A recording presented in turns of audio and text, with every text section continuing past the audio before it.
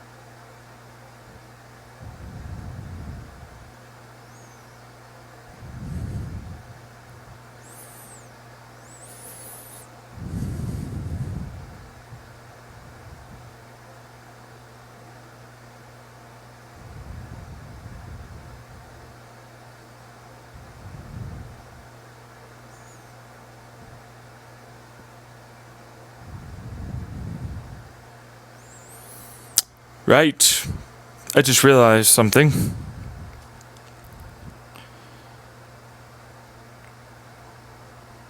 Did I write that right? Pretty sure I did.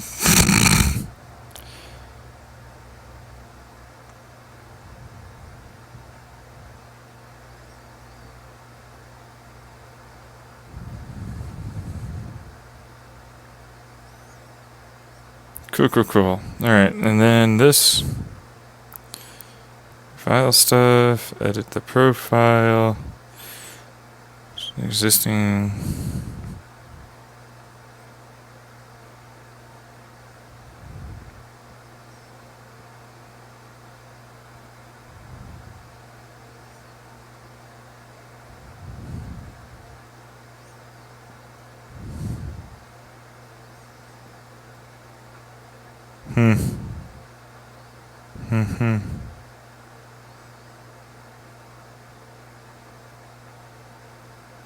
I mean, it's not the nicest smile.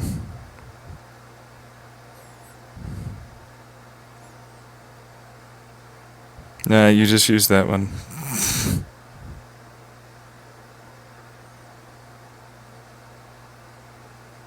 Nope. Select multiple. And yeah, I don't know which one it is. This one? That one was definitely not the right one.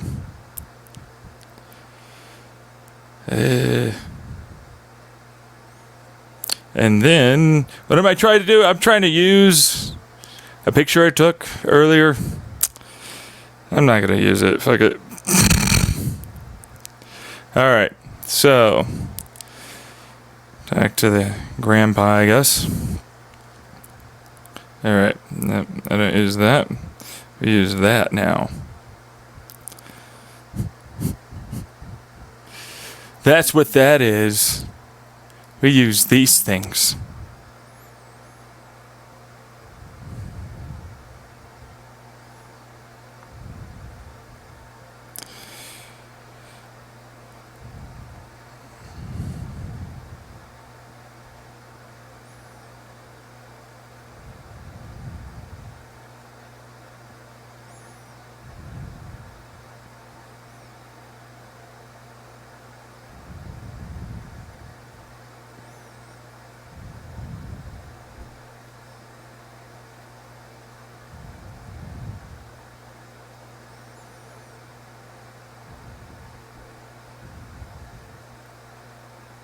Boom. Might be tendinitis. It could genuinely be, but I don't know. I don't even know what tendinitis is, truthfully. That's a real fact for you.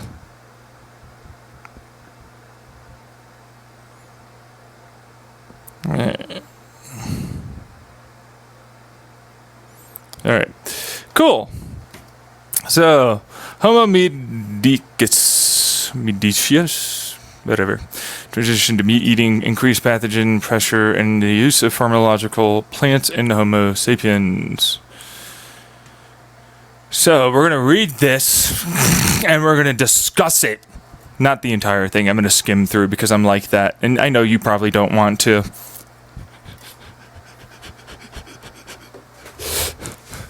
Just to let you know. I get you. I'm going to give you a rundown real quickety quack. Because, like, it's quacky. You get it? It's like a doctor's a quack, you know? Because that's kind of what that is. You know, like a quack doctor. I'm a quack scientist. Quack, quack, quack, quack. Anyways, point is, because I'm not one really. Oh, they did just do an experiment yesterday with washer and spring pressure on my grinder settings for my my coffee grinder. Tested with different amounts of washers to see how consistent the grind was, how many clicks it still took to get to the point where it wouldn't go in anymore. Still the same, just more spring pressure. Turned out I can now go one more click with 3 washers.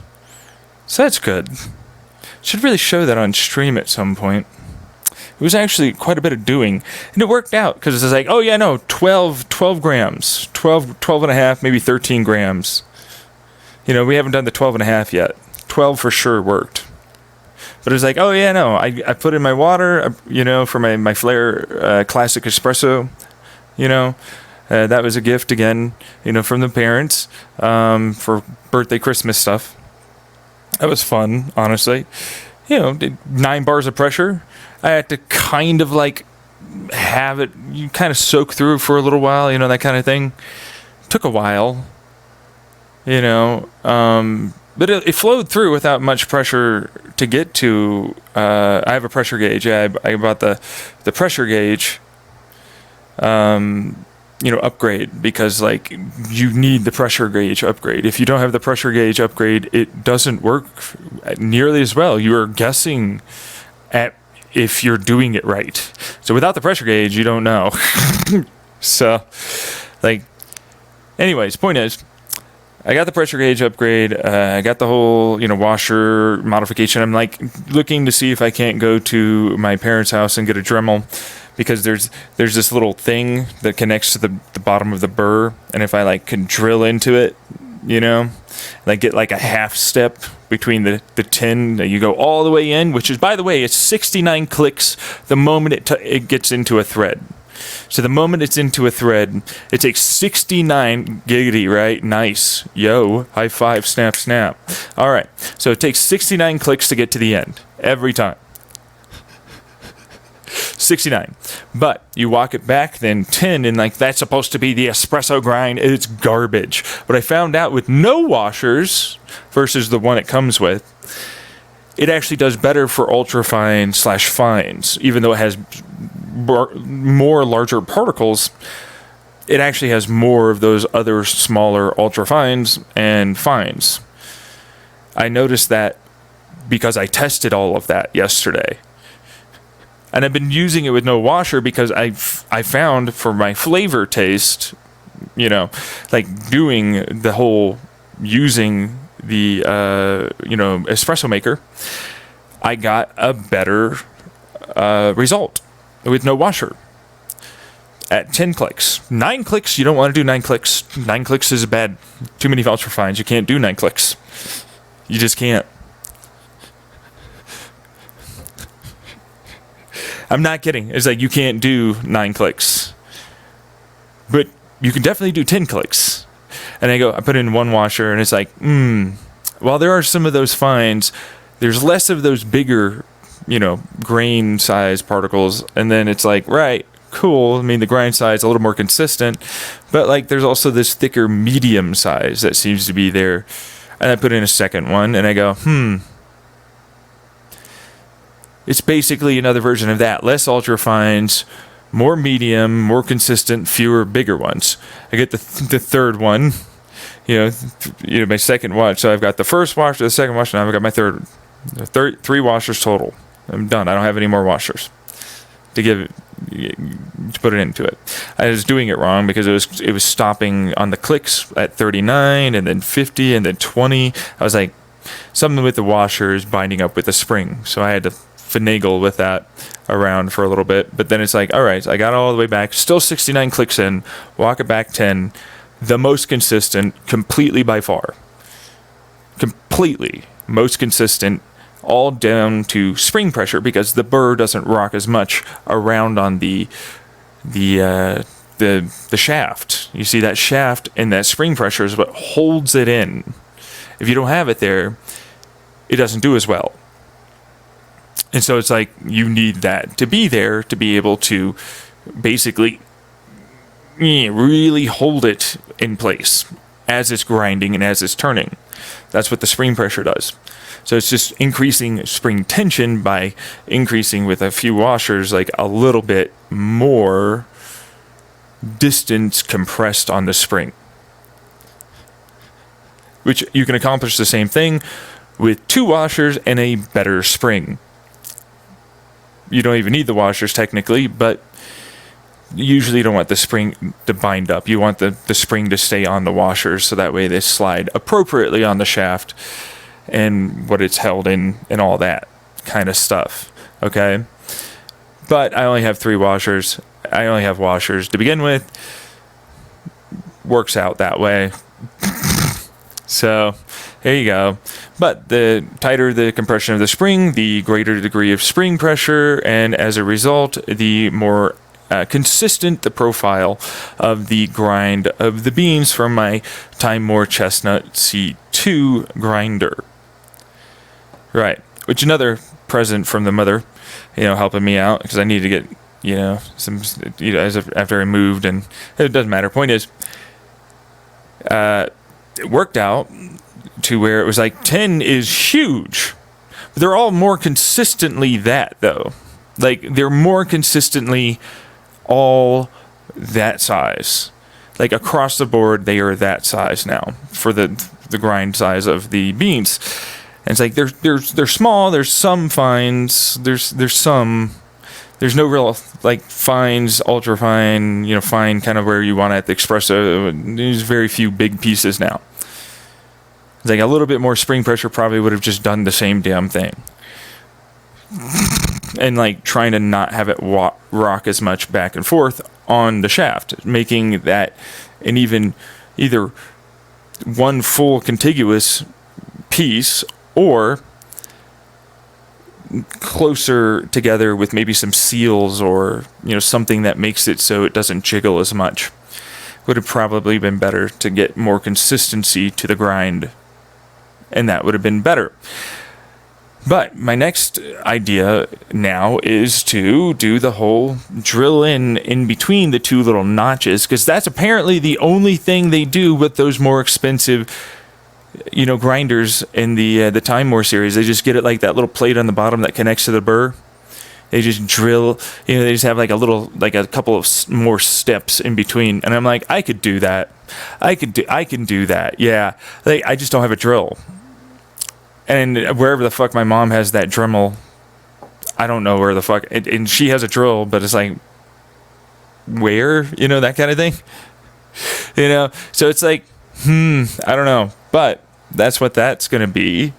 And so, point is, it's like, I want to do like between 10 and 9. Because it's like, usually I'm at a 14.5 grind, and for at number 10, 14.5 is like the kind of like at 15, it's just a little too much. 14.5 seems to be the right kind of with no washer for the grind size. And like, pulling the shot on my espresso maker, to get the right amount of resistance. It takes the right amount of time, but that 12 grams took longer than normal. I didn't really measure it, but it definitely is probably closer to that 30 seconds, because I've usually been pulling it a little closer to before the 30-second mark. 28:32 roughly is around that mark where you want to be for pulling a shot of espresso to be able to get a good shot of espresso. So, and then I have the 9 bar of pressure, and normally I've been walking that down further and further to about 7 bars of pressure with that 14.5 at the no washer, because and with a pre-infusion of about 10 seconds, slightly letting it go through.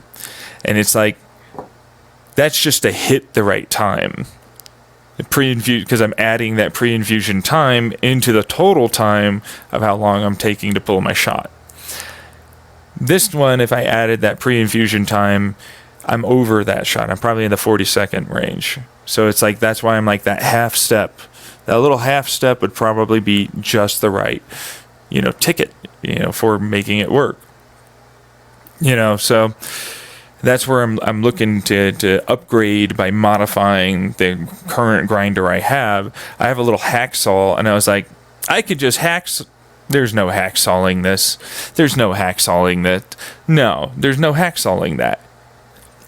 I don't have a drill either, and so it's like, oh, by the way, you have a foot injury, like the tendon, whatever, big toe injury that just like got again from walking, which, by the way, there's a story to that. I wanted to talk about this. So this got injured while I was in the hospital.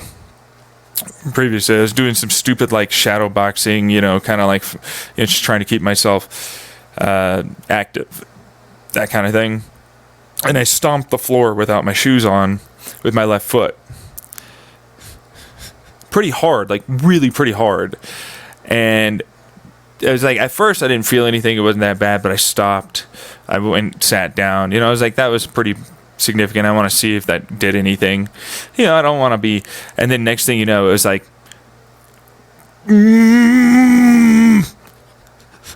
next day. It's literally like next day, a little bit like right before I'm supposed to sleep. It's like my fucking foot's kind of starting to hurt. And then the morning, boom, it's just huge. My foot's massive. Big. It just grew overnight. And then they're like, because I was, to be candid, I was in a mental health facility, at a hospital for mental health treatment at the time when this was going on. So, and anyways, they treated me with some prednisone steroid thing, and they were like, it'll go away. And then it re-injured itself because I was just walking around. And after like just being off of it for like a solid 2 weeks or some shit. And it's like, oh, well, he'll be out anyways. Because like usually you're not in that long. For most people, like 3 days to 2 weeks. I ended up there for about 3.5 months. About 3 months, 3.5 months. So that was a big thing. So, but, oh yeah, no, then it re-injured itself later. It got a little better. I was just walking around doing my thing. Didn't do anything like trying to exercise or, although that one, I was just walking without my shoes on. And it was like, okay, ding. That one is pretty bad. I want some, and so they tried to give me steroids again and some ibuprofen, some more. Kind of worked, kind of didn't. Never really got it examined. They don't do any X-rays, CAT scans, PET scans, MRIs. They don't do any of that stuff. That's not what happens. And so but by the second time, multiple people that were there with me were like, they should really be treating that, and it's bullshit that they don't have you like with crutches or anything. And I was like, oh, whatever, I'll take care. But by that point, they were already kind of annoyed I was there for that long. That's the kind of treatment you get in there, by the way. You don't really get good treatment all the time. Like, in fact, almost ever.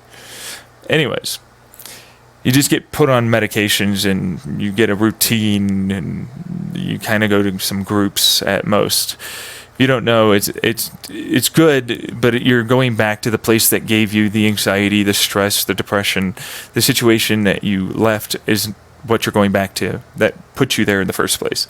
It's usually not just suddenly leaving. So, that's kind of what that is. And hopefully they can get you more stable on some better medications. Maybe with some of those groups you find a friend, or maybe you learn a thing or two about how to better, but you're not there for very long, 3 days to 2 weeks, a better coping skill.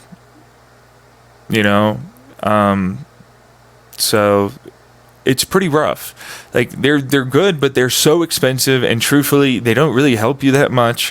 And most of my experiences with them, the people there don't really like you or even want you there to begin with.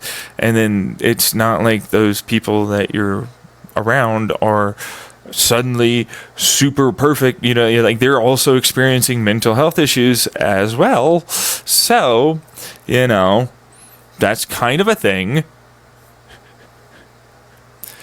And so are you. You know, you're not perfect either.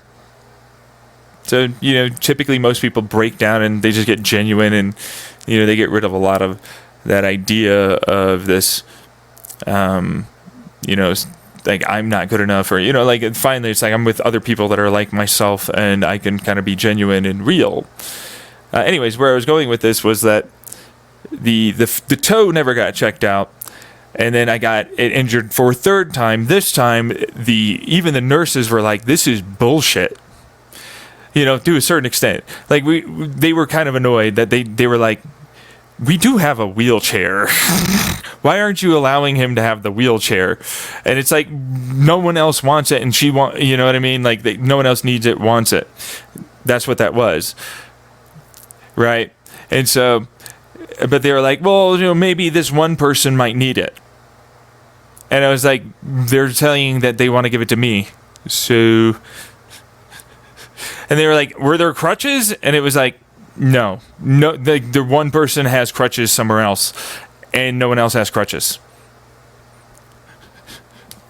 My foot was like just swollen the entire way through.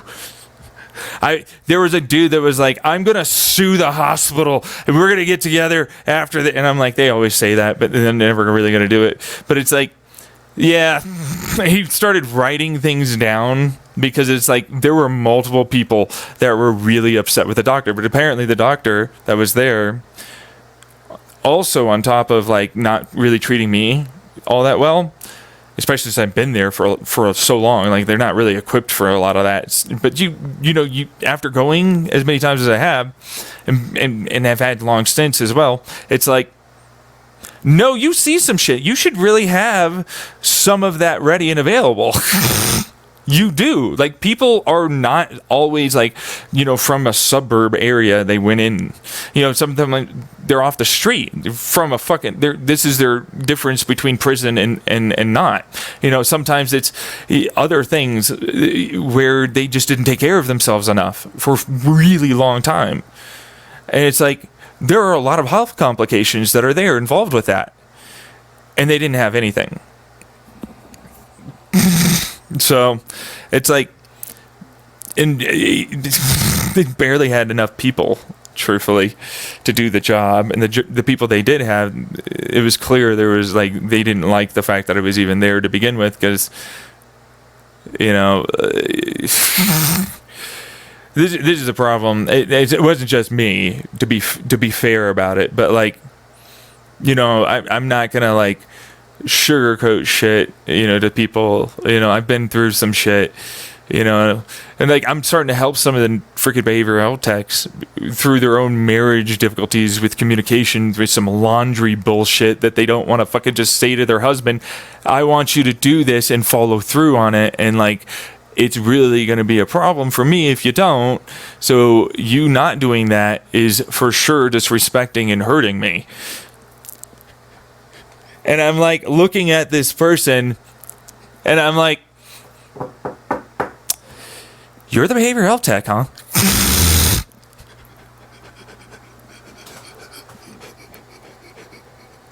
You're the behavioral health tech? Huh. Yeah, I'm the one walking him through that. I'm the patient. You know, it's like, what the fuck is this? There's a fucking stick up of his own ass, egotistical, narcissist kind of style. I have all the power, doctor, pompous, arrogant guy. You know, but like everybody hated him. It wasn't just me. It was like everybody hated this guy.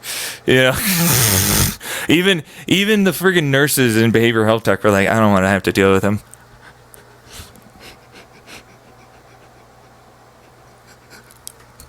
I'm not kidding. He was like that. And it's like, it's just telemed. It's not like you're really visiting. He can see you in like 5 minutes or so. And then like, he basically just puts you on like the heavy shit, like the heavy shit. That's all what he does. I'm not kidding. Everybody that was in there was like, you got placed on some heavy shit. He was like, because you were trying to explain to me that you've already been on all these other medications that didn't work for you, I'm going to now put you on a first line.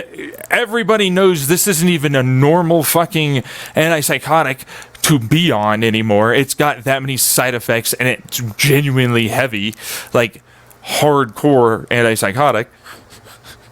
And it's like, what the fuck?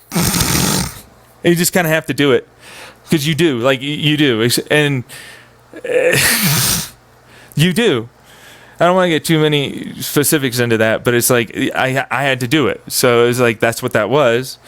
And that was bullshit to begin with.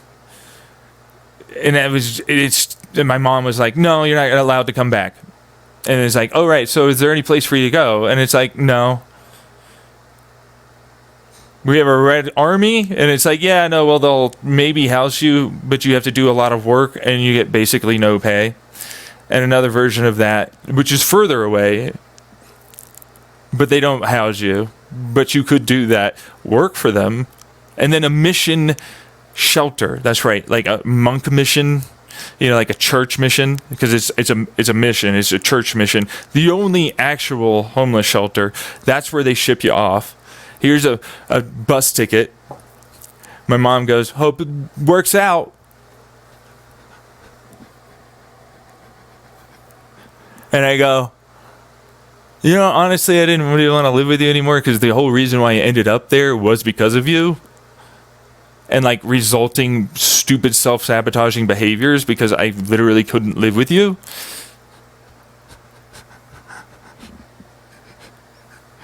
And it's like, yeah. Wow. You have to do like Sunday church and, all these other stupid groups and Bible studies and all this to get points to be able to live there. You know what I mean? And oh, by the way, we're basically like a mile to the very first actual anything around.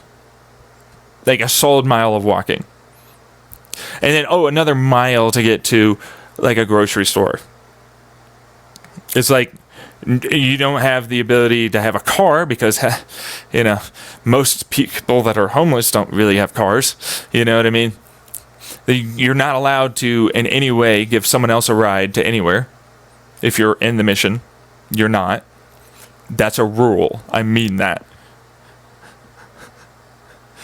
Yeah, that's a rule. Can't talk to any women. They're separated.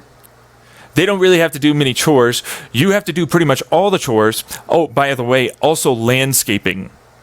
Sunday projects, too. There's a bed bug infestation in the bunk beds. Here's your first bed. Oh, that's the most infested bed bug bed there is. I switch over to the other thing because they left. Luckily. Still got a little bit of bed bugs. Not as bad. It wasn't that bad. It wasn't as bad as the first bed. Someone gets their shit stolen. Another guy attacks one of the employees. He's screaming and yelling at me for no fucking reason. They kick out a gay guy because he's gay and he wants to try and I'll renounce, or not renounce my ways or sin. What was it? It's like, I'll try being straight for you and be like a, assistant monk priest thing. Work for you, that kind of thing. Like, just completely remove the fact that he's gay. It's like, I thought you would, stop being gay and renounce your sin. And it's like, should I really be here? The fuck is what he's telling me. And they basically kick him out. It's like, you should probably leave. This is more or less what was told to me, that the director of the mission, which is the Bread of Life mission, by the way, in Holbrook, Arizona. Not a fun place. And there ain't much to do there. I'm not kidding. There is not much at all. So, anyways, it's like, but it's like good for you. It's structure or some bullshit, and they take like a third of your money. You're homeless, like trying to save up money. It's like you're living there though. It's like you're doing. Like, to be fair, they're taking your snaps. If you have any income at all, they take a third of it. You do like a fuck ton of work for them, like all the chores, everything's cleaned, all of that. Do your own laundry. Sure, they provide a place to do your own laundry. That's nice. You need that. It's good. But like, huh? You know what I mean? And it's like a shower. That's great. You know, you do the dishes. You know, I'm fine with that. It's whatever. You know, that's normal. Wasn't in my last shelter, but you know, whatever. You do the landscaping. You have to do odd jobs for them, so that way you get some like points, so that way you can actually stay at the place. Because you get a sheet, and you have to get enough points, and you have to walk up and you do Bible studies, and you go to because Jesus was not let in, and that's why you were this addicted classes. Go to this church with us as the helpers come in. I want you to try and go to our church. I want you to this church. We'll give you a ride. We're going to shut down on Sunday for these amount of hours while church is going. You can't be in the shelter. You have to leave. I'm like just trying to find anything to get out of this. Because it's like, what the fuck? This is not my kind of place at all. And like, these are contradictory statements. This is like, what it even is? You know what I mean? Like, what are they trying to teach me here? They kick people out for like almost nothing sometimes, you know. And then it's like, right, that's just the gay guy who stayed there for a while. He was my friend too, but now, you know, as people often do, they disappear out of your life when they're involved in like a mental health facility or homeless, you know. So, anyways, but then there's a guy with a van, autistic. Really didn't think COVID was real. It was all fake. Vaccines don't work stuff. And I'm like, okay.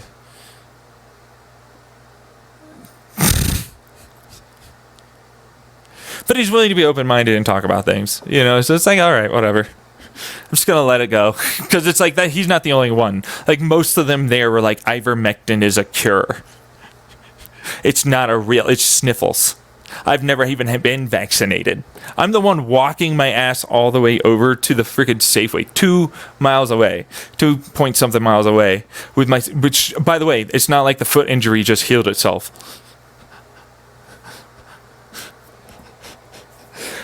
Because you don't get rides. Remember, you have to walk all the way. There's a Safeway over there.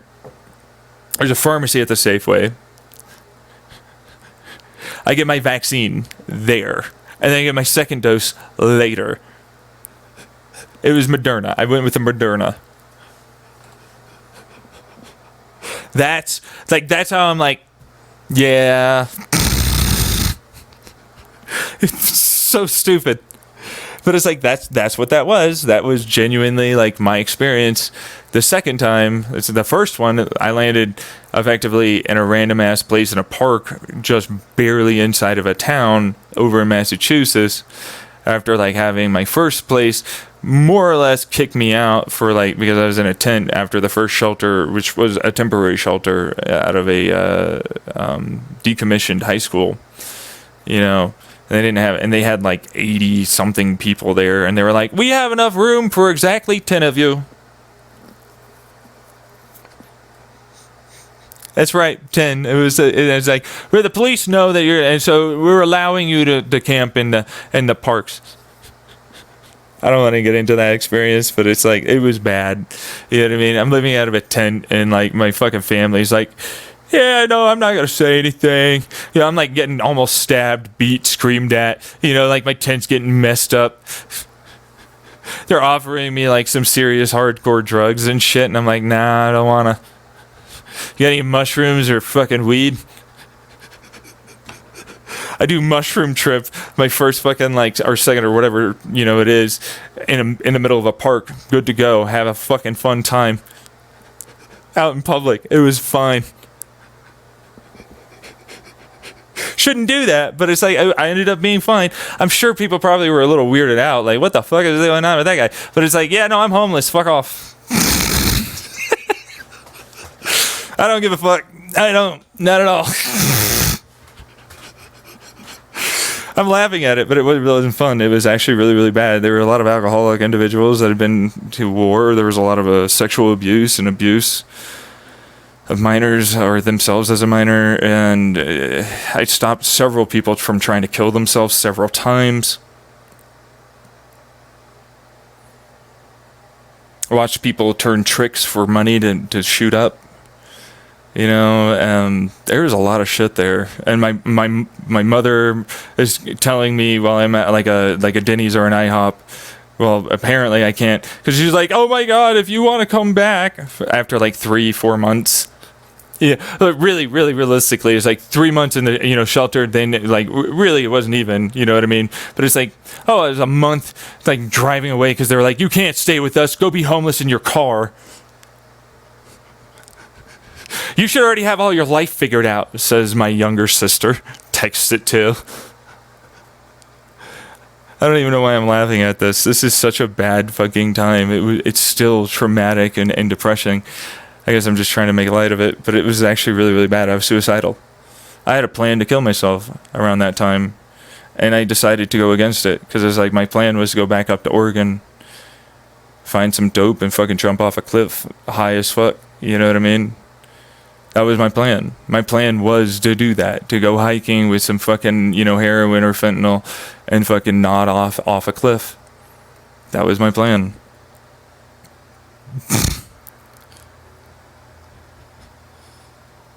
And didn't do it. I listened to a voice inside my head that said, "Try head over towards Maine. It has the most women to men out of all the states. And it's the furthest direction away from your family. Go for it." I went, yeah. That's right. And I was going to go down south and hook through Texas. I didn't do that. I went up north. Went over to Colorado. First off, I went east through New Mexico. Went up north to Colorado, and basically headed off northeast. And pretty much avoided most of the red and Midwest states. Because it's like when I went through Kansas, it was like, it's bleak and barren, and whatever the vibe is here, it's not good. I don't know what it is, but everything seems on edge and depressed and like at their wits' end and shit. And it's like I never really saw anyone, but it was like, this is just the vibe. You know what I mean? But it's like, same thing for pretty much most of what I went through, and like everybody was kind of pissed off. Like I noticed that. It's like, look, I have all my possessions in my fucking car. I haven't had showers for weeks sometimes, I'm like going to find a random fucking place, where I can just sort of like be just off the side of the road and kind of like do like I bought like a gallon of water and you kind of scrub down a little. And that's my shower because, like, that's money I don't have because I don't have an income. I have some gas cards, and, like, that gas money is my life, right now. And I'm like, I don't even know if my Snaps cards are going to fucking last because I don't know when that's going to get. And it's like by the time I was in the shelter, it should have lapsed already by that point. Turned out it didn't, but you get the picture on that one.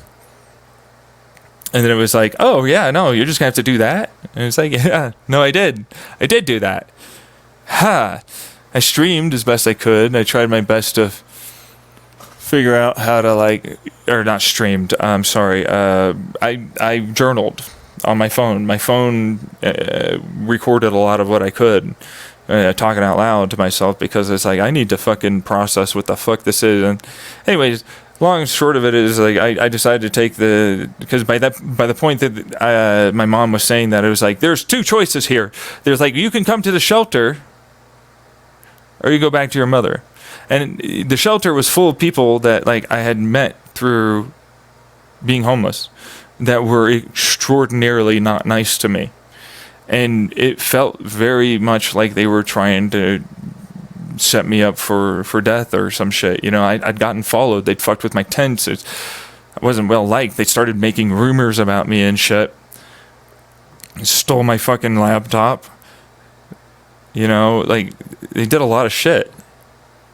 You know, I almost got beaten. I've had to defend myself, you know, like, it's like, I don't know, man. And it's not like I can just pick up very easily. I already have set up in Arizona. You know, I have my clinic, which I thought I had. And I did, kind of, but not really. You know?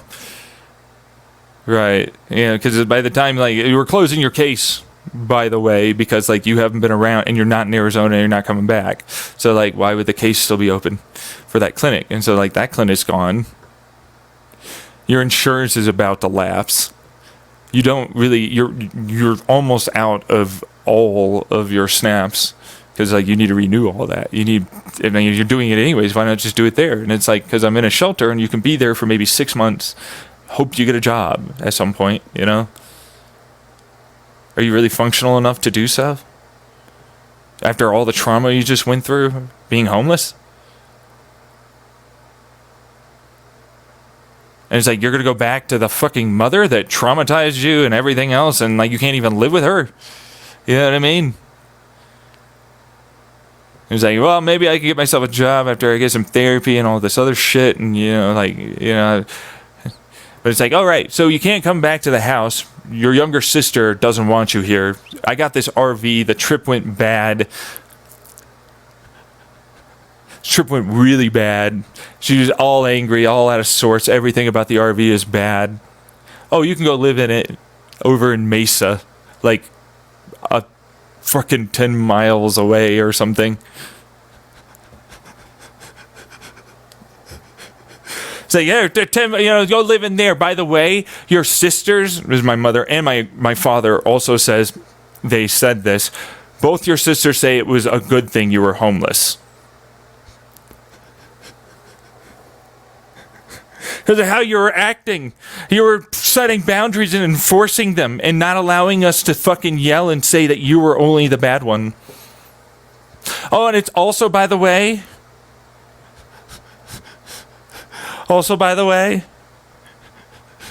you deserve to go be homeless for that.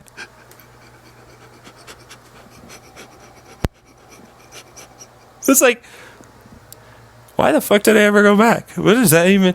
What is that? Why would I ever go that route? And it's like, I did, because it was like, honestly, I was genuinely afraid of my life back in Massachusetts. Like, I genuinely felt people were going to try and hurt me. Granted, I was also highly paranoid at that point. You know what I mean? And people did know me. There was something going on with that. You know, because it's like, well, you know, the person that I ended up, you know, around was a really heavily into heroin, male to female, transsexual, trying to transition, trying their best, man, to, like, get through shit. But then, you know, I'd made the mistake of trying to help her out. And we had a trust exercise. It turned out it went okay. I almost lost my phone through it, but it went out okay. And then, you know, it just kind of went downhill from there. You know, I should have really realized, it's like, what am I really, I'm asking for you to, like, pay me back for something that I'm giving to you now to be able to, like, save your fucking life effectively. So that way it doesn't implode and everything goes to shit.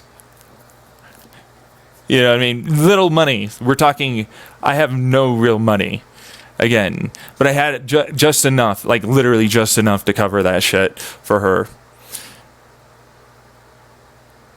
She gets her a Suboxone. I get her to her appointment. She fucking, like, you know, does her whole thing. She's able to fucking, like, get herself going for a little while. And I'm watching, like, the dealer she has be stalked around psychosis style. Like, he's Pablo, whatever the fuck dude.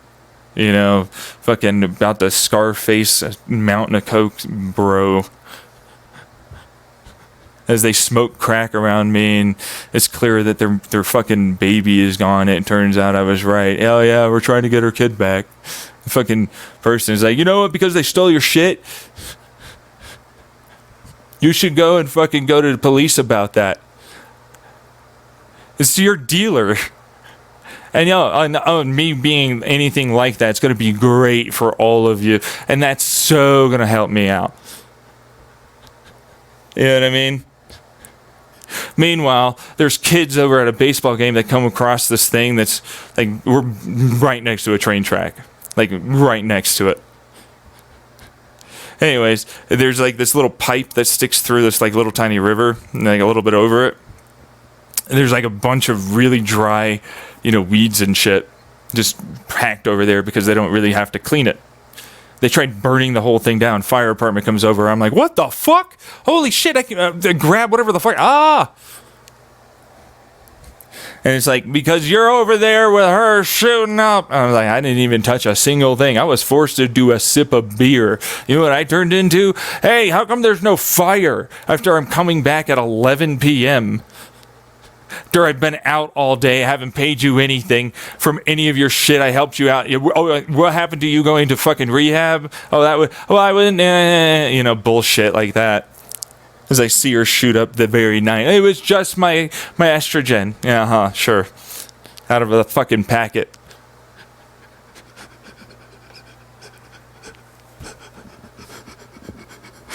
There's another guy tries to kill himself.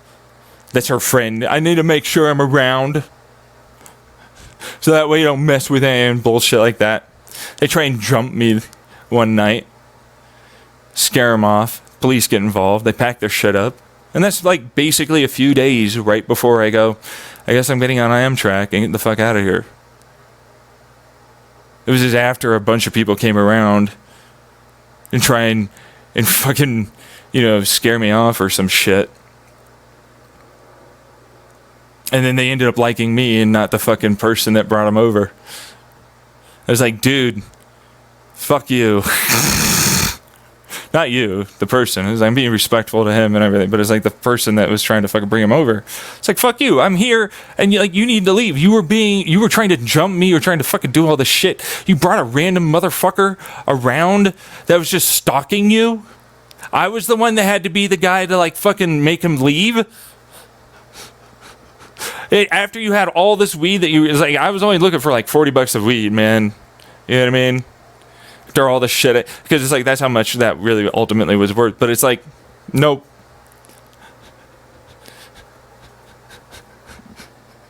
It's like, no. You know what I mean? Because it's like, that's how you get around. Drugs are like a currency. You know what I mean? Yeah. So like, that's kind of what that is. And it's that wasn't even the half of it. I had stopped another guy who's like genuinely suicidally depressed, like heavily drinking. I caught him crying multiple times. He'd just run around and chase. He's clearly going through a pink cloud manic moment. I'm like, I don't know him well enough. He's in my like camp. He's letting me stay around, because it's his area,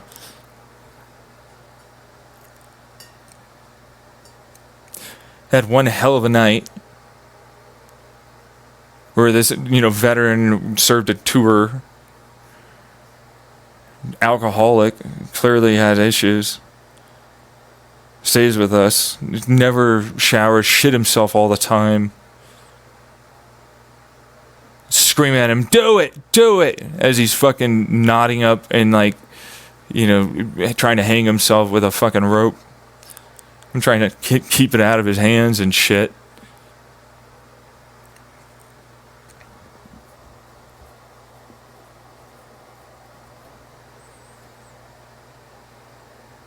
It's bad. It's really, really bad. He killed himself later. It's like, I didn't fucking like hate him for fucking, because he's telling me, oh yeah, no, his dad and his uncle had molested him and shit. And he'd done some shit to one of his, nieces or whatever, or not nieces. Anyways, yeah, someone that he knew. He's talking about how like this guy that lost his arm got thrown into the train tracks because he had sex with a 13-year-old. Meanwhile, it's like most of them that I ever talked to had all done something worse. And I'm like, what the fuck? Oh my god, you know? This dude had his name. His name is crazy. Like I asked him what his real name is. Try to call him his real name. It's crazy. His name's crazy. Anniversary of the death of his wife, miscarrying a baby or having a baby thing go on or something like that.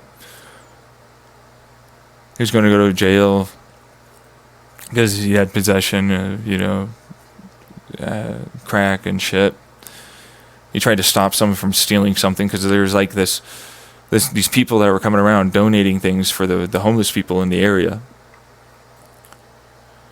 But it was like with this person, this woman that had her own personal accounts that were being used to take the funds that were donated and buy some shit sometimes for the people that were there, and then most of it would go to these two African American people that would cart it off in this big. They'd have this huge, like, nice tent and all this shit, and like they even have income coming in.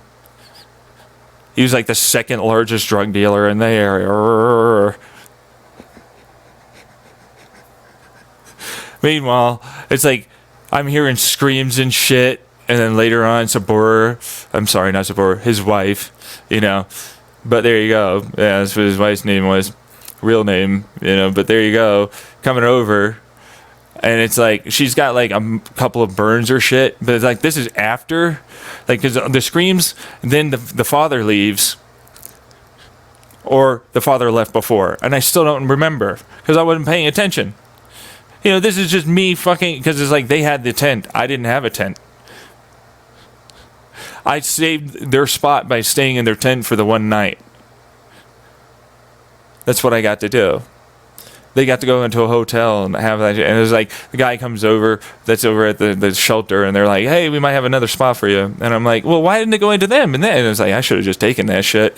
Now that I know about it, I should have just taken it, because it's like, fuck that, like that would have been better for me in all aspects. But it's like, it seemed like because he was African American, it seemed like there was a racism kind of thing going on, discriminatory shit, and I was like, I'm not having that. They should be going to someone else. Regardless, right? But it's like, I am that someone else. Wait, what the fuck? I'm fucking homeless. I need that place. You know what I mean? What the hell am I doing? But principles. I have principles. You know what I mean?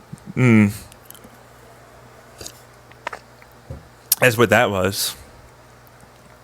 That was after Google decides to send me on like a fucking stupid road that seems okay, you can go through, and it immediately turns into like an off-road road. It's just off-road. It's like, oh yeah, see, and then boom, off-road. I'm like, oh, where the fuck do I turn? I can't. I'm gonna bottom. Oh fuck, it's shit. I gotta reverse. I don't feel comfortable. Is there a place to turn? Oh my fucking god, I'm stuck. How do I get it out? Oh, there's red fluid leaking. I know that's the tranny. Trying to get anyone around. Hey, could you help me get out of it? Fucking, jeez. Anyways, and then it's like I have to lug things uphill pretty much the entire way through, which we're talking like a good solid 200 pounds of fucking just whatever I could stuff into this duffel bag on a dolly thing. Just heavy as fuck. And stuff piled onto it too, because it's like, this is all my stuff again. I already just had to throw away everything at my apartment because my fucking parents didn't want to help. They just wanted to yell and scream and tell me how shitty I am, and this is all my fault.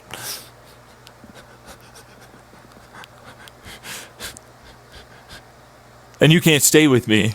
You're the worst person to live. You are the bad guy. You. In no way, it's not. I'm like, sure, you are definitely barking up the wrong tree if you think I'm the bad guy here. Like every time. So you should tell them what you've done. I'm like, right, so I tried to enforce boundaries with you. You didn't like that. Then when I treated you with the same type of sentence structure and disrespect you were showing me, you got angry and wanted to kick me out. same as before. And then when it's like, look, I have a job at this place, the apartment. Yeah, because it was a program. It was a program that would let me stay. It's a mental health treatment program, but they let me stay in an apartment. So it's like, I get a job. They're not happy I got a job. You're too fucking independent to be here. You have a car. You're fucking doing all you. It's like, why don't you just go live with someone? And I'm like, because that's not exactly easy for some people to do. What are you saying? You know what I mean? Like, oh yeah, no, you just found a friend that's just like, yeah, no, here, stay with me. I'm like, from your job and shit. You know what I mean? Like, what the fuck is this one saying?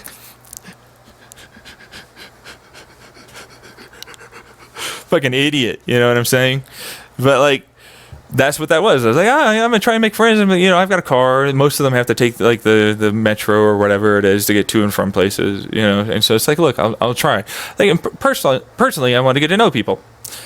It's like, you're not here often enough. You need to be doing the 3 times a day, even on your off days, when you should probably, like, I don't know, get groceries, get haircuts, get your toiletries, do your laundry.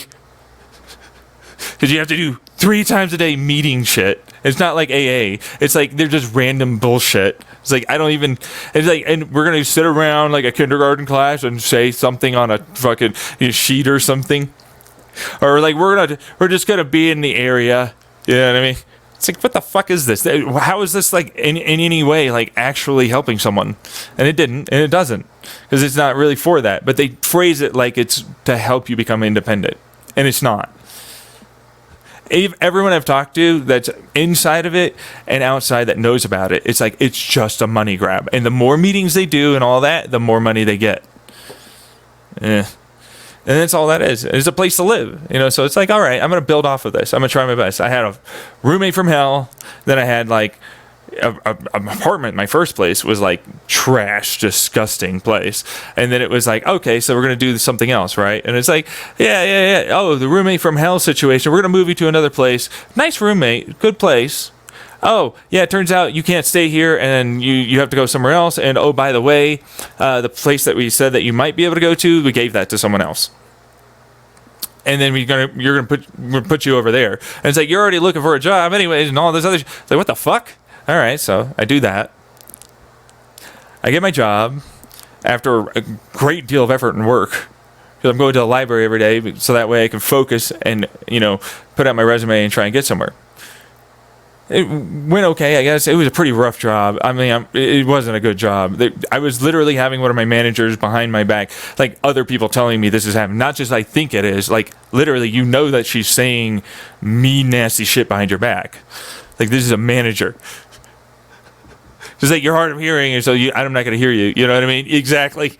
And that's what it was. They knew. And so I was like, fuck, then goddamn, you know what I mean?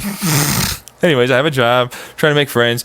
The friend, it starts off okay. Yeah, we just didn't click. That's a normal thing. Sometimes that happens. I wasn't that bummed out, but I was bummed out.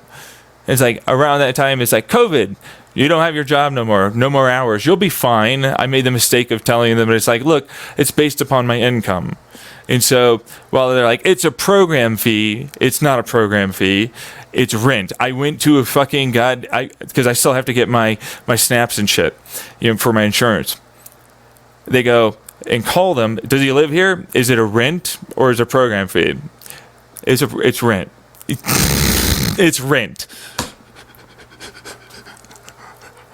It's rent. I'm paying rent. I'm the only one cleaning the apartment. I'm the only one doing, you know what I mean? I'm like doing all the shit that a normal person does. You can't live with us because you're so chaotic. You don't do anything with work and you don't know, and you wouldn't be able to do it. And it's like, what? You're like, go be homeless, don't have a job now. Fuck up your entire life because we won't fucking help you a little bit to stay on the goddamn couch for like a week until you can get somewhere. They're in the right here, huh?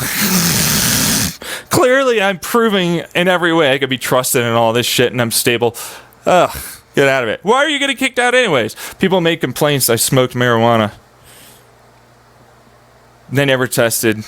And truthfully, it wouldn't have mattered anyways, because it's like there were a lot of people that you could smell fucking smoking something in the area. But the complaints, and boom, I'm out. Never tested. But it wouldn't matter if you could test, because it's like, well, you did it outside of the place, which that's allowed. You can't do it on the premise, but you can do it outside. They're not going to care as long as you don't have any. You can drink as much as you want, but it's like, no, you're not really supposed to. But like, technically speaking, you can, though.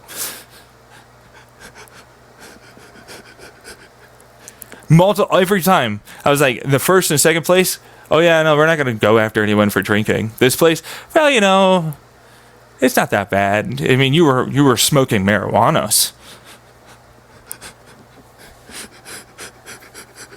Meanwhile, it's like, so I have no job hours. I'm like, fucking, what am I supposed to do?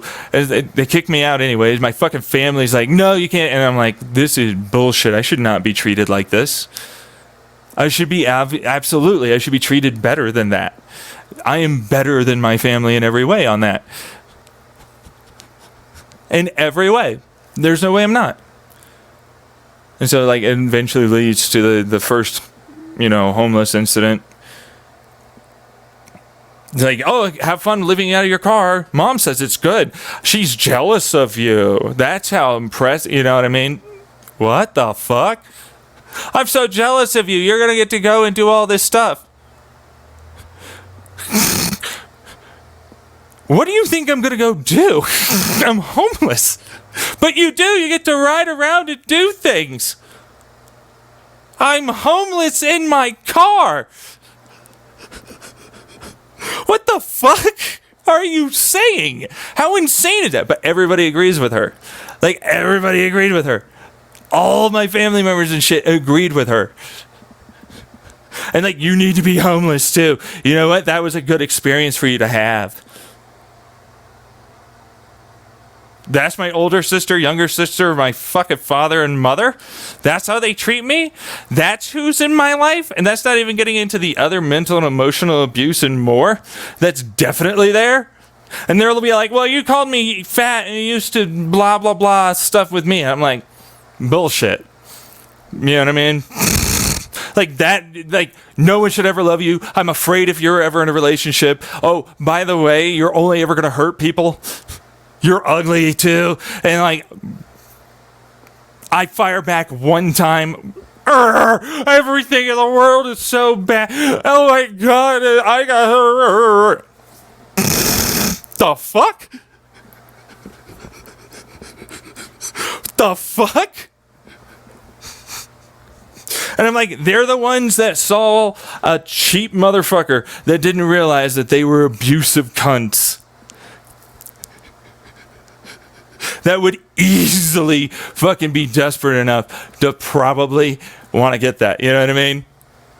It's like, oh, here you go. Yeah, no, I'll just live with it. And I don't really need to work that much. This is my younger sister. She ditches her job again and again and again and again and again. It's like, I have so much work ethic, but every 6 months I have a new job. Anxiety and depression. Why don't you go work on it? Huh? Why don't you take the medication? Why don't you go do anything that I ever did? I'm not going to. I'm not going there with you. I don't need to. I don't want to. It's not, you don't know what I'm doing. And I'm like, you never even bothered to ask me the last time I fucking talked to you. You're like, don't come around here anymore. Mom's not that bad. All you ever do is complain about her. Never come around. Next thing you know, she's trying to kill herself. And I'm telling you, I'm worried. You know what I mean? I go to my older sister. I'm worried. She's gambling and drinking all that. And my dad, he's like, oh, I can't even handle her. She's got to walk on the 202 fucking loop. Police are going to drop her off. We're going to try and stage a little bit of an intervention, like, hey, look, you're scaring us. What's going on? We don't want you to do this. Ah! You seem to be doing so much better. Yeah, because I avoided the fuck out of you guys like a plague as I did my own shit and never talked to you about it.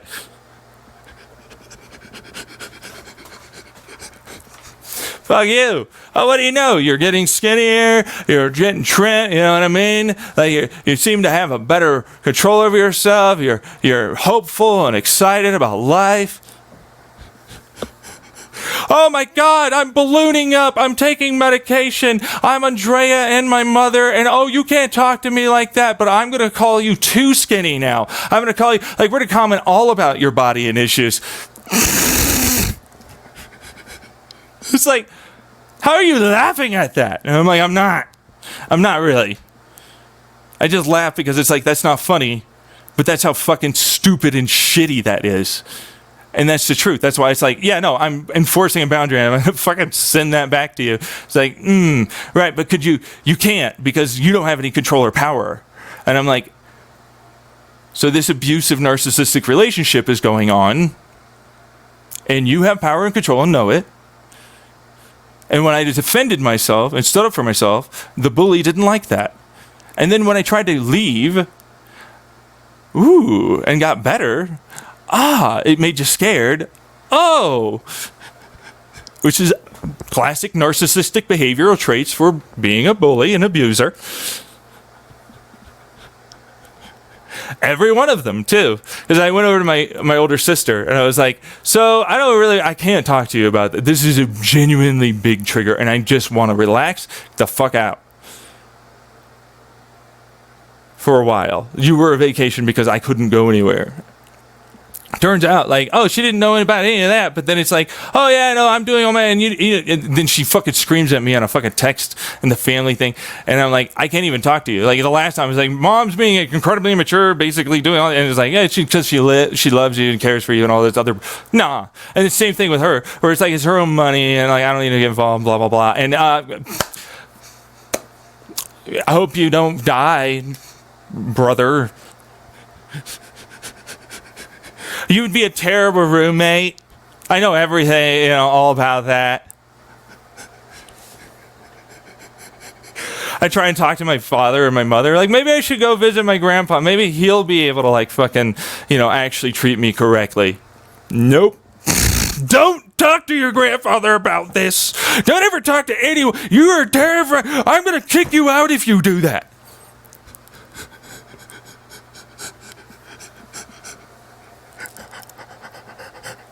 There's no way this isn't just a toxic, negative, terrible, narcissistic, abusive family.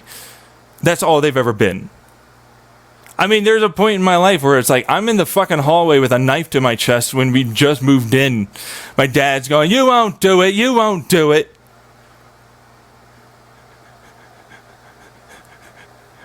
I'm like 7. It's like 6, 7 years old. I didn't do it, but like, what the fuck? No one tried to help? And I really was wanting to do it. Like, no one, just suck it up, do it, whatever. That's your younger sister. Me. Yeah. You ever watch this again?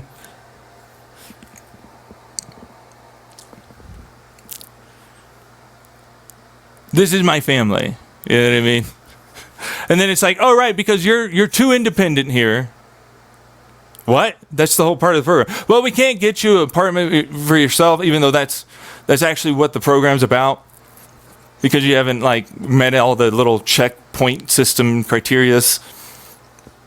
I hope you find someone. Oh, COVID, no money coming in. Go be homeless in your car, you dick.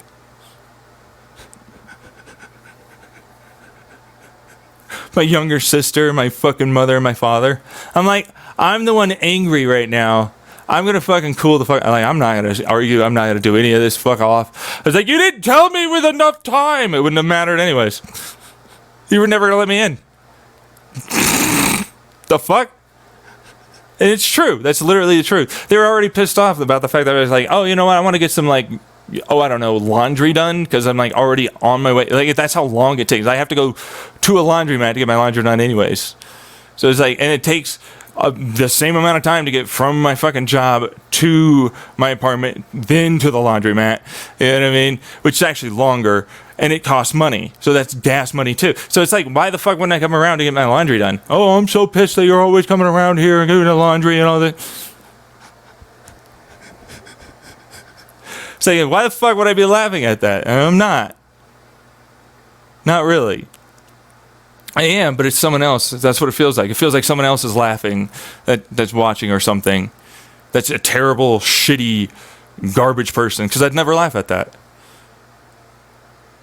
So it's like I'm just mimicking whatever the hell they're doing. It's like me. I'm like, ugh, fuck. This was terrible. Everything about this was terrible. There was nothing good about this. I was genuinely fighting for my life every second of every day. I'm screaming my lungs out on the way and out from my job. My family doesn't even understand how fucking wrong they are. But no, they actually do. That's the thing with narcissistic abusers. I'm trying to get out. It's like, yeah, but I can never actually get going, because how the fuck do you get a job to fucking pay for something, have an apartment and everything else, when you're like that and you have all this trauma, and you're not going to just suddenly, I'm done. I guess I'm just going to perk up and do it. You know what I mean? In fact, I might never. Because of this. I don't want to fucking admit that you ever got hurt, or it was nothing with us and so on and so forth. It was all you anyways. I still have to rely on my mother for toiletries, of all things. And like, laundry. So and they know that. She wouldn't, you know what I mean?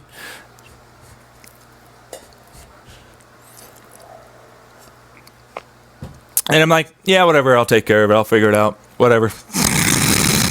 I'm not kidding. I would literally rather that I didn't have to deal with them. I'm not kidding. I really wouldn't. There's a reason why I'm like, that was the last chance for my fucking older sister snapping at me. Like, I deserve that shit.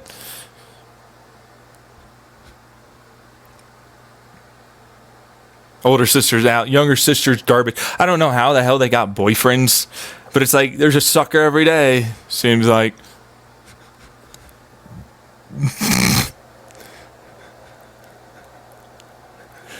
They can sweet talk and make you feel all so special. Respect the degree we have. I'm like, nice, cool, sure, whatever. You know what I mean? I'm the one talking from my experiences dealing with mental health care facilities, nurses and doctors and psychiatrists and psychologists and therapists. I'm the one talking about my actual experiences, whatever your studies happen to say, Cool, right? But whatever. Doesn't account for everything. Not what I've seen, not what I've lived through. I don't discount it, though, and I definitely respect your degree, but at the same time, it's like you have a certain knowledge of linguistic vocabulary words that you know how to put together in a mathematical concept-y way. If you're a physics degree or mechanical engineering or something, that's basically all you do. Which you had, better opportunities and a mind, and not a fucking terrible family like I have, and a life like I have. Why don't you go fuck off? I'm struggling every day. Why don't you shut the fuck up?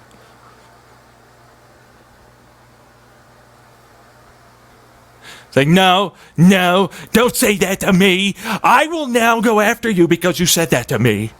I'm like, okay, so the stupidness that you are, the ultra defensive, I need to go after however it is you talk to me because I'm the one that's going to have control and authority over you, and I need to display my power. And it's like, yeah, that's how you would act if I said that shit to you. Meek off. I am doing that. Yeah, no, I know. I'm still going to do it, though. And it's like, exactly. That's the people that are here. That's the people that are around you. Those are my family members. Those are your fucking, regular, everyday people. They're not good people. They've never been good people, and they know they're not good people.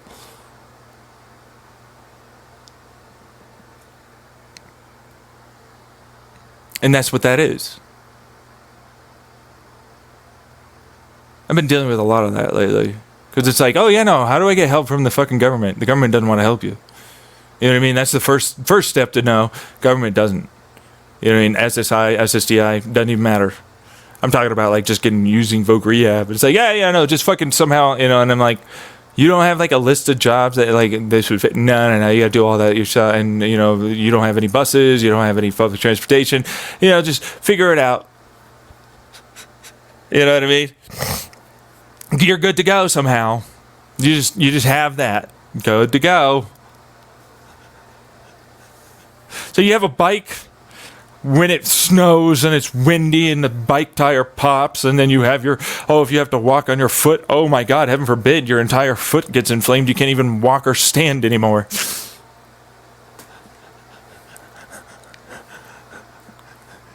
It's like, okay, sure. That's going to work out well. Oh, you can't deal with high, fast-paced, stressful environments or large physical activity like they said you could? No, can't. Oh, what do you know? That's like most entry-level jobs and customer service jobs. No way. Surprise, right? Like, I didn't say that like all the way back like years ago.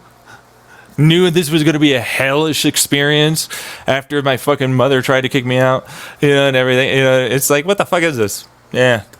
Guess we'll fucking figure it out. Good thing I'm not dead yet. Got close, though. Many times. Now I'm just like, you know what? I still deserve love and all that. Fuck you. I don't care. I'm gonna try. Am I getting somewhere? Yeah, it doesn't look like it, but, you know. Hope so. 31. I'm more mature than most of the people that I've ever met in my life, regardless of their age.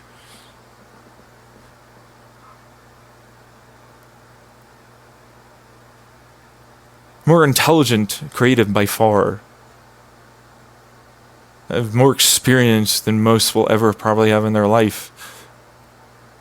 Dealing with fucking abusive garbage. And straight up just challenging their bullshit all the time. Because it's so easy to do it. It's like, no, this is the only way that this works. I'm like, so none of those other studies?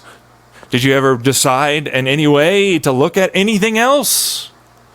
Other than your viewpoint? Or are you just doing the anti-vax viewpoint and that's the only way we work? Because I'm looking at both.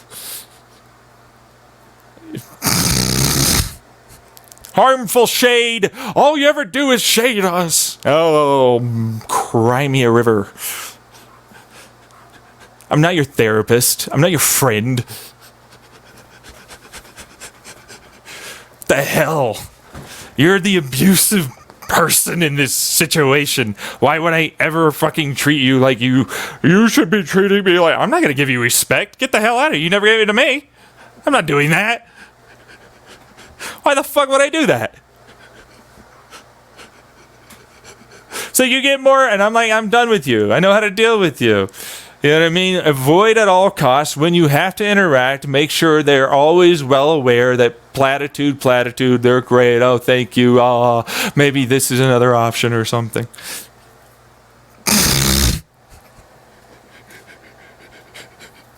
Sure, yeah. Stupid cunts, every one of them. It's like, that doesn't get you. You need to fucking respect. I'm the authority. And that's all they could never really do, you know? All they could really ever do. I mean that. Because, like, the moment you get rid of that, it's like, okay, so guess I'll go be whatever the fuck that is. Without you. All right. And I mean this is because it's like, no offense to my grandpa. I don't know if he's here. He hasn't chatted, but like,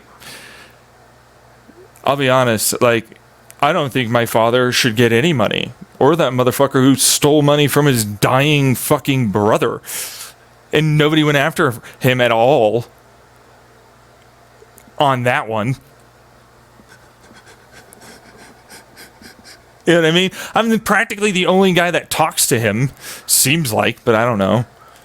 And it's just because I want to get to know him because he seems cool. He's a little misogynistic, maybe a little discriminatory. I don't know. But, like, the fact of the matter is, it's like, Like, he's like one of the few people that ever gave a shit, kind of, in my life. You know? And that's a thing, you know, like, go grandpa. But like, shit. Not really when you kind of break that down, because he's like, oh, I still love my son. And I'm like, why? He allowed and perpetuated and definitely helped my mother abuse me and my father. I mean, and my older sister and my younger sister and others. And egged him on himself. He abused me too. It's not like that just is gone, you know?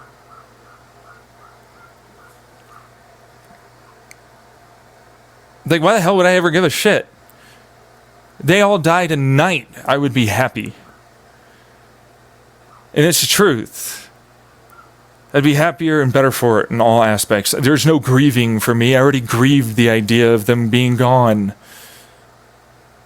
Whenever they think that it's like, oh, I would be so distraught. You don't know me.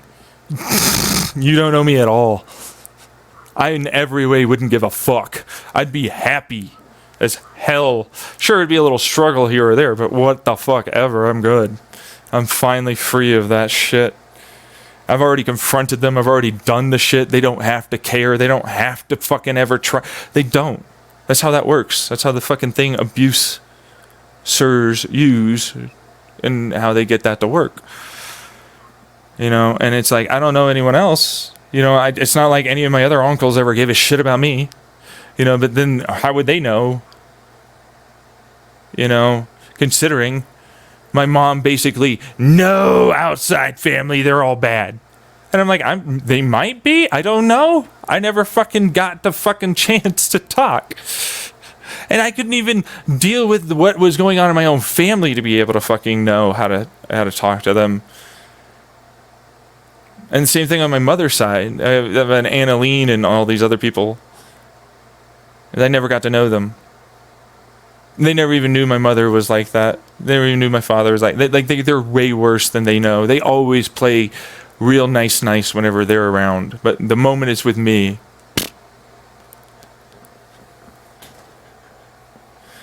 And so that's what that is. And it's like, this wasn't supposed to be the talk of the day, if I'm going to be honest. This isn't. I was going to talk about this stuff here, but I guess I need to vent too, because it's like this is still going on. You know what I mean? And it's a lot of experiences, and that's just like the last 5 to 8 years. Like, honestly, been a rough ride, and it's not better. I sure have an apartment, I guess, but I'm alone.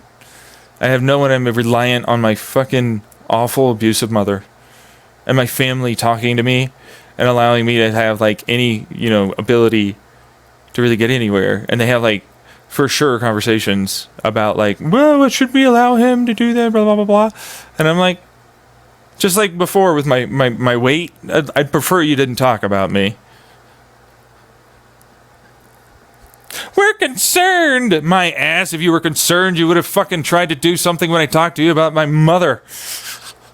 Our mother, because I say my mother, because I was the one that was basically parenting my fucking mother at that point, because my father decided to dip out over into fucking hardcore work for fucking hours and hours, while all the money got spent. And I'm like, I'm just trying to get basic shit. I need medicine too, and this seems to be working. Oh my god, how do I do this? How am I supposed to be a parent to a fucking terrible, narcissistic, abusive, freaking freakazoid who's fucking terrible? All while I have my own shit going on. Fully. In every way.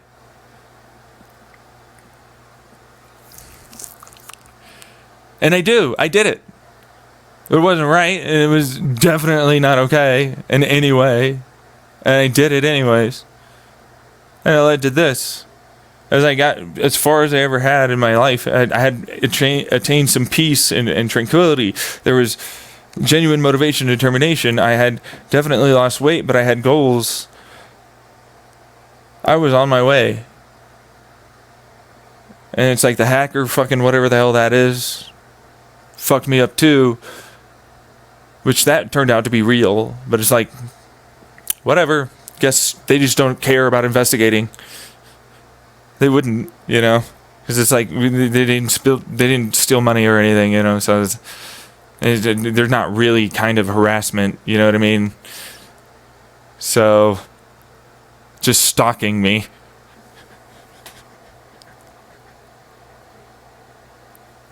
And then it's like, oh, family too, as if they weren't fucking watching and all that shit. And listening, like as if that wasn't a thing. It's like, you were acting erratically. Yeah, in a traumatic ass time period of my life where I was trying to fucking just create things and all that other shit. And the next thing you know, my stories and my sciences and all this other shit are popping up one after one on Netflix and YouTube and fucking science news places and more. I'm like exactingly the same paper. That's not even deja vu anymore. This is exactingly verbatim what I said. That's that YouTube exactingly verbatiming me.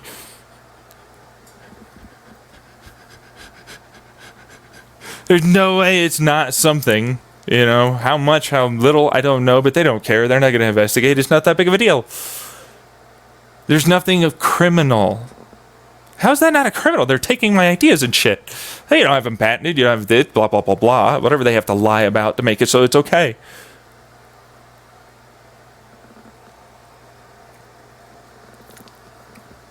And it's like, now you're just paranoid. And I'm like, nah. If you'd lived through the amount of years I've lived through having this happen, I'm not paranoid. But it's like, I'd rather you just be paranoid. I'm paranoid. It's like, nah, I'm not.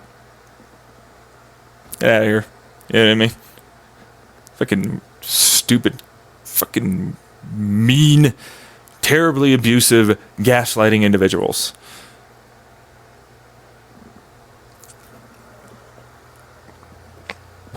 I haven't seen it from your life. And I'm like, yeah, no, great, yeah, sure, whatever. Anyways, the human lineage transition. So what is this trying to say? It means meat meant if they didn't cook it right, it might have been able to increase the resulting amount of times they got infections or various diseases.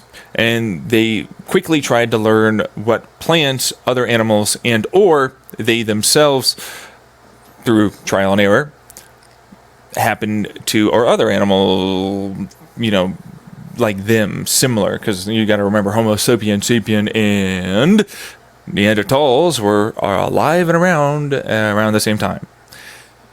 Point is, trading information, trying to figure out how to use plants in a pharmaceutical manner to be able to live through the infections and have less likelihood of a chance, which I've already talked about this in my previous stream, like a version of this. Wherein, like, it's like, when you think about it, what is it that makes it so a person will live faster? In fact, it was literally the last stream I had on this. So if you go back, it's in there. It's basically, the concept is, hey, so we believe that they were stupid. Why? We also know that they had sticks. Well, yeah. And those aren't going to fucking do anything but biodegrade, correct? Yeah. And holes and knots and some sharpened sticks are going to do more than good enough to pretty much trap any animal, correct? Yeah. And so, like, they know about that noose trap from that fucking animal that uses that, or that spider. They're searching around for anything and everything to fucking learn. There's a hole. It's not hard to make a hole. The concept of a hole. Whoa, a hole. There's a hole. Stick in hole. Fall. Oh, wow. Like, naturally sticks fall over, create a bridge, like the fucking, like, Leonardo whatever the fuck his name was, Da Vinci, I think, you know what I mean? And so, like, it's like, oh yeah, no, as they support, like that guy, right? Yeah, with the little stick, and it's like they do that in nature. It's like, I could probably expand upon that, put some wrapped, twine shit that I have. You know what? That animal is eating that, and they seem to have a limp. I'm gonna eat that. That one's eating that. Maybe I'll live if I eat that. I'm fucking starving. Here's like a bowl, I guess, maybe. It's really just a sack. I don't know. I put it on the thing. It slowly boils. Oh, you know what? Rocks go into water. That's not that hard. I can make rock go in water. Tong with sticks. That's not hard. Here's some plants that I've remembered to fucking, because I know what these look like. It's mostly grains and tubulars, but fuck off, and leaves. And I'm gonna pour it in and put the boiling freaking boil for me. I want food. What is that, a seed? Gimme. What is that, a fucking nut? Gimme. Is that grain? Gimme. What is that, a fucking plant something's eating? Why wouldn't I fucking eat that plant? I'm gonna eat the shit out of all these. I'm starving.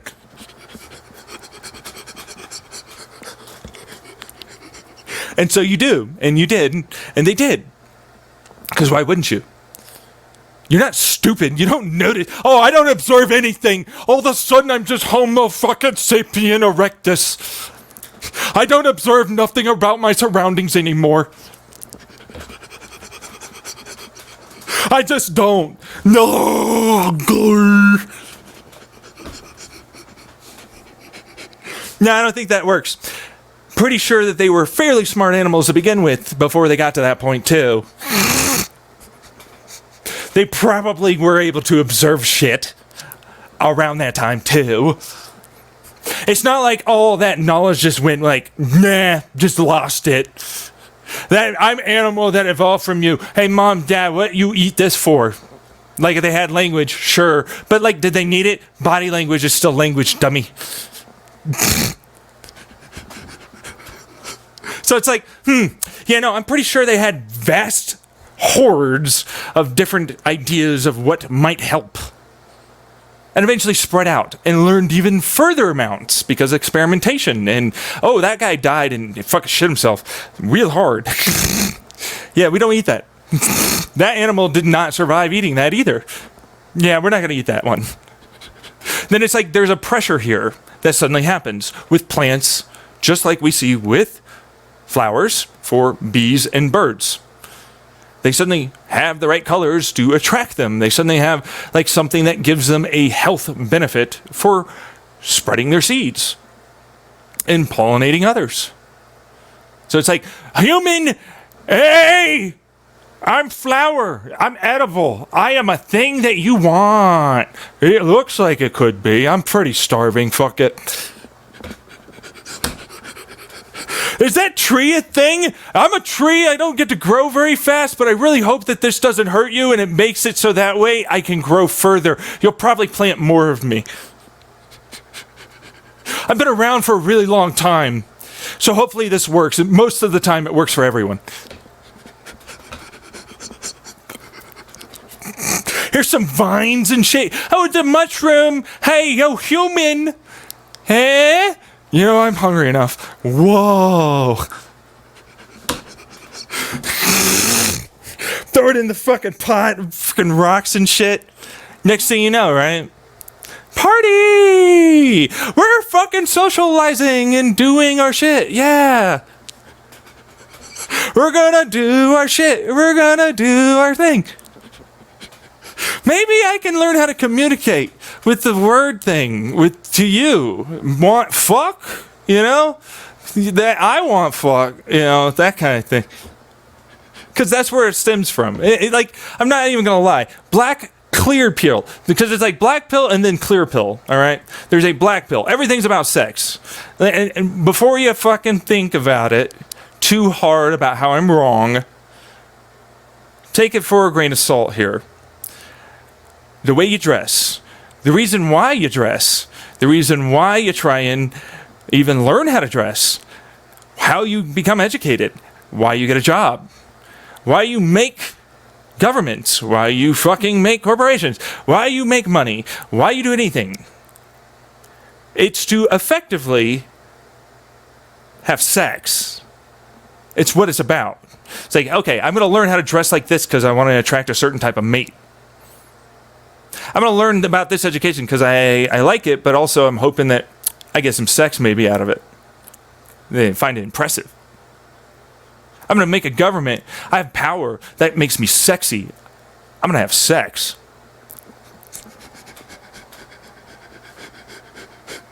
It's like, I'm going to have all the sex here. And it's like, if you break down the vast majority of everything in our society, it's about having sex. Even like nurses. It's like, I'm healing you so that way you might be able to have sex later. The reason why you develop empathy and sympathy? Oh, hey, dude, I'm so sorry. Maybe we can have sex later because I care for you. Or, dude, I totally feel you. You need to have sex. Hey, maybe this will help you feel, and we can get resources, and then you can have like sex, and then they'll be able to get those resources for us, and we'll have more resources to have more sex.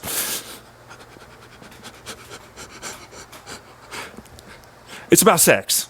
And it's like the clear pill. All of society effectively tells you, what do you know? You're bad to have sex. Religion, oh, don't fucking want sex. Government, don't have sex too early. We don't want it. Die. So that way, after you have sex and your children, the debt's gone and you'll have more resources to give us. Clear pill. It's about sex in a different way. It's not bad, but it is what it is. You know what I mean? All of it's pretty much about sex. That's why it's like when you look at asexuals, you usually go, oh my God. You know, a little bit. They have that little uncomfortable, like something's different. You know what I mean? You know? And it's like, they have got to look at it as so strange from their perspective. It's like, holy shit, you weirdos. What are you even doing any of this for?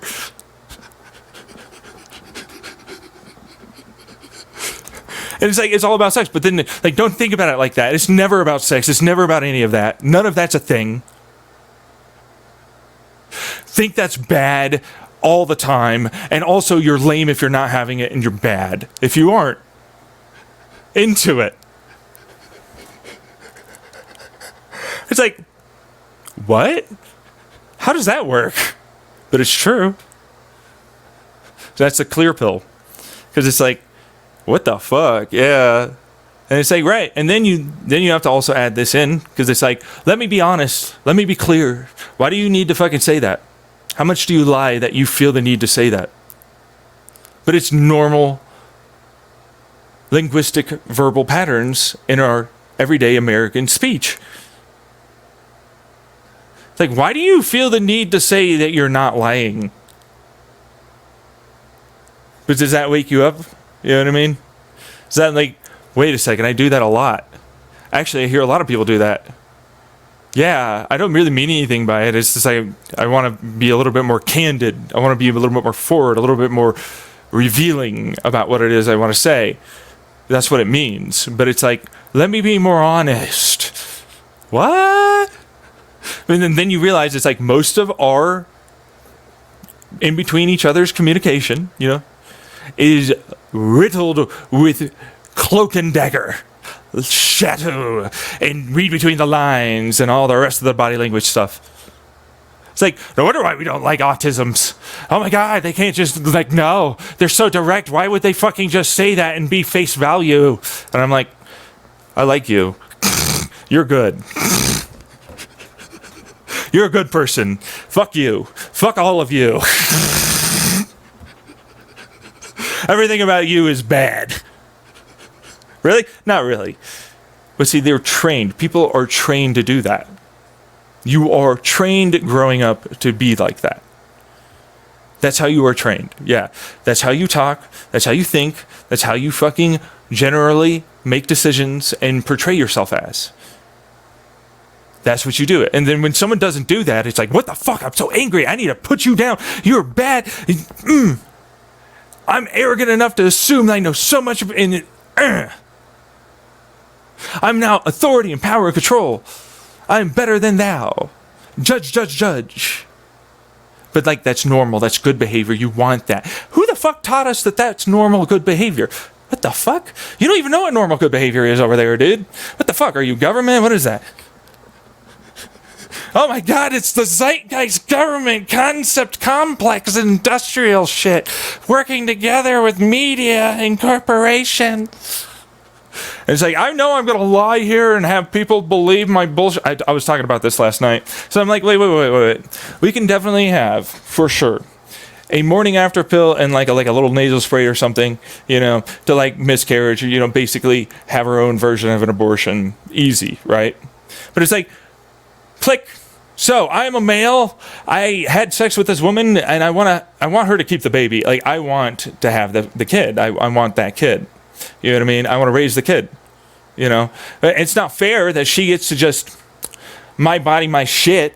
And I bet you I can get a lot of men on my side because we're like super powerful right now. Patriarchy for the win. We're just gonna fucking make it so she can't. We're even gonna pay women to be like, oh my God, you're terrible if you aren't like us.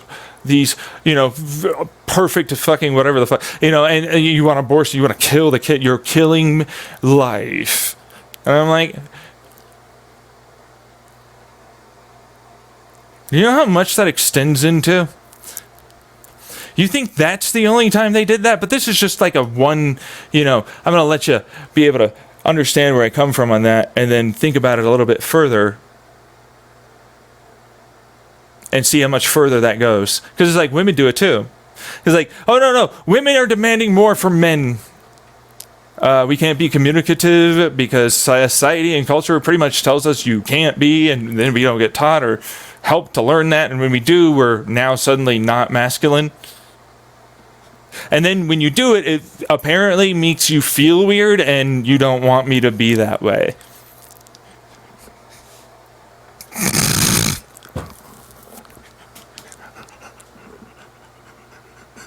There's a lot of fucking conflicting signals there. I wonder why some people tend to start getting angry and upset and confused.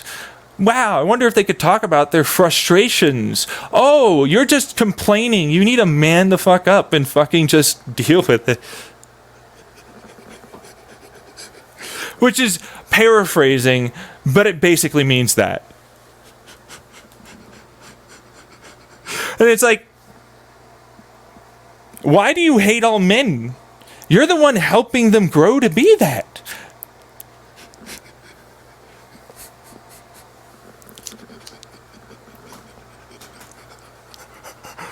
And I'm like, I don't like it when someone says I'm better, or you're better, or anything's better. I'm like, some things are a little more talented. Some things worked a little harder. Some things did both. Some things are just that way.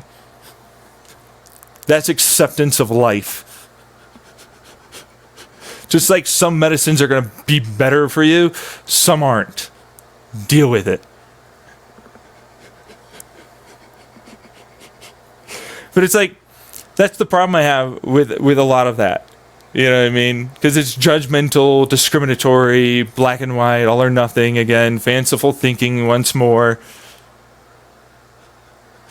Both sides of that fence. And I'm not even in the middle because I'm like, no. These are my clear decisions, my moral, ethical boundaries, what I think, what I feel, what we should do, and all the rest of it. I'm not you. I have decisions made. I have fucking plans. I've got the whole thing. I'm not better than either of you. Some of you make good points. Some of you don't. In fact, a lot of you don't. It's the best filter you can do. You got to think about it. You have to have the time to think about it. Let's not give you any time. Let's make you work to basically barely get your anything done. And then it's like, right. And you're not fucking hustling hard enough. And you're not fucking doing it. And I go, And it's all for sex, yeah. Yeah, no. It's like, I'm still going to have my advantage over others because I have money and power and influence. I'm not going to have that lost. It's clear that I know that I'm a bad person for doing that, but like, and I'm like, right, but see what I'm saying? It's unfair. And I'm like, it's not unfair. It causes all these other problems, which mean you don't even get the sex. You're basically shooting yourselves in your own feet at that damn point. Not applicable. It's not. Fuck you. I'm like, yeah, it is. Yeah, it is. And no.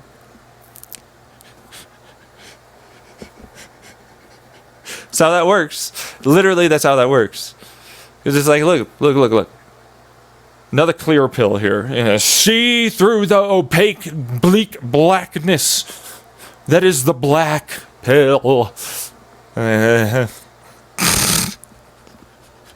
Black pills. I have to somehow fucking ride that thing and be a part of that as if I ever even gave a shit about any pill ever. I have to make it into a thing for them because that's the only way they'll consume stuff. Consume! My content is valuable. I am valid. My narcissism agrees.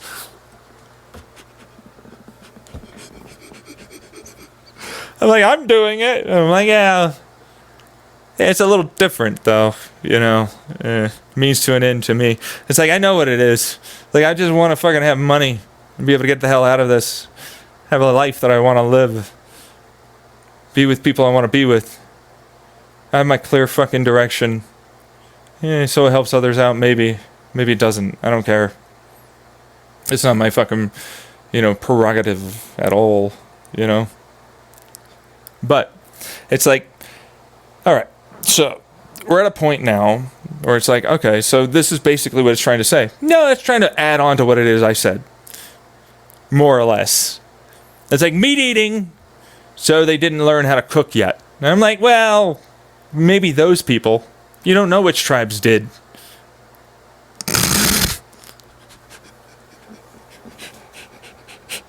You don't. You're arguing with them. Like, you don't, though. Like, there were shit tons of tribes. You don't know where every tribe was.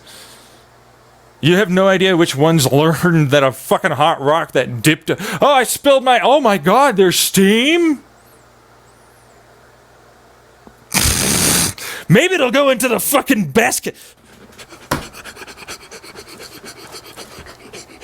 It's so hard. How would they ever have figured it out? Oh, I don't know. An accident? It's so hard.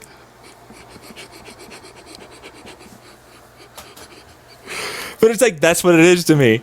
So I'm like, okay, so increased pathogen pressure. And what does that really mean? It's like, okay. So anything with parasites, bacteria, fungus, mold, or viruses. And small little creepy crawly bugs, most likely. And that's really it. Fact of the matter is, I'm pretty sure they learn pretty fucking fast. It's like, yeah, don't eat that fucking animal. Because, like, typically they're, sick. Like, that one's displaying sick symptoms. No. You know what I mean? Then it's like, oh, right. Why would you eat red meat? That guy fucking got sick, puked, almost died. We do have some fire here. We do have rocks that heat up, and there is this bag that does have the ability to hold water, because we killed an animal, And I noticed that, like, that bag and its insides dried, and it seemed to hold things inside of it. There's, like, this weird hollow log thing that seems to hold water, too. There's, like, lots of fucking things that could just hold water. Wow, crazy, right? That are all biodegradable? Yeah, I'm sure that's going to be super great with your survivorship information bullshit and anthropological studies. These are the only fossil records we have. They say that this is what this is. Yeah, no, but that's just what survived because it's a stone, or it got trapped in something that made it, not get destroyed and degrade over time. What about these things that are biodegradable, that are clearly possible earlier on, not even that difficult, easy enough to find with accidental bullshit that you could do on a daily basis because somebody's fucking around doing something. Because, like, they don't have TV or shit, trying to get anything they can to fucking get more resources and whatnot. Look and observe around them. Oh, they didn't have science. They could, yeah, because they called it science. They called it science. No, I've called it. That thing's doing a thing. I'm gonna try and mimic it. Monkey see, monkey do. Monkey see, monkey do.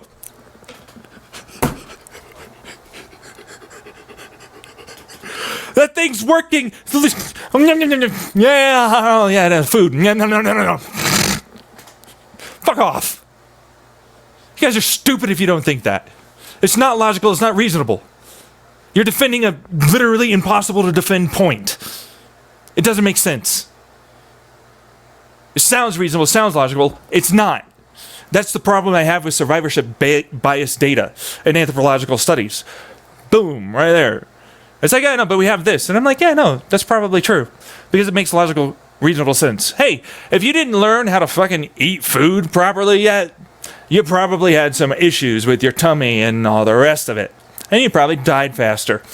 And they probably put you away because, like, oh my God, I don't know what this is, and I'm scared. I'm going to put you over into that thing, and that'll seal you away from us. And you will not spread your little whatever the fuck that is onto us. We don't know what it is, but we know when you get sick and you touch things and whatever that is, we get sick and things happen and bad stuff. Logic. Go into the peat bog. Go into the cave. Go into that grave. Get the fuck out of here. Get the fuck out.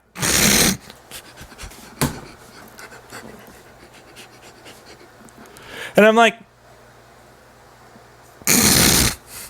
pharmaceutical plants? What do you know? I get this effect. Wow. This seems to be different than what I normally eat.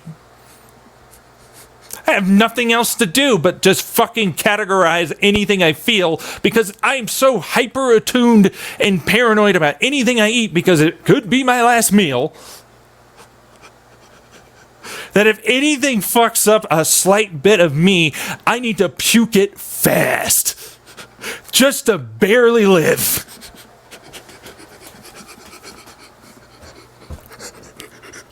You know, hopefully. We're hoping. You know.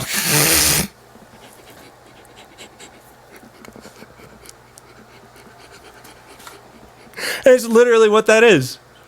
That's literally what people would be doing during their evolution. By the way, now that survivorship bias of plants and animals, because like, this thing tastes good, I'm going to fucking save it. I can think for the future because I'm not that stupid.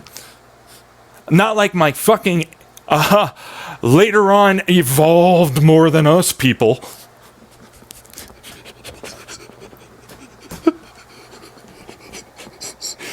Apparently just killed all the buffaloes, kill all the plants and animals. It's fine.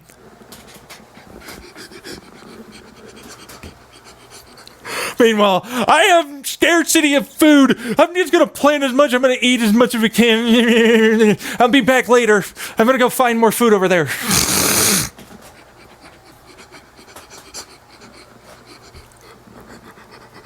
Literally.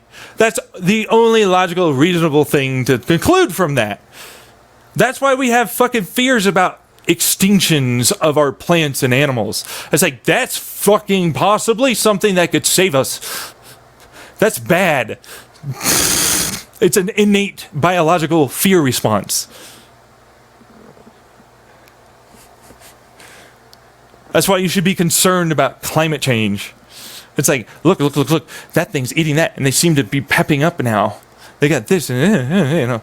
And so it's like, you're gonna fucking, whatever you can do. It's like, that thing, meh. You know what I mean? Because it's like, that makes me more likely to have sex. And the group will like me and will work together better.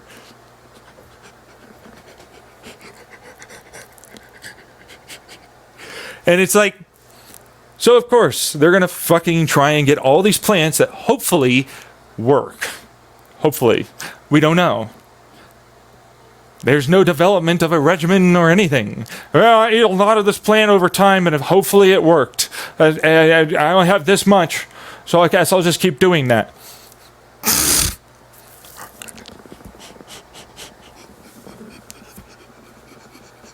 Hopefully it works.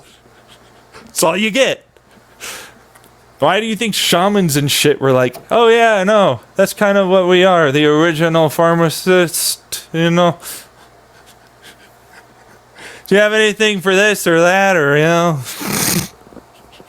We're going to hoard the medical plants. Go gather that.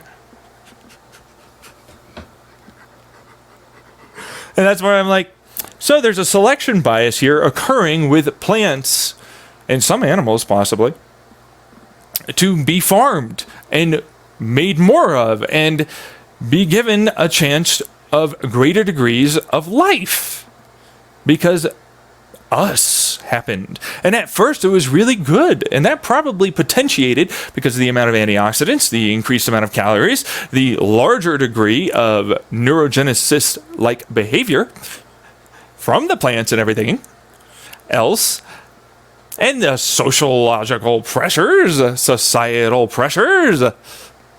More sex is occurring, more mutations because there might be carcinogens that you're surviving. There might be other mutations going on because, of course, you still have radiation. It's not like that just appeared somehow. You're surviving more of these, oh my God, pathogenic problems. Passing it on immunologically and also DNA. Expression rates that then continue to potentiate further and further degrees of evolution as we see between the 1 million to 100,000 mark, a very rapid startup and increase in our evolutionary process and greater degrees of brain sizes because they need it, because they need to do more with it, and they have more calories to be able to do more with it.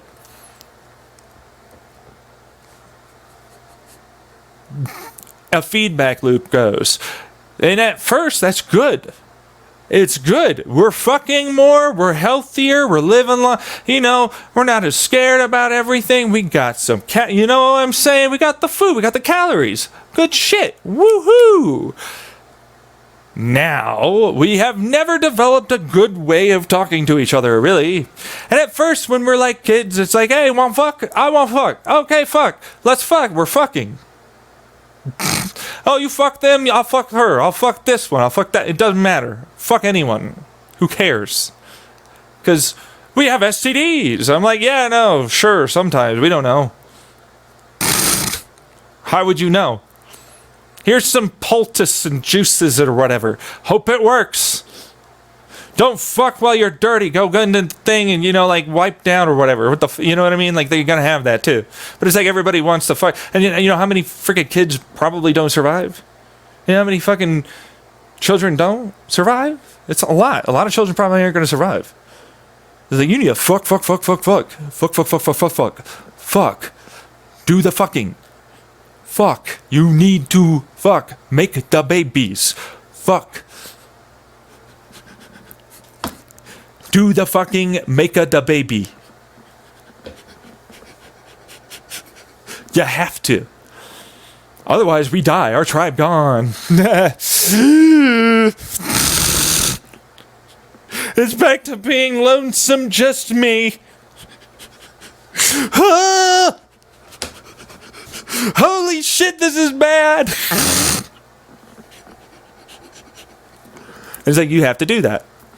And so it's like, why the fuck would we give a shit in any way about this idea of caring when, where, age, or appropriateness? That doesn't exist. Those concepts aren't real.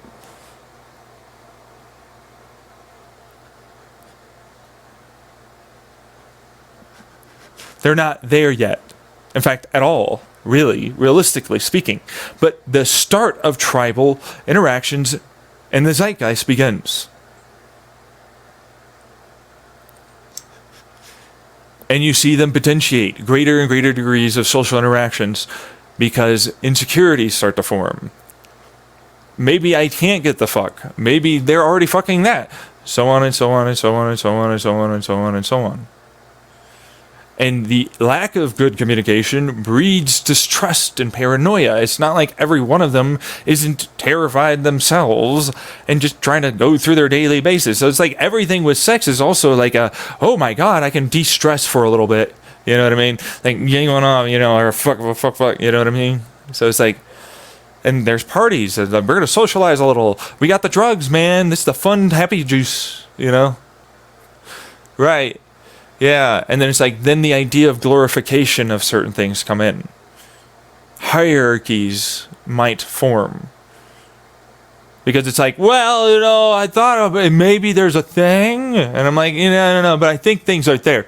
It's like the thing that kills that. When they eat the thing. So you don't want to eat that, the logic they're trying to come up with, while it isn't sound, is trying to be a sound for what they're observing and have at the time.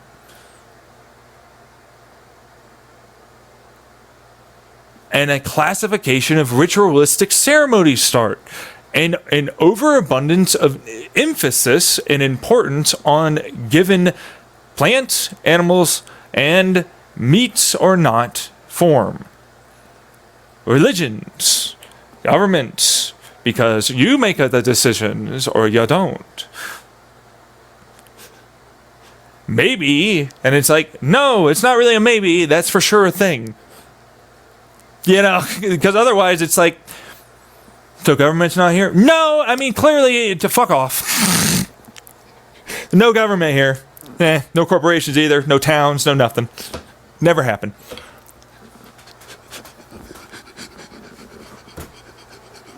Certainly does. It did.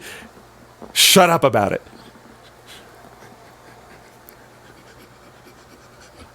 So then now we're going to talk about the next part. Because it's like, we're not done yet. It's like, right, we have this idea and belief of this medicine. And I'm like, yeah, right. I can now sell you on that. I can get power. I can do. The next con starting becoming a thing, because you think that they aren't like that. You remember the Jamaican alcoholic monkeys that steal your fucking alcoholic beverages while you're not looking, but then they get all, oh, I'm guilty, you caught me. You know what I mean? And so it's like, right, that's going to be in the group. That's not gone. It's going to be in the group. The tribe's there. They're trying to suss out who the fuck is good or bad. And why the hell would it be man versus woman? This doesn't make any sense. It's in no way like that. It's like, sure, you need to rest up or you can't really move too far because, like, hey, I've got a baby in you. Or you've got a baby in you, or whatever the fuck else, however you want to phrase it. And, like, that's a thing.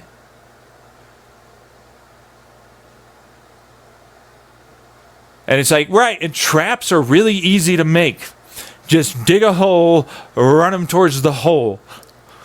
Here's some knots. I taught you how to do that. Here's some, like, fucking, stuff that entice them near that. Why would I go after woolly mammoth? Why would I after saber? Why would I buy any of it? I have traps. Holes with sticks work every time. Why wouldn't I use that? Why would I use stick poke them? That makes no sense. I'm close to them. I could get hurt. I might die. That's stupid. Glory for the sex. Except not really. Remember? Because, like, men and women wouldn't have idealized and only these jobs. They would do any job. It's not hard for a woman to dig a hole with a man, or to fucking sharpen a stick, or to fucking put some leaves over it, or to fucking make a knot, or to gather, as a man, some berries as well. Who the fuck cares? You want berries too. What the fuck? Or plant some shit. That seems like it might have some more sunlight over there. Maybe they'll get rain. I'll poke it over there. You don't know where to go, but, like, that seems like it's the right call.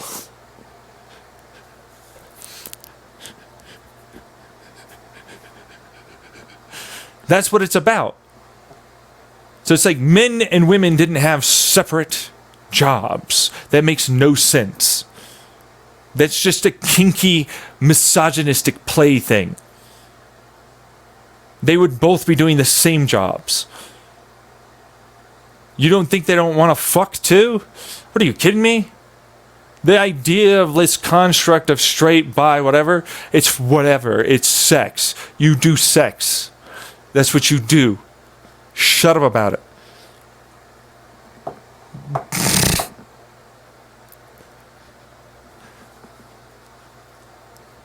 And that's what that is. So it's like, what this is to me basically just confirms that it's like, yeah, no, I'm logical enough and reasonable enough to assume that this is probably a thing.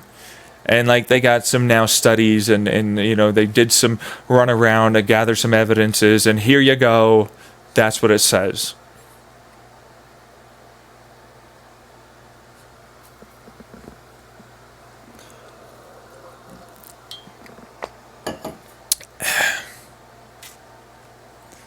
Every vertebrate meeting eating with the most birds, including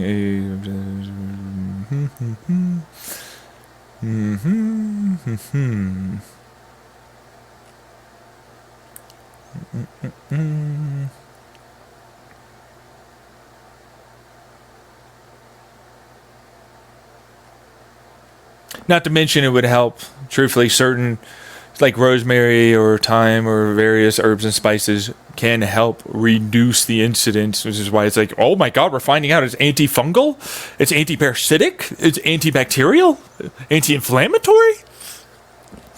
We're finding this out just now. I don't have fucking the fire. Fuck.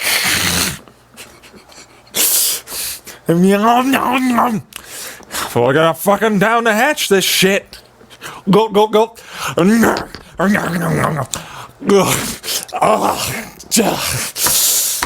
doing it.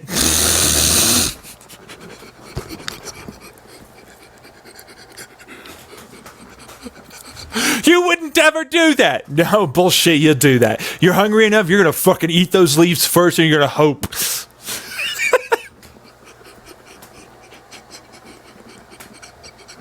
You're gonna hope you fucking come out that better. You're the one that's like, I've got fire, I've got all this. They don't know how to fucking make fire, you fucking stupid. Shut up, fucking stupid person. I'm like, yeah, that's how you would act. Fuck you. I'm like, shut up. Yeah, no, real good there. It's hilarious to me. Because I'm like, they would absolutely, I mean, exactly. Some of you out there, if you ever listen to this and like, in the, you know, recording or whatever, you've probably done that yourself. You've probably been like, fuck it, you know, I'm just going to try it. It's not good though, dude. You know what I mean? Because like, look, there are parasites even with clean wild boars or whatever. They're clean. I'm like, there's still parasites in them. There's still freaking stuff. So it's like you're hoping, and it's like, right, that plant helped me not die that time. I'm gonna plant the shit out of that plant. That plant's everywhere. That plant and I go back far. That's everywhere now. All these plants are now that plant. Rip, rip, rip, rip, rip. Any dang way I could freaking... I hope this works. Are there seeds on this?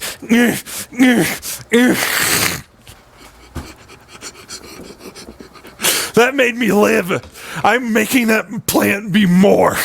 No, I am not.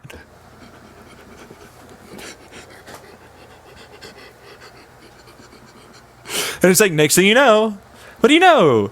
We have these herbs and spices. They seem to be beneficial. These are good plants. They're around a lot. Why are they?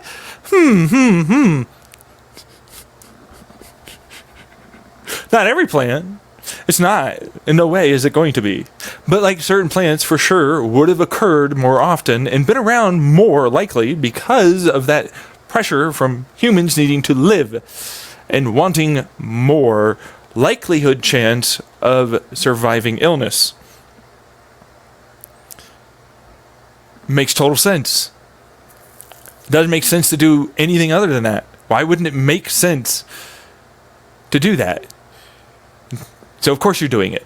Logically, like, reasonably here, there's no mysticness. This is just thinking about it. This is being a logic, reasonable person. You know what I mean? So because it's like, look, shut the fuck up. Shut the hell up. I just ate that and I felt like this. Oh, yeah? Yeah.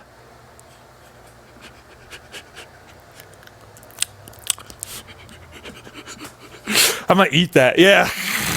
You totally are. You're gonna eat that. Like, come on. You know what I mean? But it's like you're talking about language. Yeah. I think you got the point across quite well. It's like, and there you go. A drug has been born. It's like, is it a drug though? And I'm like, well, maybe. But you never know. A drug pretty powerful can start having problems. So there are probably plants that disappeared because they really did just fucking go too hard like we do. Like I you know, bullshitted on us, but like, you know, come on. It's not like they're that much different. There's stupid ones there. The ones that didn't learn. The ones that I can be the strongest dude. Whoever it is, man, woman, doesn't matter. I'm the strong. Oh no!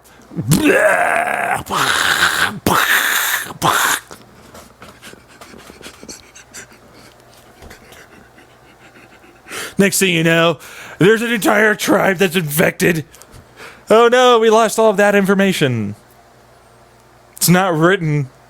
It's passed down verbally, auditorily, with like, you know, physically as in like one-on-one teaching mentorship. So all it takes is a little bit of fucking a misstep or two and shit's gone. A single child or like a group of them, some teens maybe, maybe you have like an adult. It's like, uh-oh, I didn't remember any of that. They were doing this. So prioritizing learning as much as possible, ADHD, you know what I mean, would be an extraordinarily useful fucking evolution trait. I'm interested in this. I can't get any stimulation. Go over there. Tell me what you're doing and all this stuff. I need to go over there. It seems I need to think about this. I know about this. Dunk.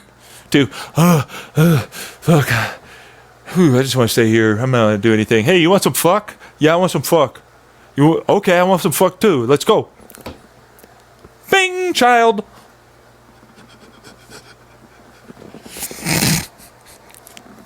That's a useful trait. An incredibly useful trait.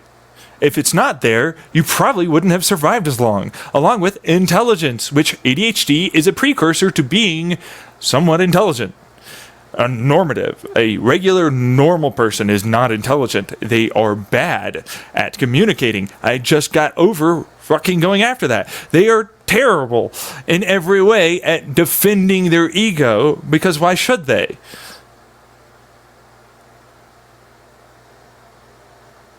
Why are they being defensive? There's a huge ego with them. I didn't do that. Hey, yo, dude, you definitely ran over here because the fucking thing was chasing you. You know to go into that tree and yell.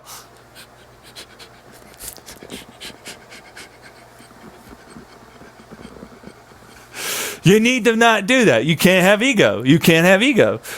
All genuine, all open, fucking right, good to go, genuine.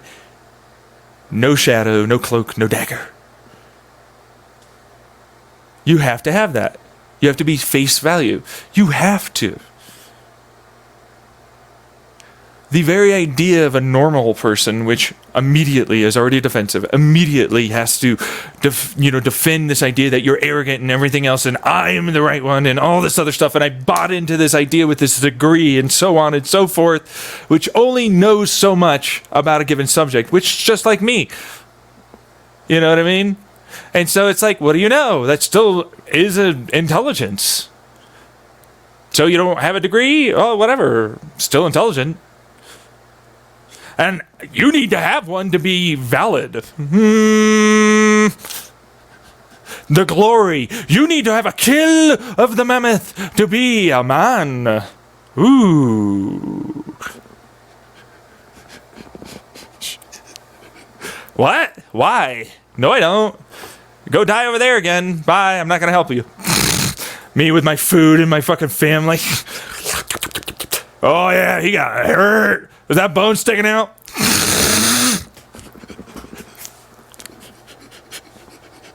Didn't work out too well for you there, did it, kiddo?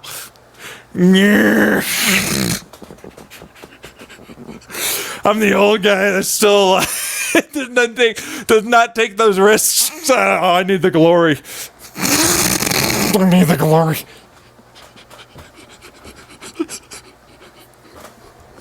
Maybe if you just talked more candidly and openly and honestly, you'd get some fuck, because that's probably the only reason why you're doing that.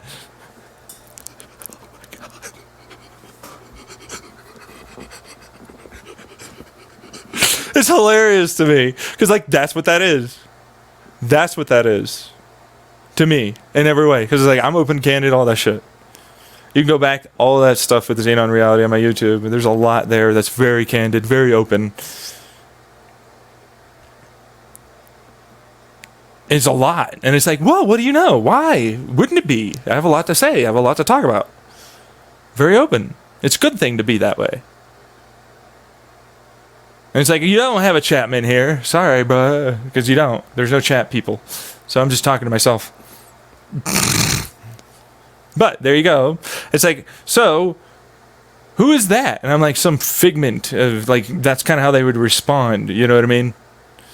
Like, if you imagine someone, it's like, that's how they will respond. Like, if you come up with an idea of this, because it's like you have to chat with yourself. So it's like, okay, so if you're at a debate and like they're going to react, they're going to think like this and all that, like hit them back, hit that argument right back. Because that's how you have to challenge your ideas in your mind and everything else. That's what you do. That's how you grow.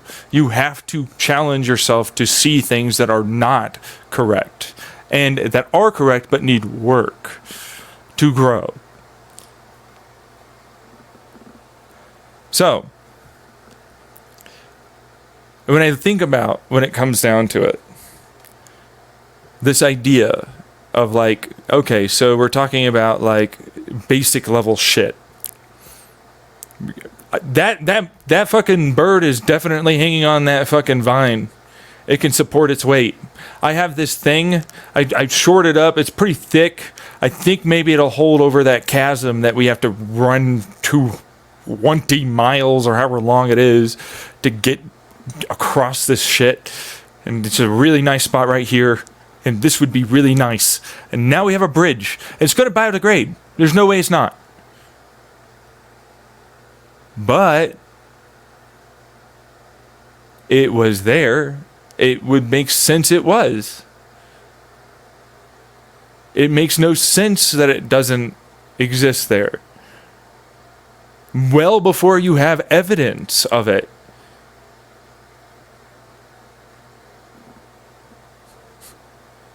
And that's why I'm like, there are various points in human history where fucking pathogens killed our asses, or random events just murdered our numbers.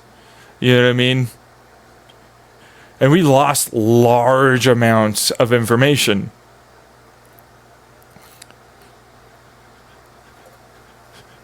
And that's why I'm like, yeah, your hoity-toity bullshit of having a certain amount of information that you've confirmed you know is great. But what it tells me is that that's all you've done. You haven't learned how to think logically, creatively, or reasonably.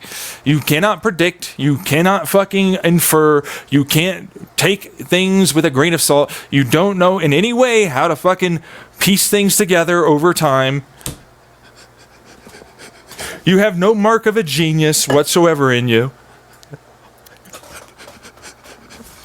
You don't know how to explain simple concepts in an entertaining way. You're not sociable. You're obviously very aggressive and arrogant if you're like that and you believe those things. You're defensive beyond belief. You're basically something that we would have let die and probably not get a lot of fuck.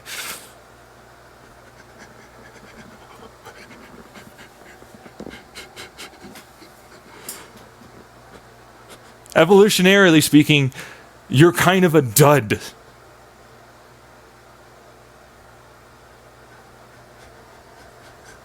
You know what I'm saying? Like, that's a clear pill. It's like, look, I don't want more of that. You're killing more people because you're fucking saying all this shit that is not true. And it's just to get more people on your side, to have more power for you and control, and to get more fuck.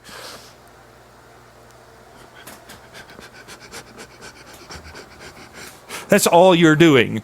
That's literally it. But it's like, we need to be able to do that, right? And I'm like, You're lying to a bunch of people that's saying that killing this mammoth means something, and it doesn't. It means nothing whatsoever, and it never will. It never did.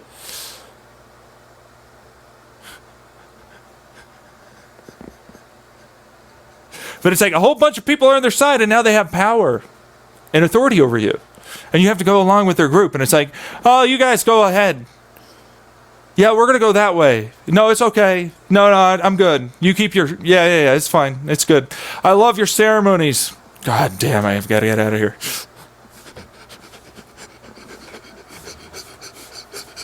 Bye. See ya. Do, do, do, do, do, do, do, do, do. And it's like, others come with. We trust that guy. Yeah, we're going to trust that one. They get a lot of fuck going on. Stuff, tribe's good. Everything's good. They're probably pretty old now at that point. You know what I mean? We see the other tribe. There's just nothing there anymore. There's like lots of injuries. They're hobbling around like broken, disgusting creatures.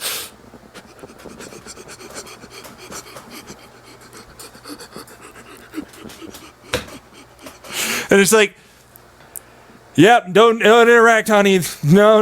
You don't need to know about that. No. We don't have to. We don't. No. They are not coming in. They are not allowed into the group. That bitch survived because he used the shit out of a bunch of people and lived. How many times have we seen that? It's like he's alive, but like, yeah, no, sure, barely hobbling around like a ghost. Everybody else pretty much died. They're like diehard Stan loyals. They're aggressive as fuck, and they're like, yeah, no, so are we allowed to come over? I'm like, no. We have a lot of sticks.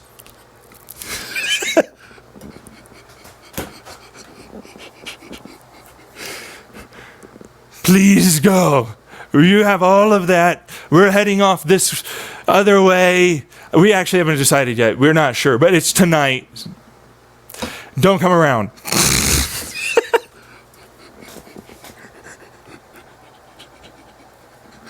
Next thing you know, it's like you furthered yourself up north. I don't know what the fuck's going down south, but whatever.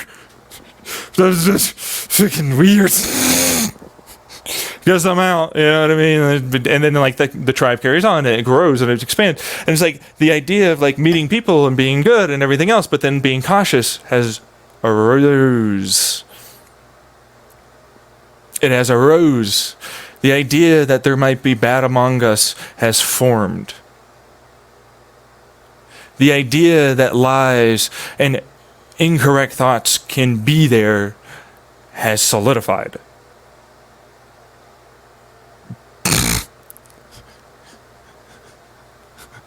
There is a wrong, and then there is a right has begun. And to suss it out has been getting taught. The tribe has learned to eat certain foods, has learned how to socialize. The tribe has learned how to pick apart good and bad behaviors, foods, communication, and what makes sense to use as a good indicator to do something. The formation of real, free, critical thinking has become bigger and bigger and bigger. And that's a evolutionary pressure. Your DNA expression goes, give me more connections! More! I need more thinky stuff! Give me more think! I need thinking! I need think. You gotta do it. So it's like fuck, eat, fuck, as you're trying to spread out. Trying to do it. Woo! Ding! The guy has, or the girl, or whoever, has a thought profound. We should do this. These reasons are the reason why. They express that. They do that. And the evolutionary arms race has begun. I know I eat more of this, I be better. I know I do more of that, I am better. I know if I continue doing this, I produce better offspring. And so on it begins. And instead of being discriminatory, it's look out for this, these words, these actions, these languages, that stuff. Oh my God, Neanderthals. Fuck. I'm a horny ass Homo sapien. What are you kidding me? I'm definitely gonna fuck that. I need to fuck. Fucking is all I know. Really, realistically, everything I do is to fuck. And continue to live and continue to fuck. And to continue having a good time while I continue to live and continue to fuck. The meaning of life, the purpose of your evolution, the purpose of your biology is done. Solidified. It is what drove you, genetically speaking, to do everything as a species up to this point. Now, we've heard it all before, I'm sure, but I didn't read those studies. I didn't do any of that. I didn't go to school. I didn't do any of those things. I just thought about it. Because logically, that makes sense. Why wouldn't it? Meaningfully, it needs to happen because we're here and we're seeing this as a direct result of all of those things that exist in our genes. And the expression of those genes and the mixing of those genes and the different areas that they tend to pressurize and therefore express certain genes more than others and then get races in our species and different evolutions within those races. But for the most part, we're fairly similar. In fact, there isn't much difference. We're talking they can swim a little further because they have more red blood cells on average. Or they can run a little higher altitude for longer. Again, it's red blood cells, but they produce less lactic acid. Because in the cold, lactic acid burns more. That's why you see it more often in certain types of people. You know what I mean? Then so on and so forth as you continue to grow that. It's not going to go away. It never does.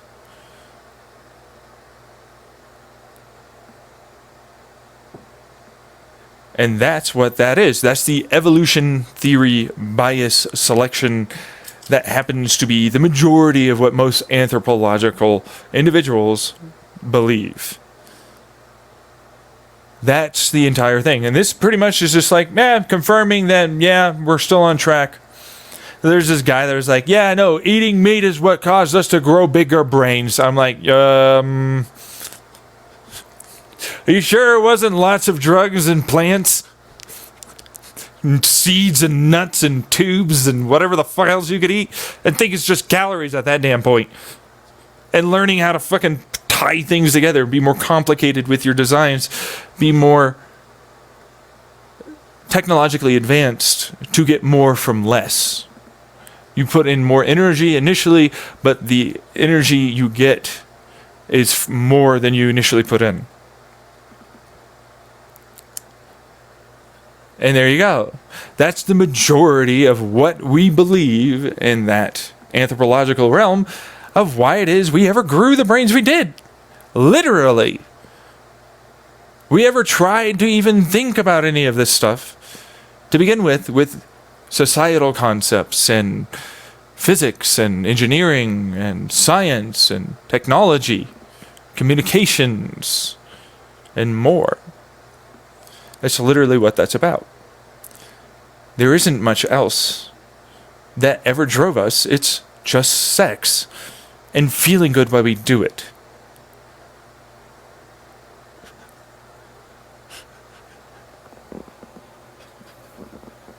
And it's like, who's that guy? And I'm like, presented to the whatever the hell that person is, you know? But it's like, that's pretty much what this is probably just going to say. It's like, it seems this amount of possibility, you know what I mean? And that's kind of what I'm reading right now. It's like bovine tuberculosis, reduce infections from prey, which is what I've already talked about. and how that would probably be expanded upon with people avoiding that, and whether or not they'd even try and hunt those things. And why maybe they started learning about the plants in the first place because of the glory hogging idiots that believe that that was worthwhile to do. But we're going to move on. Here we go. All right. Power plasma with gigajoule energy turnover generated for 8 minutes. Yeah, see, these things are pretty cool, though.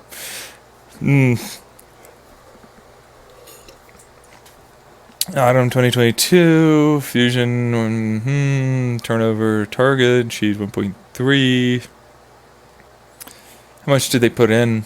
Well, they would be citing that they used less energy and had a very high Q value, which is total energy gained. If that's what that was, and they happen to have an increase of the energy that they put in initially. They would be the very headline, so it's not saying that. So they're just going over, hey, we achieved something pretty cool. Seems to be doing pretty good. We got it going on, guys. Yeah. And it's like, I like that. Show and tell me everything. I want to hear about it. I want to be a friend. I'm going to be super freaking enthused about all the things you're going to show me. I absolutely am. It's in no way I'm gonna be. It's not a like diss against you at all. I'm like actually really fucking excited. Like honestly, I get excited for this stuff. Then that's what I'm about. So it's like, and I'm like super proud of them every time they get very far. But then at the same time, I'm always like, that's so similar to something I would have done that I talked about in the past. So, you know. And then it's like, well, they're doing it too. And I'm like, yeah, how much does that fucking go when it comes down to hackers and other things? Sounds paranoid, but then it's like, not that paranoid. No. So, you know, there's that. And it's like, oh, yeah, no, I'm just this guy living alone. Clearly having shit stolen from me for ideas and stuff. Nothing I can do about it. Alright, so here's periods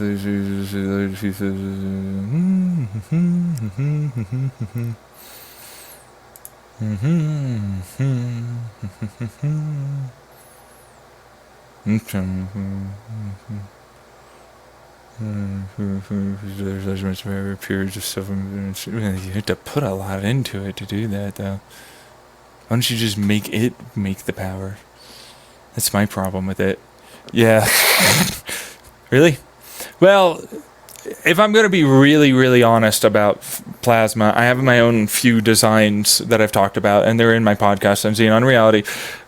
What I've noticed is that if you're able to generate large fluctuating waves, this is a high mathematical physics fusion, nuclear physics experiment that has been done a few times and shows promising results. But again, grains of salt, everyone. Not everything's just easy to make happen. So, but you get 2 tokamaks and a shaft. I know. Wait. Hold on. Wait. Hold on. You have to jiggle the plasma that's inside the tokamak to get a wave, and then you baffle the waves through a filter, effectively, of certain lasers, which create a oscillation, wave fluctuation of the plasma as it's going through, while you're heating it up with the lasers and exciting it correctly and coherenting it correctly with microwaves. You also have to use these diaphragms to squeeze and expand the area where you're making the wave oscillations occur. Okay? Now that, as it goes towards the middle, as they connect, And now they're pressing together with these waves, in which you want that. That's what you're looking for. But you need effectively a wall of don't move anywhere else but there. So you need a very large electromagnetic field, which is effectively another tokamak right there. But then also you need those waves, and then you also need the light, the laser coherency light stuff, and then like that, then you still need to put in effective, good, powerful, kinetic, wide. We're talking wide beams, not small. We want wide walls of beams that are kinetic, squishy lasers. I forget what the hell they're called, but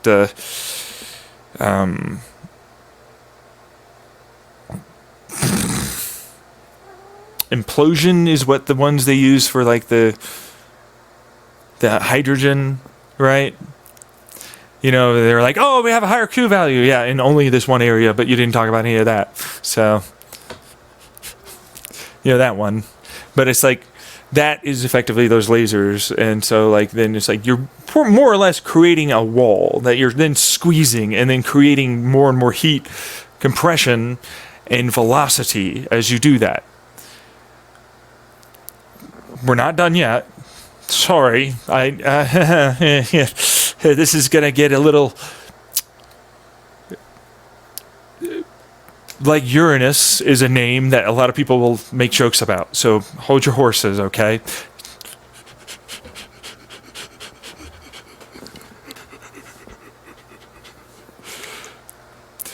We have two rotating tokamak areas. We have a top and a bottom. We're going to squeeze them into an X area right there. But they're just two donuts where that is, that little squeeze area. And that's the mix, compression, velocity, heat, fusion, which those oscillations provide a good sort of entangle superposition-y kind of frequency that they might some, because you only need some. You don't need many. You need one out of thousands, apparently, to like just kind of do it. And like one little stupid sucker fuses together, that creates a big pressure with lots of neutrons, and heat adds to itself. And so like you're going to wrap that back into the tokamaks. You're going to add those tokamak, so as it compresses and it goes up to the shaft, then that has to be diverted, which it's not the shaft. Not done yet. It's more of a chamber. I get it. I know. Hold on. So it's going to go up, and it's going to get diverted back into the flow of the rest of the tokamak flows, for the plasma. As that apparently goes together, it's increasing its compression and its heat and its velocity, which increases particle acceleration, which then increases fusion, because luminosity and the amount of a slight degree of entangly-ish is happening, and superposition-y-ish is happening with the other atoms, or hydrogens, really. And so while they're close and they're hot and they don't really want to stay there for very long, you only need them to be there just right at the right moment. And that's what that is, okay? And so what that means is it makes it easier for them to quantumly tunnel and fuse, which is what you're looking for, with less energy than you put in, because it makes it easier. You're setting them up to tunnel in together. And so those experiments, I don't have them on hand right now, but they are there, do happen to work. Okay, like they are good designs. The reason why not everybody does it is because it's kind of hard to even get a tokamak. It's like trillions of dollars with multiple countries coming together to get one of them. So it's a little expensive. And my design is basically like copper cables. Shut up. Copper cables. Shut up. It's copper cables. I'm not using superconducting magnets. Screw off. I don't have that amount of energy anyways to give you. You wouldn't want it. You want as little energy going in to get the maximum effect possible. Mass helps. The bigger, typically, the better. And so the denser the plasma, the better it is. And you want that mass to be as contained as possible behind as much heat-resistant shit, effectively, as possible. And then one area is really the only place we're making fusion, which is just fine. That's fine. That can be replaceable. You stick another one in. Then you screw on the shaft. Yeah, sorry, folks. You gotta put the shaft on. Gotta have a shaft. So it's like you're gonna make enough heat, you're gonna make enough pressure, you're gonna make enough velocity, you're gonna do enough density, and you're gonna have enough oomph to make it easier and easier and easier to make the plasma happen, to fuse. Now, then it goes off into a cooling shaft. I'm not kidding. That's right, it's a shaft that cools things down. It is literally that. It's nothing else. It's a cooling shaft. I take a little bit of a hole in there, and then it's like, I'm going to open up. I'm just going to let you come out just a little, and I'm going to close it. It's really hot. This is steam. Run turbine. Here's some hydrogen, I guess, or something. I don't know. Go into the tokamak. More pressure and heat. More juice. And that's exactly what that will be. And that's my idea of how to turn a tokamak into like actually reasonable levels of energy generation. Because it's like, yeah, no, you have to, and it's got to be risen up, erected, you know, it's, and then pop out, so. But that's the simplisticest, it's not a word, but it's kind of a word. Anyways, design I have. Because it's the easiest kind of way to test a theory. It's like a bunch of copper cables, a bunch of like diaphragms that have a little electromagnetic and magnetic, you know, iron nitrate probably magnet diaphragms that allow for you to control as much as you can. Put them in the strongest amount of ceramic heat-resistant material, you know, surface level. Allow for it to squeeze and properly, you know, undulate the plasma. You want to start aligning it with the coherented microwaves, which are still going to give you push. You want push from that. That's kinetic energy. And then the lasers just, you know, I'm bumping into a laser and kinetic energy. So I'm heating it up. But I'm also like, I can't go anywhere but this wave directionality. And so then it starts to do that more and more, and you eventually get a ability to create a spike wave, which increases a lot more mass into a given area and pressure, and then you're all gonna just wall it together and fire those kinetic, you know, lasers, and then try and make some fusion. And then you're gonna open up the little thing and go, and then you close it. And it's like, oh, it went away. Yeah, okay, that's good. You want that. Yeah, you don't want it to stick around. I mean, that's a big bomb, basically, if it happens to really make a lot of fusion, which if it doesn't matter. You don't need a lot of fusion. In fact, you're not looking for moles of fusion, usually. Typically, you're not looking for, like, massive amounts of moles of fusion, which is a fusion bomb. We just fusion bomb it into the shaft. No, I don't think so. Let's not do that. But it's like, that's the most simplistic design I have right now. But another version, effectively, is a few of these kind of designs that are more small.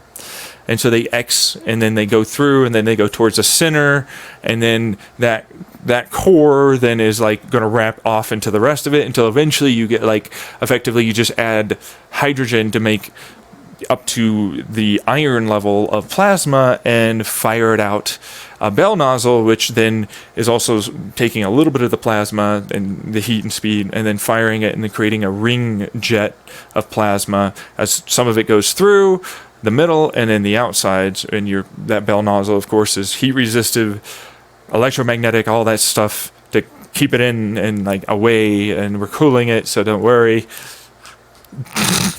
But like, which that one's I don't want to get into it, but it's radiative cooling and some other stuff that we're doing with that. So moving on. But that ring and that focus, because that still creates its own version, depending on how it's spinning, of a focus to the plasma coming out. And it also happens to align a radio and microwave radiation out the bell end of the nozzle. And as we've seen with the also added together electromagnetic fields that are going to be there, it means the plasma heads more or less in the same consistent direction with as minimal energy loss to doing anything else. Super strong, really, really good type of intergalactic drive, because all you have to do is then get like kind of a quasi to effectively any kind of fusion reactor that can take, I'm fleeting quasi-particles and the quantum foam to, I'm kind of made up of this stuff, and that's a lot of stuff for us to turn into hydrogen, you know what I mean? Whatever that is, and like just fire it in as hydrogen to keep feeding the beast. And if you make that, and that's going to create heat and energy too, so now you have the ability to really make a very long-lasting, extraordinarily fast, and possibly even creating exotic material fields, maybe even capture, if you're so inclined to try and get some wormhole action going on the inside and outside of the skin. So the inside of the engine and the outside of the skin for the spaceship. So it's like that quasi particle fusion reactor and the fusion reactor engine, really. They're both, I mean, at that point. As you travel faster, which if you don't know, the faster you go, the more likely that's a particle accelerated, going to break apart the skin of your spaceship, which is not good. You don't want that. And so you make wormholes on that skin as best you can, which that's the quasi-particle fusion stuff that I'm talking about. You create little tiny fields of potential entanglement. And you try and do your field and aligning and everything else as it heads closer and faster to you, then it like will hit one of these little areas and small little holes effectively, and you make layers of that as best you can, and then that's hopefully going to be able to sustain as a wormhole, and then you can put it towards the engine. And so the wormholes, if you don't know, it's been theorized that can create exotic type of material or matter because you're traveling fast enough to do so, and you're interacting with it in such a way that it will start to build it up on the outer inside of the quote-unquote tube of the wormhole. It's not really a tube. There isn't really technically space and time there, but then, fields and dimensions are weird, and so technically it's like a tube. You know what I mean? So anyways, the point is like there is a little bit there that might spring up. We would have to have all of it in place to even test. So, there you go. But that allows for you to get expansion of space and time, which is a big deal. And compression, but you don't want to compress stuff in front of you. That leads to black hole problems. You don't want black hole problems. You don't want too much mass. You don't want any of that being there. So instead, you try and kind of just shrink a little bit of the area and, compress a little bit of and expand a little bit of the area around where your fusion is, and then just put it in your bell end by blowing it out your butt, So that way it's like a flame that's expanding behind you, but you're basically getting pushed and you get thrust. And so while you're not compressing time in front of you, you don't need to. You don't need to compress time or space. You can still just move as normal. There's no Albuquerque. It's a Lemke drive. That's how that works. Literally, you're expanding space and time behind you, but it's closing off, always cinching off, instead of expanding like an Albuquerque, which Albuquerque is expand, contract, you have to wrap around, and then you have to cinch it off. And I'm like, no, just burn it into fusion. It creates flame, it goes off that way. Continue, push. Go away. Get out of here. I don't want anywhere near, I don't want anything, because like Albuquerque's, if you don't do it right, they go, woo! Did you cinch that right? Boom! And then you collapse. You don't want that. That's not what you're looking for. It's a bad thing. Albuquerque drives are bad. You don't want them. But Lemke drives you want. Because you go faster than the speed of light. On a technicality, though, you're not. You never did. But because you're expanding space and time behind you, you are. So, it's technically a time travel machine, but not really. You're still traveling through time, in the sense that you're traveling through space. So it's like, you're not going to suddenly go backwards. You're still traveling through space, just really fast. But you'll be seemingly faster than light, but you're not. It's on a technicality you're doing it, but you never did, actually. That's kind of how that works. You know, and it's a good thing, because you don't really want to do it some other way. The other way, it's like, a black hole might have formed. You might have gone backwards. There's some issues there, yeah. And then then there's the wormhole problems. Like, we're talking about holographic wormholes, and I'm like, no, but kinda. No, I mean, I don't really like the holographic wormhole stuff. I'm not really big on that quantum side.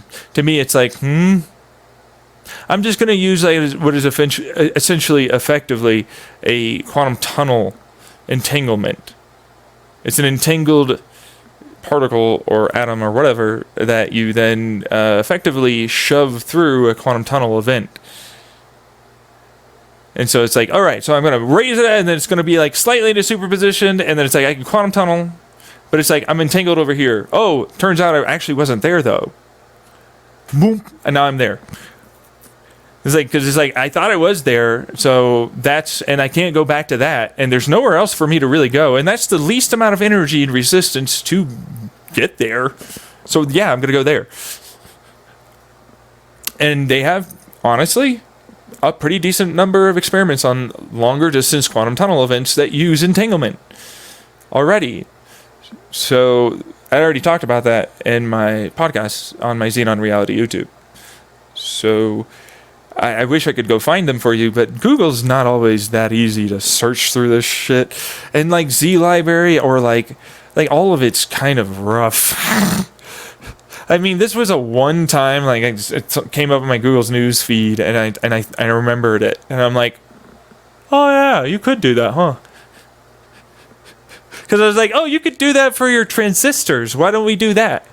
And I'm like, yeah, exactly. And then, yeah, I know. And then I started using fields. That's a whole other thing. I can't talk about that though. Really? No, because field interactions aren't super easy to do right now, and truthfully, it's a problem. Really? Yeah, because like quantum fields are a thing. Everybody's in a field, dude. And so it's like you need to start manipulating fields, and it's like,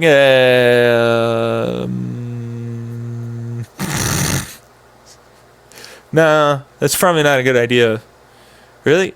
No, I mean, like, for real. Like, my one chip design with the quantum entanglement and like transistor tunnel stuff already handily destroys any possibility in any way of a need for another type of chip design for basically ever.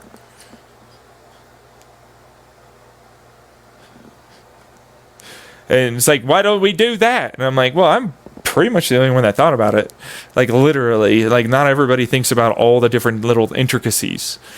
You know what I mean? Like, and some people are very hyper specifically focused on just these antennas or these types of waves or this type of qubit system or these types of transistor types and so on and so forth. And, if you get a person like me that suddenly goes, I don't know very much, but I'm going to take a look. And take a look at all of it, and this seems to be what you're saying there. This seems to be what you're thinking. This seems to be what you're saying that does. Why don't we do this? What did you just say over there? Yeah, that would be nice, huh? The next thing you know, it works. Is it the best? No, I'm sure people could probably build better. But the fact that somebody didn't see it is because you're too hyper fixated and focused on a given subject.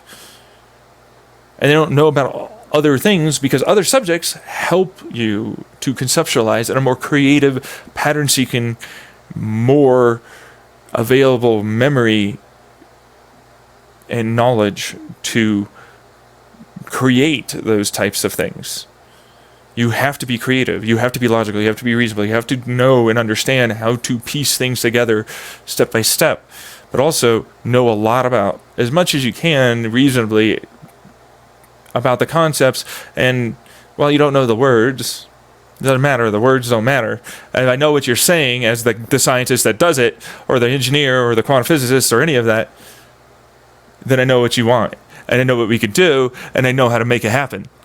Bingo, eureka, we got a fucking brand new design. Woohoo, let's go. And that's what I do.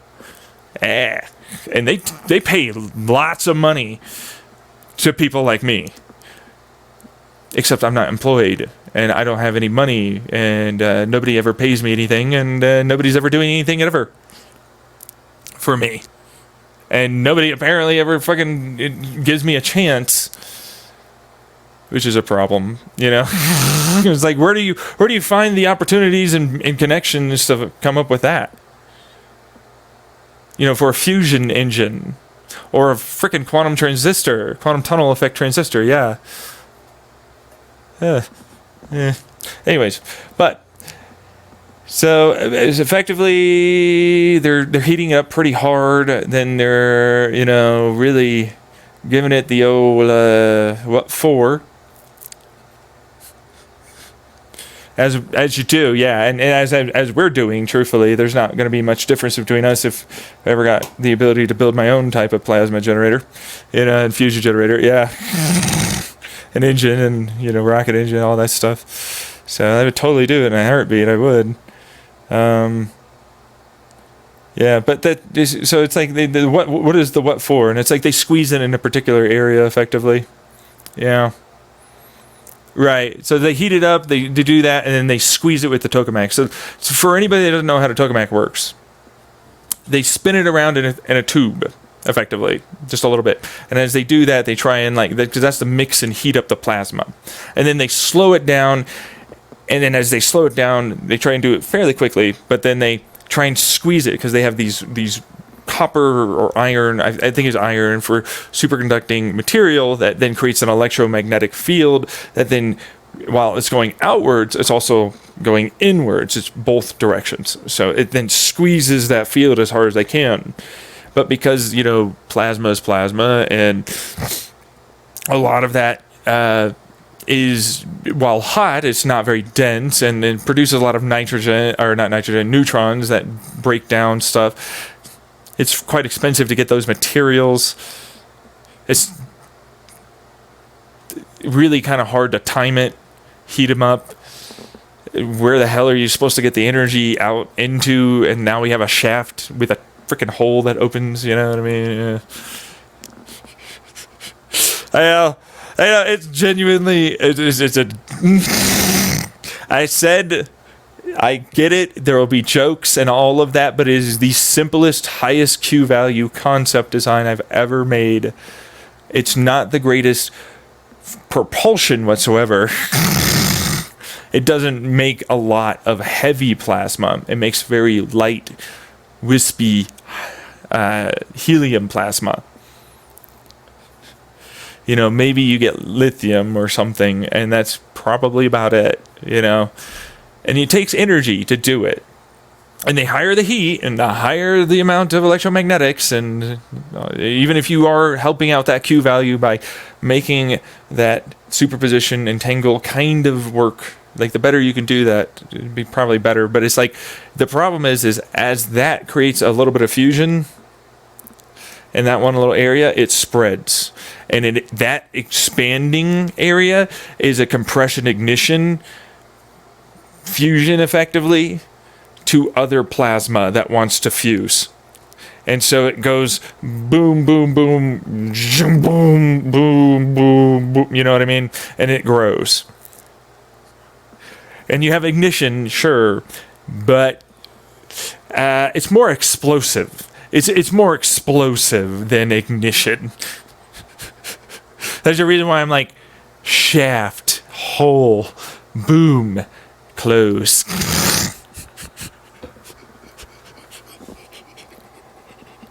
Because it's like, it's a large amount, and I want it to not in any way have an overpressure effect. But like, if you do it the right way and you contain it the right way, you know, you can get like a little tiny small little area, and you can consistently fuse there.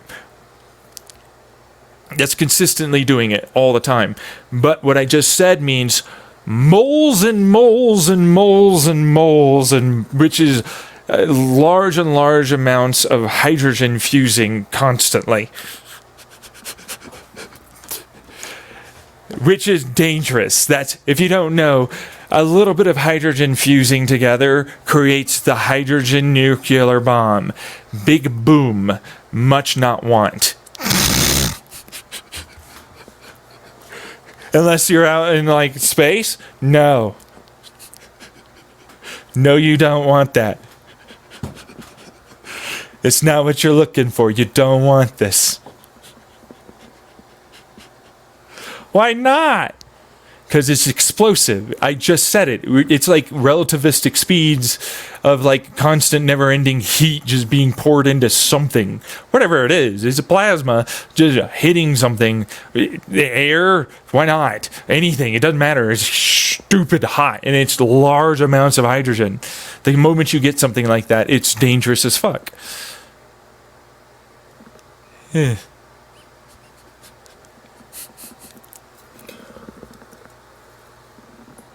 so that's a big deal. And it's like, oh yeah, sure, great. I figured out something that reasonably means you'll have constant fusion. You can't use that energy. Like, there's no amount of, let me just suddenly create exajoules of energy in like a few minutes or some, you know, like probably less, like seconds maybe, all at once. Just here you go. Here's exajoules of energy. Just heat energy, you know, kinetic energy, just whatever. Just go have fun with your hydrogen. Sorry, helium, hydrogen, and maybe some lithium, you know. Just melt whatever the fuck's over there. Just kill it. Oh my God. And like, that's the reason why. So it's like they're trying to basically create a plasma that then like, okay, we'll siphon it out. And I'm like, no. I'm going to do the fucking smart thing. You're the one that has to figure out how to make this not blow up. I'm going to make it super low energy and cost to entry to make a fusion design. That's all that is. It's a basic bitch fusion design, a top and bottom ring setup that combine in one area, which then has a tokamak rise diagonal kind of area, which is then its fusion kind of area, you know, because it's like you squeeze the oncoming opposing streams, and so like then that needs to be directed in a particular way. So like that one's gonna come up, that one's gonna come up, that one's going to come up, that one's going to come up. And then you need to wrap that back in to the rest of the tokamak, because like that's going to heat you up. As that friction between two different plasmas, that's still heating you up. That's still going to keep giving you pressure. That's still going to keep giving you heat. That's still going to keep giving you more and more velocity. Particle acceleration fusion still exists, and it's kinetic confinement as well at that point, because it's trying to slap itself together, and it still has a little bit of superposition and entanglement. So they collapse and want to tunnel more readily. Not everything, you just need a little. And a lot of that then helps with the density of the plasma to create more fusion events. The problem is, boom, it overruns really quickly. It'll boom, boom, boom, boom, boom, boom, boom, boom, boom, boom, boom, and then it goes, uh-oh. You're fusing everything. There's a bomb. And it's kind of the problem. So it's like, here's a release valve. Just right there. There's a little shafty release valve. It's going to go back into the thing. It's the whole thing. Cools it off. It's good to go. But I actually have a receiver, if you don't know. I do. I because I was like, it's a joke anyways. Screw it. It even has a rounded tip. Because it was so much easier to make it have the tubes go back into the tokamaks. It was like, if I can round that'll curve and it'll lose less energy and it'll go back in better. And then like that velocity goes back into that like actual fusion area and builds it up. And then you have like another longer and you do it again and again and again, that kind of thing. But it's like, you kind of can't do that. There's a certain point where it's like the velocity becomes too high. The pressure and heat becomes too much. And materials don't lie. They die. They don't, I'm going to lie and I'm going to keep going. No. Boom, I explode. I died. So, and you're cooling off the energy, but you have to put that energy back into making it flow. Okay, and so then the more you can keep it flowing, the better the design becomes. And making sure you continue the wave frequency oscillation of the plasma. You have to be very careful when it comes down to that, though, because it's like, if you do it very, very well and you really entangle and you really get maybe some superposition, they'll quantum tunnel a lot more quantum tunnel together. And so you have an even greater amount of fusion all at once. You don't want much. You don't need much. In fact, it's not really necessarily the best, kind of way to do it. Like, you started at first with that, and then you kind of like don't do it anymore. Like, at first it's like, we got it going, it's doing it, and then you wrap it in, and then it's like you don't do that anymore because you have enough heat and pressure anyways. You don't need it. You just don't. You don't. But like, you don't need as much velocity when you do that. You don't need as much heat now because the quantum tunnel effect wants to happen more and more. And that entangle, because there's two hydrogen or helium or lithium atoms, are now suddenly in a denser plasma. There's more neutrons, and then like you can fire in more neutrons in that little area. There's nothing saying you can't use neutron reflecting material there too to try and really force home a greater degree and concentration of neutrons in that given area, which creates heat, but really higher likelihood degrees of fusion. Then you start getting further and further into it, and you start realizing that you can really kind of try and start having the thermo-rising convection effect do most of the work for you. As you cool it at the bottom, you let it rise up, and it goes back down, and it goes back up, and it goes back down, and then it will fuse with the heat energy it has. If you get there far enough, and you happen to get the quantum tunnel and superposition going pretty well. Like, you don't necessarily need a superposition, but a superposition means I'm in a state of flux, and I'm entangled in a state of flux next to you. And so I'll tunnel now together. So you do kind of need the superposition. But entanglement will kind of do it too, but not as well. You need both. You need them both. So, and then like it'll do that. But like eventually there's no more energy. You have to remember, the heat and pressure, it doesn't matter. You're not getting any more fusion because you're putting all of your energy into trying to really make quantum tunnel effects happen. There's a point where that doesn't make any sense and you have to add in more heat and energy. And so there's that same thing the sun does, our star that we orbit. as it goes back, and you have to add in, and so you get as much as you can with that type of efficiency of a generator design to effectively get to the point where it's like, it's not ever going to fuse unless we want to add the energy in. So we're just going to take it out, and hopefully we got to like some metalloid or metal, and we can just dump it as a plasma into like any water, and boom, we now have steam. And what do you know? That's generating energy for us. Then we still have the thermal photovoltaic, which can be cooled off by the water, which are now 40% efficient. I saw that. It was like, oh yeah, no, our normal stuff, 9%, maybe 15, whatever it was, right? And then it was like, oh, we're now making 40% efficient ones. I was like, yes! Fuck yes! That's so good. I could absolutely put that in my freaking engine, like right there in the shaft. I could cool it off, and that's probably going to create some steam. That's more energy. Efficiency. My shaft definitely works. To a point. There's a point where it won't. And like, it's not creating the kind of like, you know, because you have to keep feeding it. You have to remember that. Like, okay, we start with, let's say, 1 billion hydrogen atoms. They're all good to go. Let's say we got the good stuff. We didn't just use regular hydrogen. We got the good stuff. We got the tritium and the deuterium. We got the good stuff. We got the tritium and deuterium.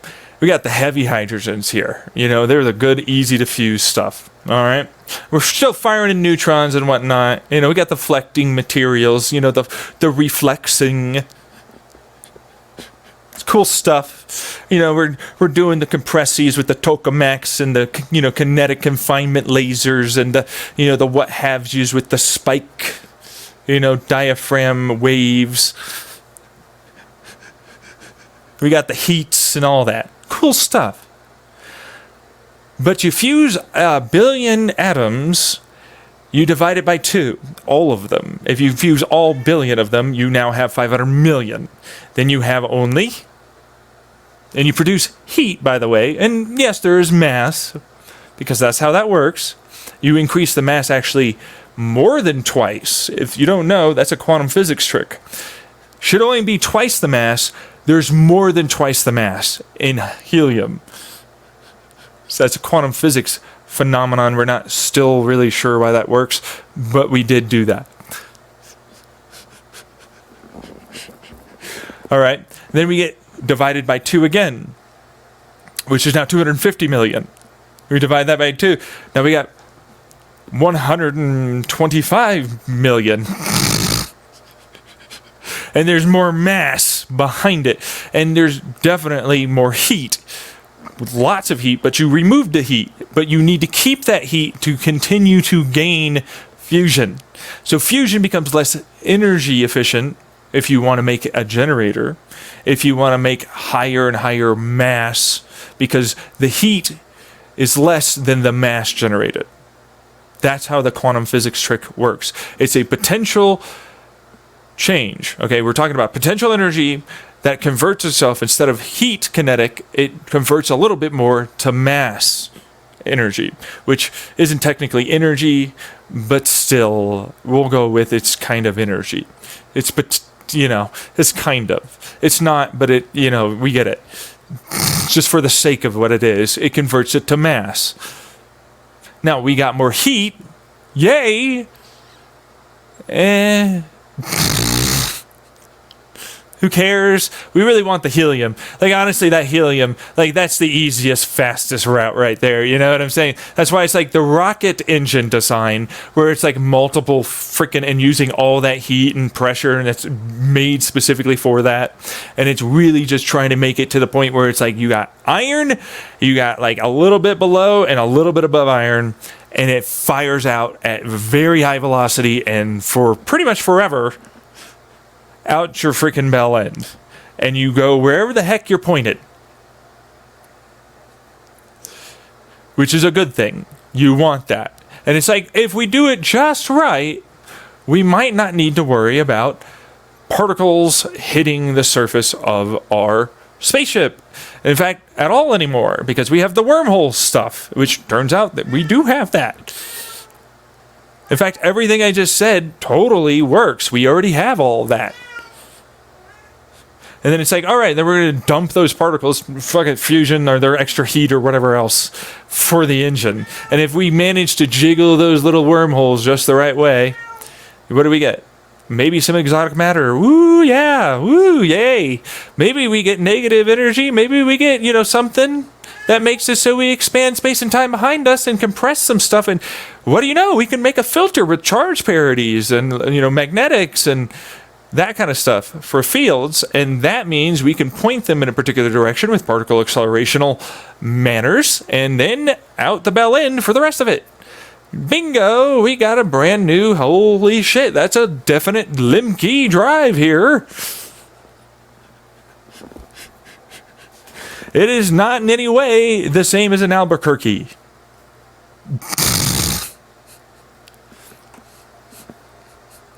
And that manages to make it so that way you don't have to worry about an Albuquerque overcompression of too much mass in front of you of space and time.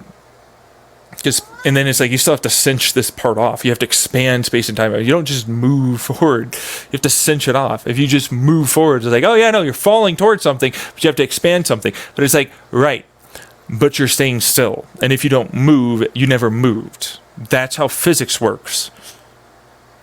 That's how that works. So you still have to make the spaceship inside the drive push itself. Otherwise, you don't get anywhere. You just continuously compress space and time in front of you and expand it behind you, but you never left or moved. You still have to move. Mine gets rid of the whole, I'm compressing space and time in front of me and I have to have all this exotic, get the heck out of here. No, I don't want anywhere, nothing in front of me that could ever become a black hole or fuck up and we're dead. That's out that side. That's going out the fucking rear. I don't care. I don't want it. No. Bye. No risk. Fuck you. No risk. Still, there's a lot of risk, actually. Just burning this stuff is going to probably be risky. So it's like, there's risk, but it's like, it's managed. It's managed risk. It's acceptable risk. Albuquerque is not acceptable risk. It's especially with the amount of like wormhole fuckery that might happen. Like if you try and create a wormhole with an Albuquerque, it's like, I'm going to try and expand space and time and all this other stuff and slip through it. And I'm like, right. What holds up in the wormhole? Are you? Okay, so do you have another ring or something? Is it already over there? What's it going on? You can't just have that be a thing. And like you can punch a hole through space and time for a while, but like that's an ultra dense compressed wormhole thing that you're then like having to hold open and it's just not feasible. It's not a good idea. But moving like this is real simple, works quite well. Let's just move on from that. And that's why it's like, that's my design. Because it's like, I would never trust that fucking wormhole. I'm sorry, I'm just not. Until like I get to a point where it's like, I got there, I have the thing, everything's good, all of that. Nah. Quantum tunnel too with the entangle. Like I can handle the quantum tunnel entangle thing. That totally works, by the way. But like still, it's a little clinchy. You know what I mean? It's like, let me create a bunch of fields as I basically tunnel you together over here, and you're going to pretend that you're not getting dissolved wherever the fuck you are if you try and do a Star Trek. But it's like, you technically never broke the information down, so you're always you. You just moved it. You just put yourself in a state of flux in a slight little error. It's going to be a little weird. Yeah, but I don't want to... I would rather not have to do that. I'm just letting you know. Because it's like, yeah, you're totally consciously, you're still connected, by the way, to the other parts. It's not like they're disconnected. They're still connected. There's still information being sent from the neurons and everything in between the other places, but still, No death either, unless you fuck it up real bad. So there's that part, but like that's later, you know what I mean? Like that's if you can get there, and then that's one of the reasons why it's like, yeah, I don't really like wormholes. Wormholes are very terrifying. You have to hold them open. There's a shit ton of energy you have to have and harvest, and like they're extraordinarily easy to break and like ultimately have actually destroy your ability. You know what I mean? Like to actually have like a wormhole or like even have like reality physics kind of stuff not kind of break a little bit. You know, like there's nothing wrong with like a wormhole. You do it right, like it's not gonna be a big deal. But if a wormhole ever gets fucked around with the correct way, and you put a wormhole inside of a wormhole and all this other shit, you get fucked pretty bad.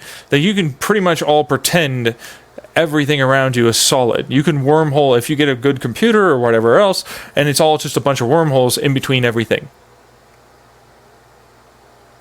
Empty, but not. It's actually hyper massive density that we're talking about, but nothing ever feels or knows it is. It all seems like it's a thing, but it's not. And it's like, that's just one type of problem with wormholes. Because there are others that really break this shit. Because like you fuck it anyway. Like literally, I mean this. You fuck it up in any way, it's gone. It's dead. It never happened. All of it collapses and boom.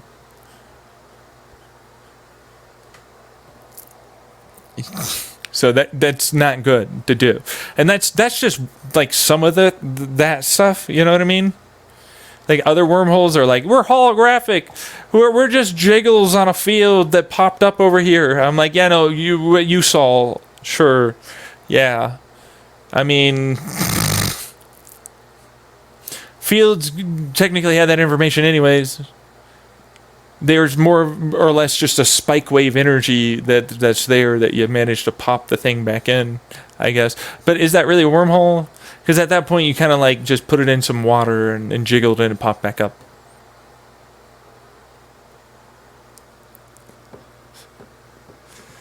You know what I mean? Not saying that it's not like totally impressive. It's just, I don't know if you call that a wormhole, but they call it a wormhole. And I'm like, but that's not what a wormhole is. So anyways, and mine is technically a wormhole because I am going through a quantum tunnel hole. The electron or whatever it is that is moving, you know, is still moving through what is essentially another dimension. It's a dimension, technically. It's a field dimension. It's more or less that. It's a bunch of field dimensional bullshit. Because, like, the moment it goes into that, it's like, I exist here for sure. You might not know. I'm not really technically even in existence anymore for you folks. But I still do exist. And, like, everything in all of that knows where I am, where it is, what it needs to go to. I jiggled this the right way. Oh, it turns out, yeah, you weren't there. Well, you can be there, though. Boom. Now you're there. Which, at that point, it makes a hole. And so a hole in and a hole out, kind of more or less destabilizing. But it's like it's a vacuum quasi whatever particle, I guess, or something they theorized. They didn't know. So it's like, you know, like, how do we test that? It doesn't exist for a while. And it's traveling faster than we are in terms of time and space conceptually for light and speed. So it's faster than the speed of light. You have to remember that. It's faster than the speed of light. It's faster to us. It gets there before it moved into the tunnel event. That's how that works. And so it's like, what the fuck? And I'm like, yeah, that's how that works. And it's like, that's why it's like P versus MP is easy to solve with a thing like that. It's like it happened right before the end of the universe. Just brute force calculations. That's how easy that is. It's like once you got one of these, it's like, yeah, P is solved. Ugh.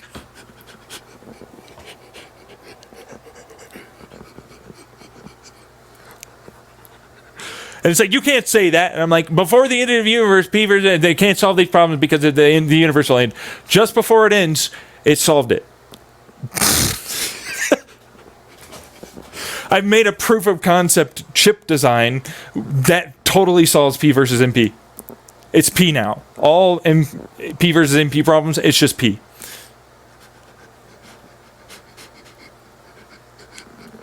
It's like, die 9, fuck you, no.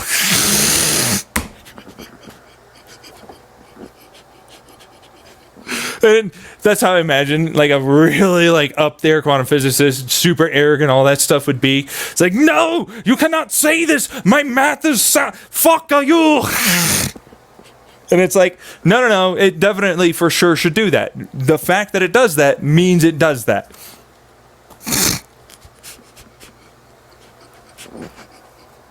So it's proven with the concept of something that I created, no matter what, P is always P. It's all P.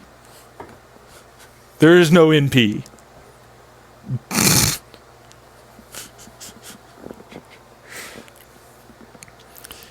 You just make one of them. And then, by the way, talking about the length of a universe and the amount of times like life could possibly spring up, it's solved. P is P. It's just somewhere else. Redo it or someone else.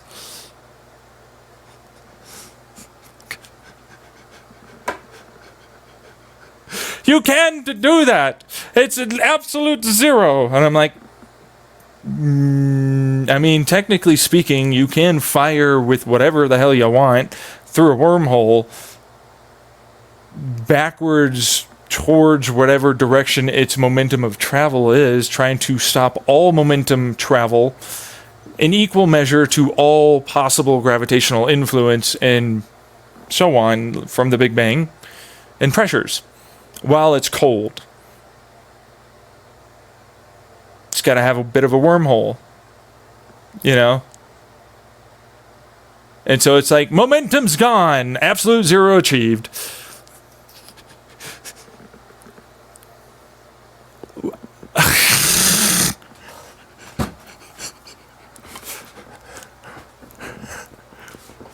We need a wormhole, sure.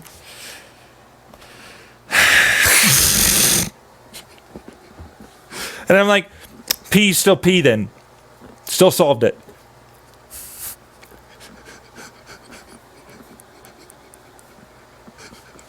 And that's why I'm like, are you sure you guys like know what you're like this? How is it you didn't see that? Not to mention, there's nothing saying that those mathematical equations are based upon observational evidence that is in any way indicative of them being correctly done. For fluid dynamic equations, quantum standard model theories. In fact, there's indirect models that I brought up in my last stream.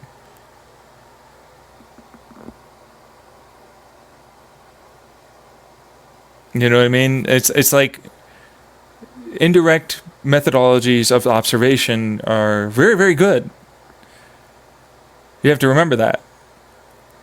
You need predictive analysis and you set up the right, you know, I even have like a science experiment that is literally to do this if you don't know. It's a tube with a bunch of charge fields and lasers and basically another tube around it that has interactions with the electron orbitals and the nucleus therein. So it's like, imagine, if you will, a tube. Around the edges, we're going to make rails for the electron orbitals of lasers for them to slot into. Now, those electrons aren't going to stay there. They're uncertain where they are, is what they say. But it's like, those lasers can mean that we upped and downed and up and down and up and down and up and down. And then it's like that creates an oscillation of a field. And if we put in the right field interactions, magnetic, charge, both, around that then we know with the distances involved, as it travels through, as it's fired through, as it's moved through, it creates an obvious, hey, that's a pressure wave in front, and it like destabilizes the thing that's in front of it. Okay?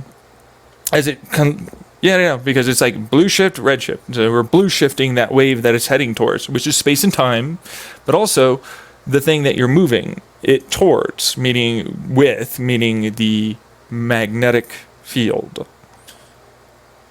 Okay, and then that laser is to coherent its directionality of travel. I was trying to figure out how to make a really good linear particle accelerator. And then I was like, yeah, I could still do this with a tube that's circular or anything, really. There's nothing saying I can't just put them on a rail. Why wouldn't I be able to? You know what I mean? And so it's like, all right. So I'm basically creating what is essentially a couple of lasers. Essentially, it's literally a circular laser that has a coherented fashion of rails for the orbitals. But it's like, I don't want just what you think. I don't want a full circular. It's a circle dot matrix. And then it's like the center one for the nucleus is just that. But it's like that laser is going to push it. And it's like, no. We're looking to balance it between two lasers and move it with the electromagnetic field that is there. And the charge field that we're going to use on the other side of those lasers for the orbitals is now going to be able to drop down an electron, and as it pops back up, it wants to pop in a very particular way. It creates a photon, sure, whatever, but not really. Remember, we're squeezing the distance, the Schwarzschild limit, but it's like, shouldn't do that. And it's like, what are you getting out of that? How did you do that? And it's like, it's all about a charge field yank.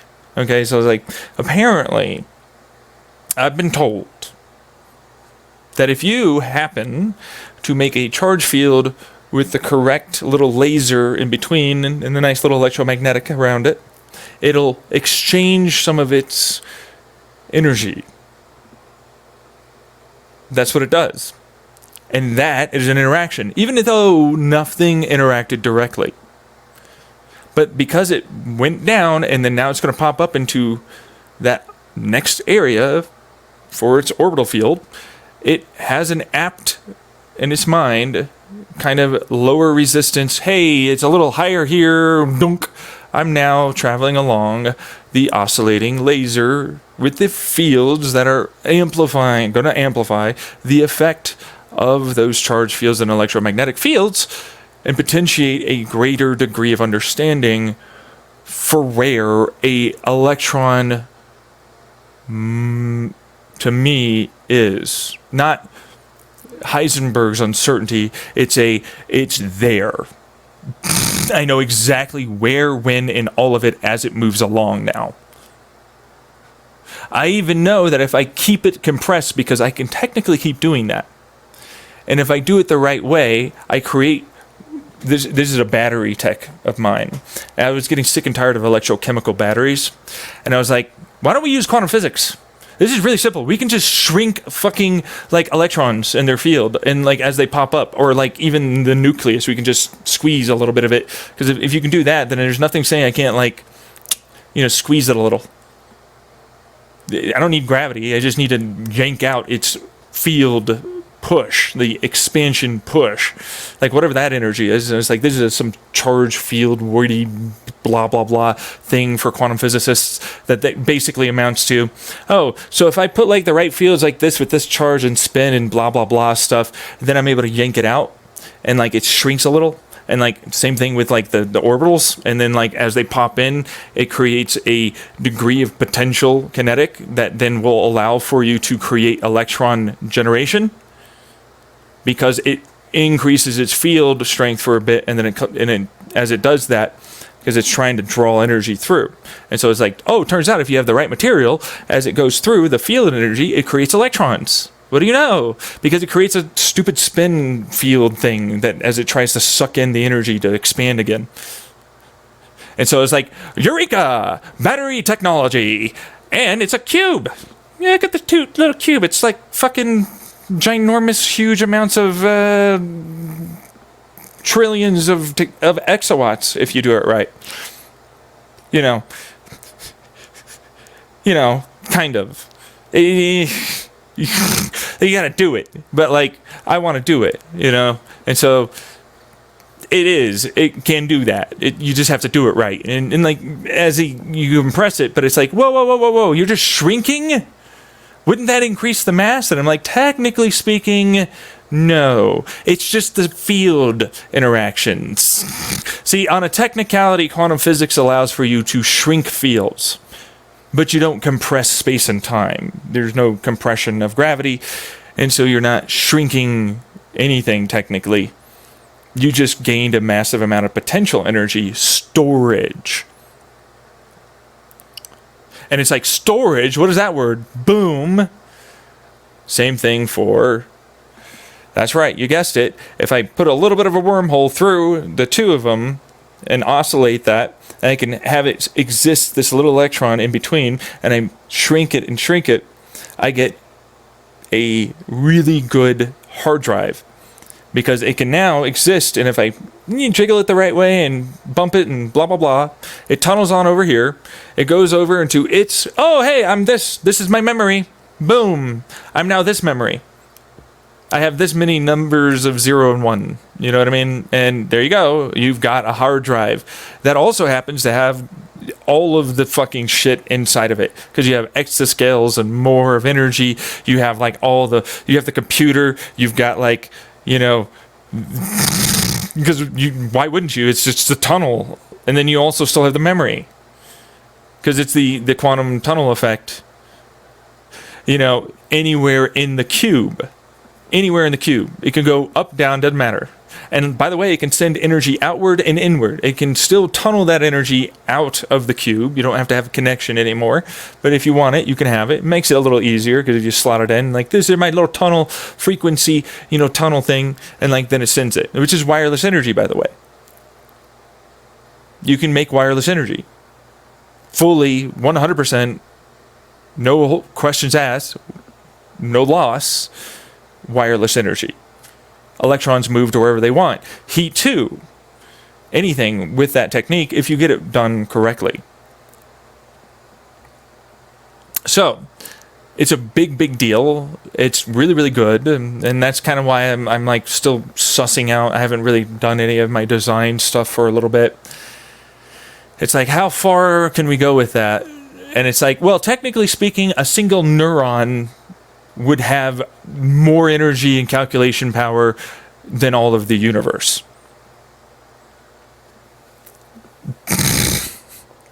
And it's like, if you put it into all of your body, you could do whatever you want. And it's like, but you have to charge up or whatever. I'm like, there's a lot of apparently quantum field drainage that you can do. There's like, bullshit with like, the fact that you're moving on a fucking planet and spinning around the sun, around a giant, you know what I mean? Like that you could absorb.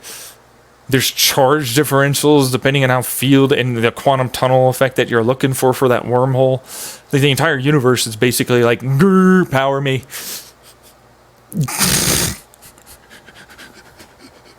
It's like, what? Wow. It's like, exactly. There you go. So it's like, woo, we could go for it. Woo. We just fly around in space doing God shit, like that kind of thing.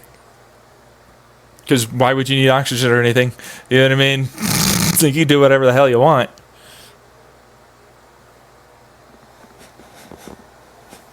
That's why I'm like,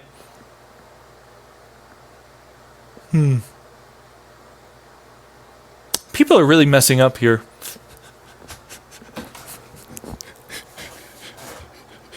They're squabbling about like bullshit. We could have like god powers and surf space waves and stuff.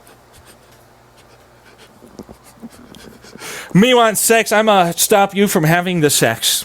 Again with this bullshit. Can I just get my god powers?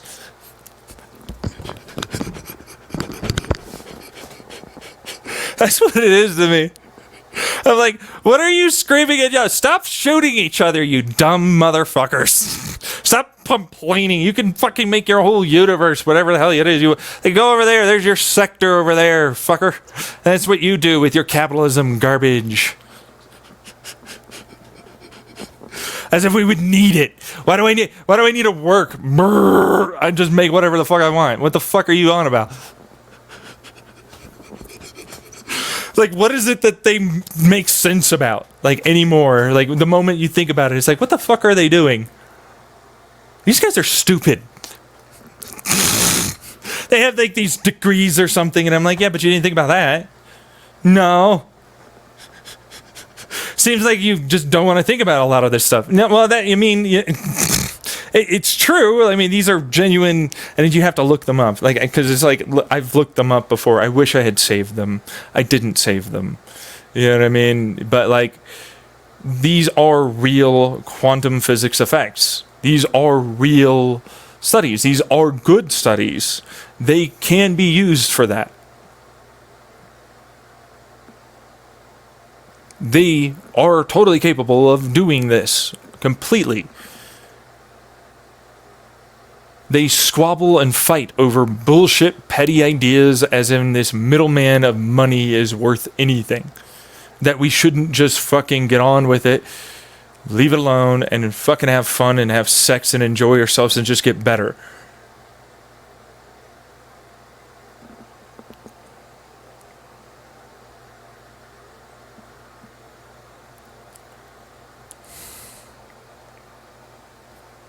And that's all that is to me.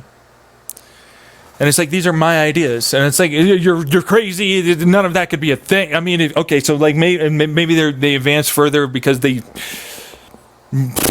there's still time travel possibility there. God damn it. It's too illogical for me to continue believing my bullshit. Maybe I'll actually trust the guy and what he says. And so, like, that's where I'm at, you know? So, and plus quasi-particle fusion, by the way, I mean, quasi-particles, really, just in general, are always going to be around. And the universe lasts for a long time. You just don't want to fucking kill the universe by starving it. It'll grow itself back, you know what I mean? All right, so there's the plasma, thing.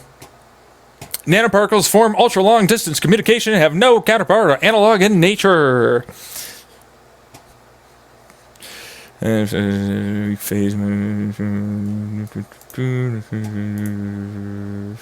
photonic lattice with properties never before seen in nature. Solid materials are equally spaced apart, so have to interact effectively. Cool. Grain structure down to the nano level. Stacking the lattices and nanoparticle interactions across unprecedented large. So it's a really, really fast sonic, like, shockwave through the material. Is that what it is on a quantum level?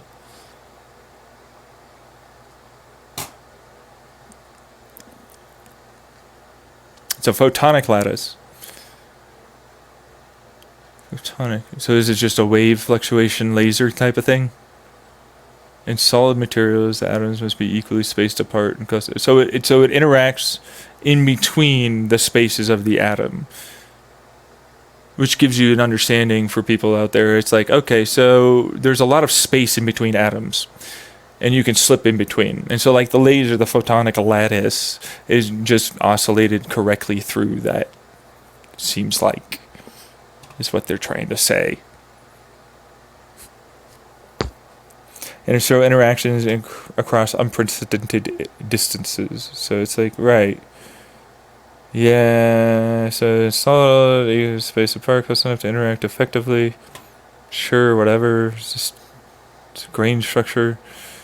New architectures based on stacked lattices. They show interactions. So let's just look at this and what they're trying to say they're doing. Because, like, I'm trying to understand. To interact with each other, the vertical separation from particles is 1,000 times distance of particle to particle space in the horizontal plane. So just interact with each other. Well, yeah. Oh, so they're just transferring it with the photonic thing?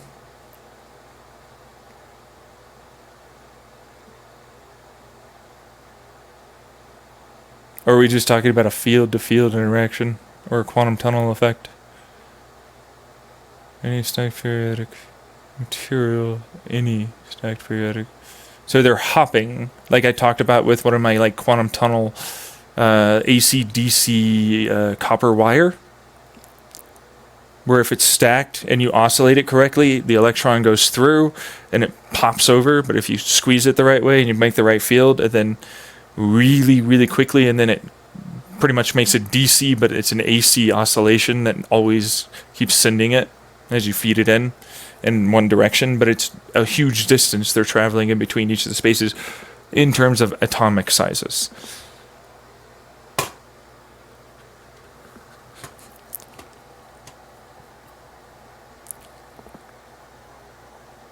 So this just basically confirms my theory that that would work if it is what I'm thinking what it is.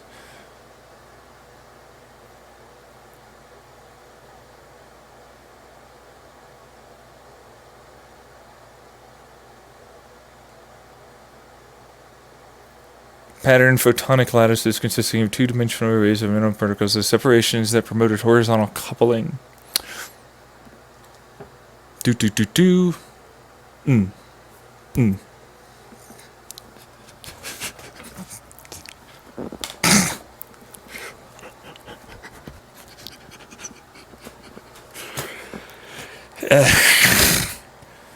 Alright, so resulting in single layer optical materials. Oh, so they're making a nano hybrid metamaterial, is what they're trying to say, that uses the type of wavelength to its advantage to get it to work.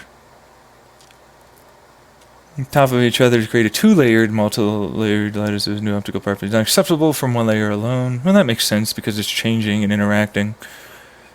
Like a lens or a filter, you know. Interact over long distances by placing organic dye molecules. Interact. So the word interact is not direct interact. It's the photons, the wavelengths going through optically can still interact. But because it's creating a resonance frequency, most likely in between the two, the electromagnetic creates a bit of a pressure, and then they interact, like physically, or what else? Like it creates a movement of the material, or are we seeing like just the change of the frequency of the light? Around like one stack structure, they'd be optically could change the patterns that interact with the light depending on the twisting of the stack material. It could function as a nano laser with emission at different angles. That's dope as fuck. We definitely need that. Fuck yeah, Odom. Fuck yeah. All right. I'm fucking. This is so Odom's chair of Northern Chemistry and John, all those guys and gals, all of them. This would be super good for us if we could potentiate what it is, the amplitude effect, meaning how strong the laser is, how tight the laser is, and so on, for extraordinarily good, nanorobotics, sure, whatever, but not to me, transistors. I'm talking transistors in building up in a three-dimensional transistor way, because then we can layer it multiple ways, top and bottom, and then move that out and kind of get it right to stick underneath and make a couple of versions of that. It's stacking with some 3D printing little areas, or like just build up, like layer it, and then we got a 3D stack chip. It's like, I can etch the shit out of you as a nano-sized area. You think I can't etch you? Watch me laser etch with my cool lattice nano-sized particle. I mean, look at this wafer. You think you're all that? Look away. Actually, it's a really clean room. You shouldn't even be in here.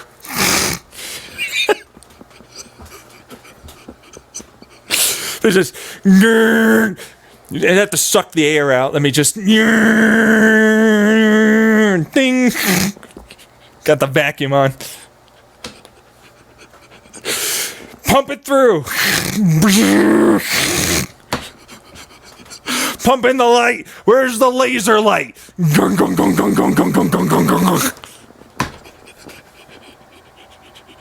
we're exciting the molecules excite the photon release by amplifying the amount of photons and coherenting the photons with the way it's placed in the lattice it is, like a filter, if you will, and a maybe lens, if you will, by collapsing multiple laser light waves and amplifying the photons because they're electrically excited, which means they want to release the photons in those areas. And so as they go off with the photon, going through, it'll release more photons. And so then the photons are released with more and more coherented and blah, blah, blah. You get the picture. Boom. Look at my transistors.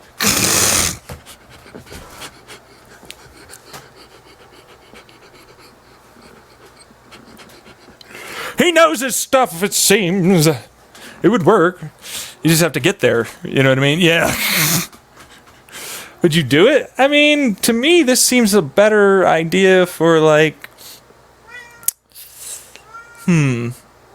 long-range communication devices, like radio waves. If you can stack them the correct way in a multitude of distances away, you can start focusing them towards a singular interaction point that's more potentiated because you can collapse the waves. Or, if not collapsing the waves, you can then just coherent them to get really, really close and not interact, which radio waves would be great. Then we'd have a radio wave telescope that's much smaller and far more accurate, which could go up into space, and then we have that, terrible, is it 13.8 or is it 14.5 or is it 14.8 billion years that we're around, which is like how much does light get interacted with and accelerated, gravitationally bent to a shorter, distance between black holes, and then not to mention there's the fucking quantum shit that's there that can filter it, pop out, tunnel, convert, give it like a resistance, shift it, red, blue, at different varying depths there. Do we have another angle somewhere far away so we have two eyes and can see the depth? Do we have that yet? Do we have the eyes yet? No, we don't. Well, darn.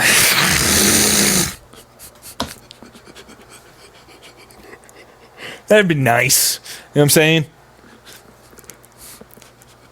But it's like radio waves as they come in. It's like, woo! Look at my radio wave eye! I don't need to reflect nothing. I just got a big old lens array that I allow to float a little bit ahead of me with this big old... I missed that thing, by the way. They were going to do like a satellite thing that had like this star, kind of shape pattern, so that way the shadow was always going to go forward and it didn't, lens towards the center. And so it kind of stayed forward, and then it was like, right. Whatever happened to that? And it was like, nah, I guess we scrapped it. And I'm like, well, what's to say we don't make one of these nanocrystals? I mean, it's just nano fucking lattice particle crystal things. A few of them. Yeah, like a couple layers and shit. They're gonna make a couple of those. There's like a little small micros. I mean, if fucking Elon can put fucking thousands of stupid ass... Actually, that's stupid. But the point is, it's like satellites in space. I'm like, what's the hell is the point of me not doing that? I can make a ring now. I can make a ring along the Lagrange point and multiple different layers and just absorb everything, which is like, there's the rainbow thing. But it's like, yeah, okay, sure. The rainbow guy, whatever, that fucking, project was purported to be in NASA. But I'm like, right. But now it's doable. And now it has solid instead of we just, we left it there, hopefully. And it's like, no. We didn't just leave it there. No. It's now there. It's connected for sure. It's not going to be anywhere else. You get it? Because it's like, for sure, connected on. Sure, jiggles, but they ain't that much jiggling around in space, We have radiative cooling. In fact, we don't really mind if it's fucking warm, do we? Like that much? We can get the whole spectrum probably with that, right? Yeah. We can really make that sucker big, too. Yeah. And it's like, yeah. And it's cheap. That'd be cheap as fuck to do, wouldn't it? Yeah, because you just need a bunch of micros. You know, like little smaller ones. You don't need like a big one. You'd use a bunch of small ones with depth. You know what I mean? And then you can still reflect off the side of the light to like other satellites, potentiating your overall gain of light. Why wouldn't we do that? Trying to interact with light, change how the patterns interact with light. Well, you know, that's a twist angle. To me, it's like, so I have this spyglass. When I spin it, it gives me cool, pretty shapes. Look at my slots as the light passes through and it cools. You know, yeah, because it's like, it's cool light, man. It's cool. It's cools. Yeah, I was going to say something else, but it's like you're moving on. Because it's like, whatever. Do you want reflecting material? And I'm like, for me, it's more of an amplification effect. Truthfully, would be a better idea. Because like, if I can excite it with a little bit of electrons and amplify whatever might be getting in terms of the electromagnetic waves that are hitting it, and I'm coherenting it, you know what I mean, as it goes through multiple layers. And as distance happens, because the longer the distance, the better that works. And so, like, as multiples can reflect or try and do something, it's like you can get eventually to radio waves. You know, it all depends on those wavelengths and how they get interacted. Meaning, it happened to do the thing where it bent it. Which typically is like, we need ginormous amounts of ceramic and concrete and rebar. And I'm like, what's the wavelength? Like, you know, in terms of like, I know it's like this mile or whatever the fuck, which there's nothing saying that we're not like interacting correctly with even longer wavelengths. So whatever. But like, you know, we just don't know that they're there because we don't interact. But anyways, if it's this relatively straight in this amount of distance, whatever angle it is, then it should still have an angle of incidence of interaction. And it's like, skip. You know boundary layers? You know this thing called like super laminar flow or super whatever flow or whatever the fuck it's called. It's one of those tabs, by the way. But basically, it's like, that's kind of what that would be. You would get like the initial interaction and it's slightly divoted it, but you know that like it's going to travel along that way. And it's like right there, that's the place you got to put that. That's the next place. That's the next place. That's the next place. That's the next place. That's the next place. Boom. You have a curve and you have a lens. For much larger, less weakly interacting is your idea, but it's not. You're just not interacting with it correctly because you're not doing it right.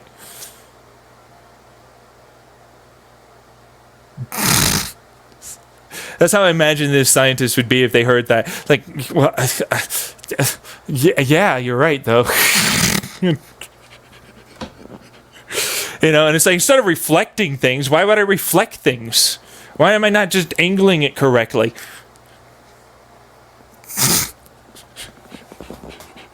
That's what it seems like to me, you know? Because, like, that's easy enough to do. Why don't we do it? And it's like, I'm pretty sure they do it already. Like, honestly speaking, I'm almost positive they do something like that. I just don't remember where I've seen that, and I certainly don't know all my shit. But it's like, then it also calls into, like, radio wave experiment, which they pretty much gave up on radio waves after they were like, we've got FM, and then we've got, like, this Wi-Fi, and then we've got, like, this light. You know what I mean? And they're like, we're not going to fucking think about radio. And then, what is this? Longer than radio waves? That's not possible. What about ones that are so short that they literally slip in between atoms with almost no energy at all? Little tiny, tiny suckers.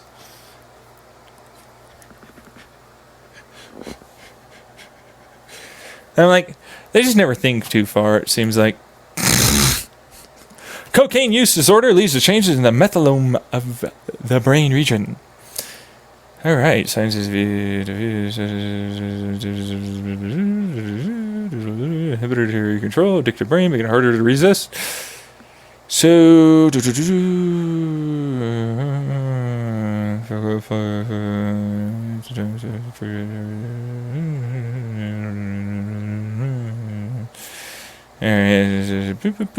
and forensic cortex, abdomen area 9. And for self-awareness, inhibitory control, a degree of DNA methylation leads to dialing down to nearby genes, which means expression of activation of the neurons.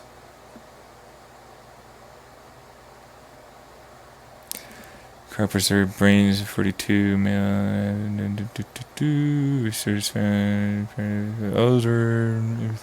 Okay. Evidence suggests these cells age faster with that substance use disorder. That makes sense. But is it like the same across the board with multiple different DNA with like ADHD? Right, because they give us amphetamines. Yeah, that's what the point I'm trying to make is it aging my neurons? Or like, does it do that? We see an anti-inflammatory, but is it the same?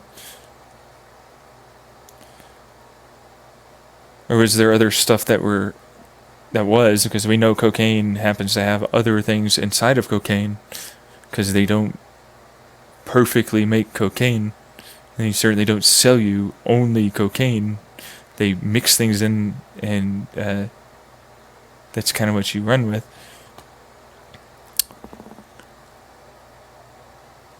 Getting listening to chronic age, depending on diet, lifestyle exposures, these harmful environmental factors can be greater or less depending. But you don't have all that information. You didn't break it down to statistical, data. But like overall, it would appear as though they're older. Okay. Huh. Wouldn't that be damaged though by like the ice crystals in the neurons? What do they use? Telomere length for age?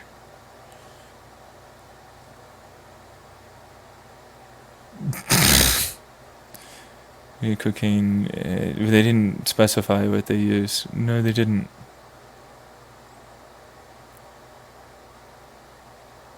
Yeah, so they looked at quite a few sites. Hemangima. Brain pH, depresses 17 genomic method donors without could. Less donors without could. Is that across the board? Did you test for various brain disorders? What about the ones that had less? Wouldn't you want to know? Less overall methylation. It's not any case that they're all the same amount of methylation. There would be less and there would be more, and some would have almost nothing outside of what a normal person would have experienced, and some would have really significant amounts.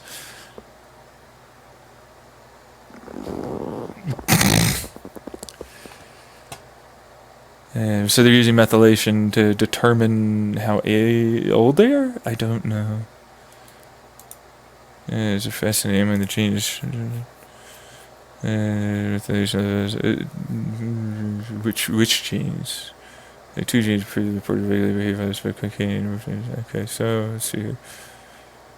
Surprising especially from genes regulate activity neurons are detected in DNA. There's several transcription factors in protein and DNA binding domains. Flies the direct effects of the DNA methylation says on gene expression.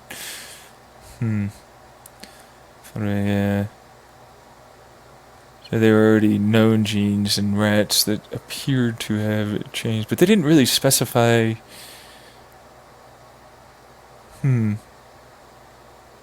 Strongest change in DNA method, 2 genes. Those 2 genes previously reported. So like those genes were the strongest genes.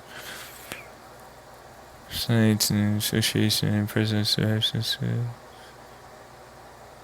Life of each donor corrected for the differences of donor's age, time since death, brain pH, further disease. Do you know of every single brain? Did you make sure that they were always at the same cold and humidity and all the rest of it? Because it's like subtle changes like that could greatly impact. I mean, that's what barreling a spirit does. Like over time, as heat and cold, I think even small subtle changes to something like that, even a slight accident could be a real difference.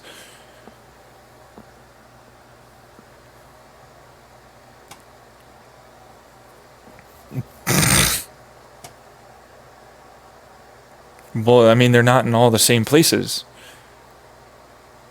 How would you know?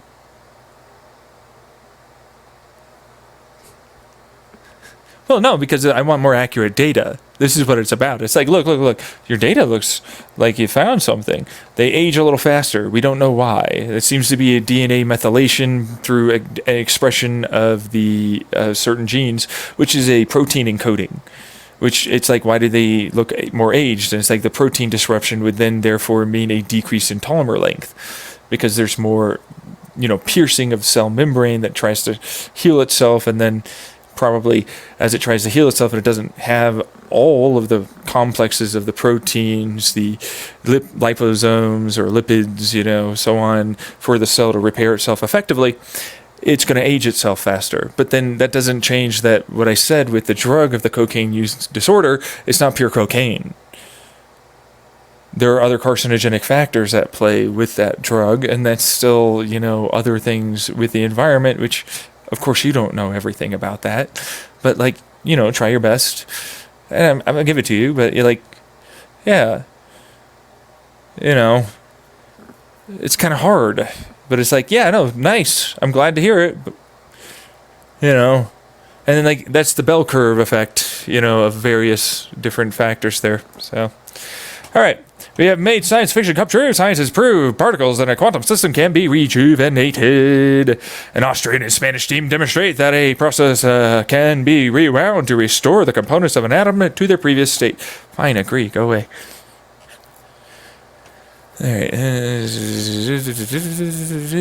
so managing your 2700 data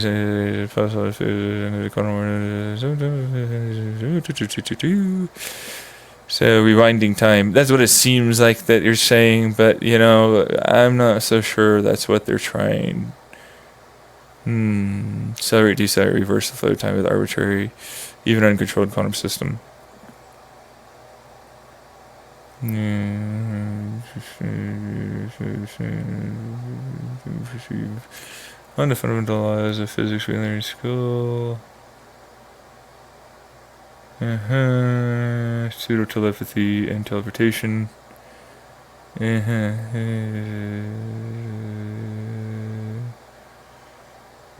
theater protected.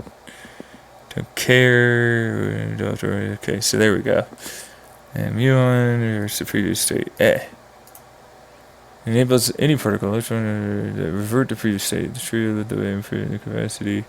They're experimenting using a photon that evolves when it passes through a crystal. So it's converted. It's put through a little tiny quantum fucking field conversion machine, and it gets put into an electron from a photon. Or what is it? So it's proving that this capacity theory experimenting a photon evolves when it passes. So it gets converted. It's converted. That's what that is. They're putting energy into to convert it, which basically proves my gray hole theory. They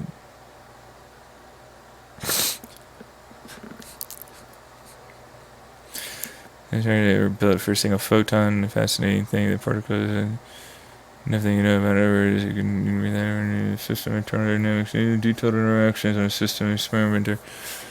Einstein's theory, blah blah blah blah blah blah blah blah blah blah blah blah blah blah blah blah blah blah.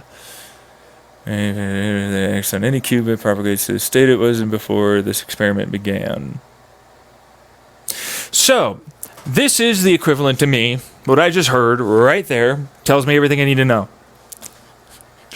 Back in the 1800s, I have this water in a jar, and I sealed it to this other jar that doesn't have any air or water in it.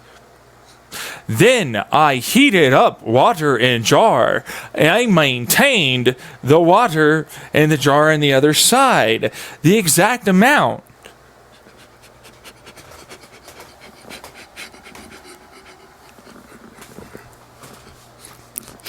That's what I just heard here. I'm like, we have the ability to fucking put energy into the system and convert this particle or atom into another thing, and then put it back into what it was originally. And I'm sure there's some energy losses involved. Oh yeah. You're literally proving you can't get something from nothing. Just in a quantum arena. I reversed the time! The time has been reversed!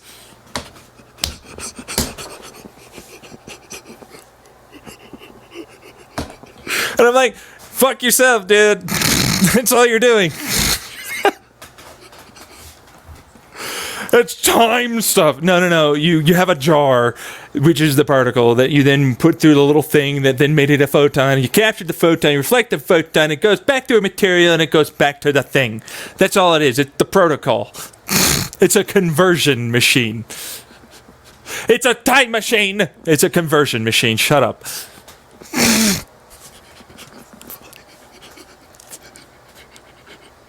It doesn't make sense.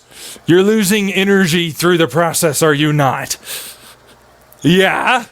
What do you know? It's a conversion machine. Suck it up.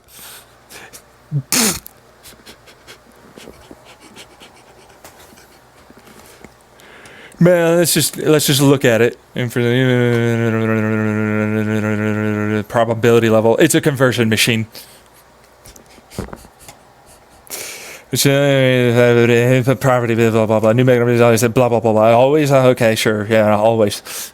Except for when the experimental device is completely visible. Oh, what? So it's in a fucking invisible quantum tunnel or qubit type of fucking superposition? And so it can't interact? Oh, wow, it looks like your conversion fuel doesn't fucking work with it very well.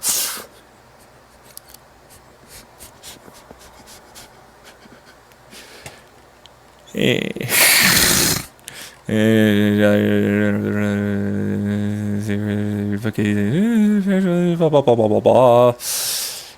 you could lock a person in a box with zero external influences, it would be theoretically possible. Nope, sure ain't. Why don't you just use my fucking quantum tunnel shit? I could do that. It's not that hard. My quantum tunnel fucking shit does that. I'll entangle a little fucking field array, which is like, it looks like there's a particle here. It's a vacuum quasi, maybe I'm a there thing. Here's an electron. Boom. Let me just tunnel it over, knock it over. Let me just put it back. Boom. Oh, what do you know? It's back.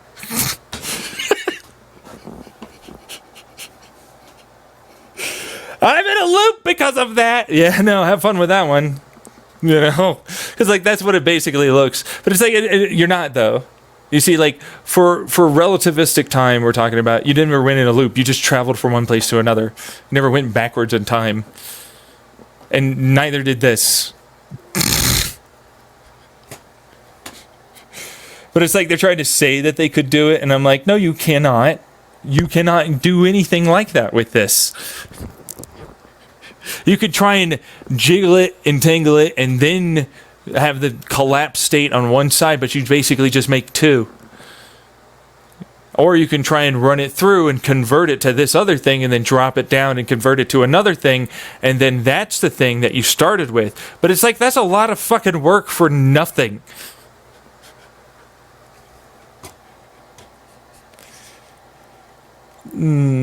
but it's not a time machine. Time passes regardless. Thank you. Hey, at least they said that. I was gonna get real cross real fast. Yeah,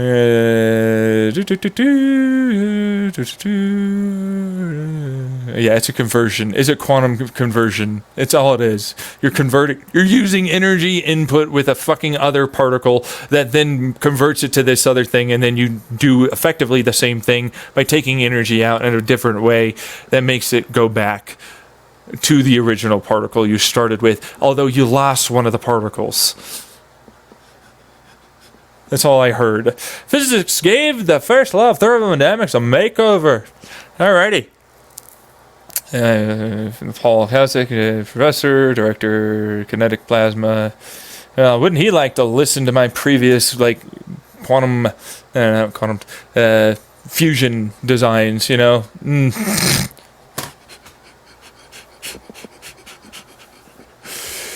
Kinetic research to superheated plasma. The findings. Okay, first hated nor destroyed. No, because it's quasi-particle stuff. Yeah. Yeah, no. Oh, yeah, no, you created it from nothing. It's the potential. The potential of a bunch of shit that makes it a thing. That's quantum thermodynamics. You get out of here. You shush. You listen to the whole thing at my last podcast, and then you talk. I mean, my stream.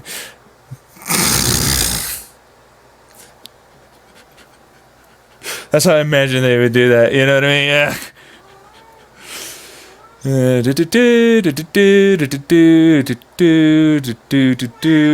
Alright. Yeah, no, I am talking about the first law of thermodynamics. They basically just proved it. Oh, what do you know? We have a system here that proved the first law of thermodynamics. My quantum thermodynamics fucking equations work. What? What? What?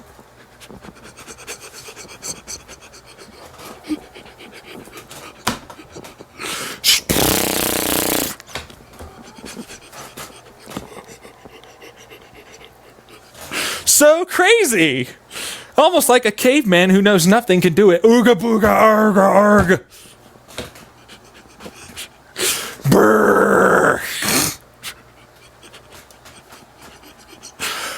Which to me, I'm not even gonna lie, it's like gong gong gong. Me napstone better than you.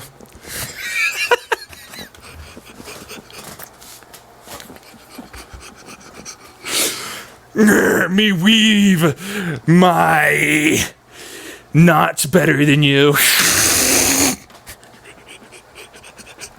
Me puzzle piece contraption better than you.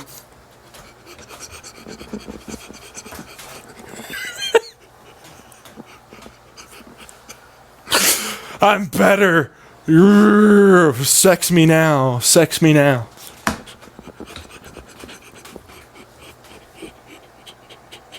That's what it seems like. I got really good at napping stones and fucking bending twisty things. Yeah. Really small levels and all that shit. Here's some light. My fire, I learned how to bend it. Yeah.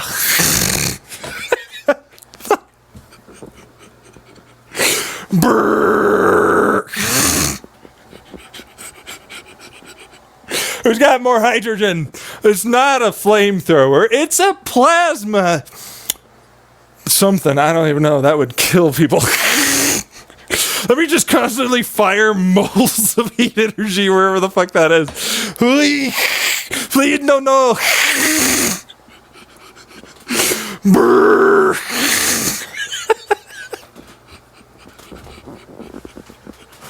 I just felt like heating up your atmosphere to untenable, and in every way you're gonna die levels. Ah! Brrr! No.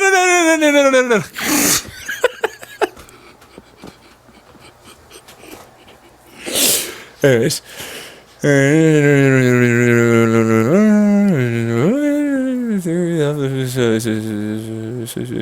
Being in equilibrium, it works So it's close or far from equilibrium. Okay, wait. They're talking about entropy and equilibrium, huh? And chaos. Okay, wait a second. You got me interested, actually. Who's the heat of a balloon? The first one that you always lose because it always goes away and it doesn't stay. You describe anything, refrigerator, blah blah blah. Well, you know, and it mixes and eventually gets there. So it's going to be properly defined. Oh, this again. Yes, Kitty, I know. I know you're over there. Furby. Okay. Yeah, this again. We can't properly define heat. Momentum is not kinetic energy whatsoever. There's no way that is. We refuse in our quantum calculations to ever say that momentum could be kinetic fucking heat potential. But no, can't get to absolute zero. Sure, what the fuck is that? What are these equations? What is that? But no, that's actually true. They do that. You should look that up. And define in equilibrium. In valid states of temperature be properly defined in a state as equilibrium. No, that's just because you don't have fluid dynamic and you can't constantly fucking monitor multiple sections in a dimensional, spacious aspect. Meaning you don't have multiple probes throughout the entire balloon. Down to like very, very small little areas and you can watch the thermal rise and the moving of the electrical charge densities. Differences too in electromagnetic currents that are definitely going to occur on these small little atomic sizes. As heat gets moved and quarks get moved and all the rest of it jiggle. And then, I'm a jiggling gas. What? I don't produce an electric static charge. I certainly don't always have that going on. There's no light hitting me to do that. There's no, like, movement doing that. There's no heat at all.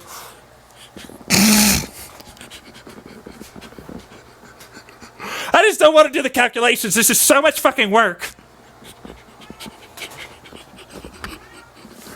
Sure, it's not equilibrium. Yeah.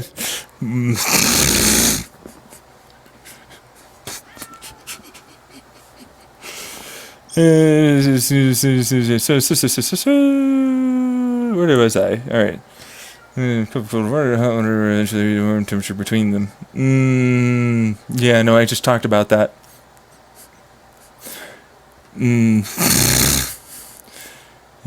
Water is out of equilibrium. Yes, because it still drains its water temperature out in the form of electromagnetic radiation and steam and more.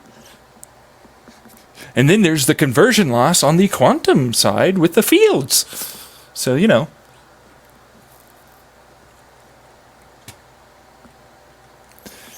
So, yeah, let's see here. There's not an equilibrium. I don't. So just use fluid dynamic theories. What are you doing?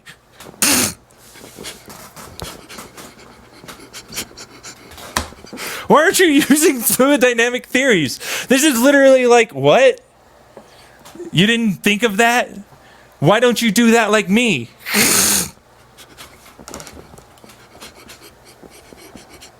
It's pretty simple stuff. It's like, there's not P versus NP. You know, earlier in the stream I already said that P is P. Pretty good, like, case on how to fucking absolutely destroy that. Yeah. Hey!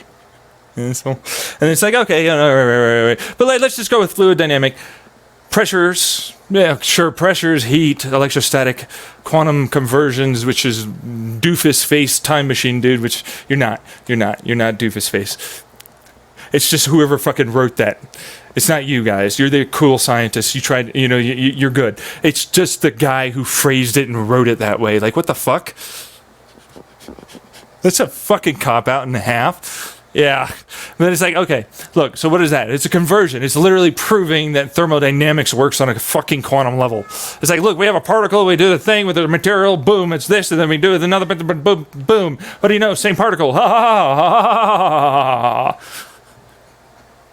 thermodynamic law in the quantum realm has been achieved. The very experiment means it's really only still true.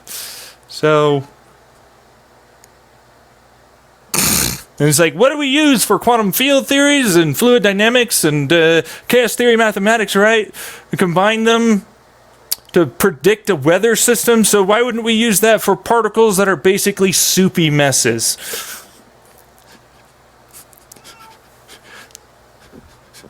In the thermodynamic area, you know?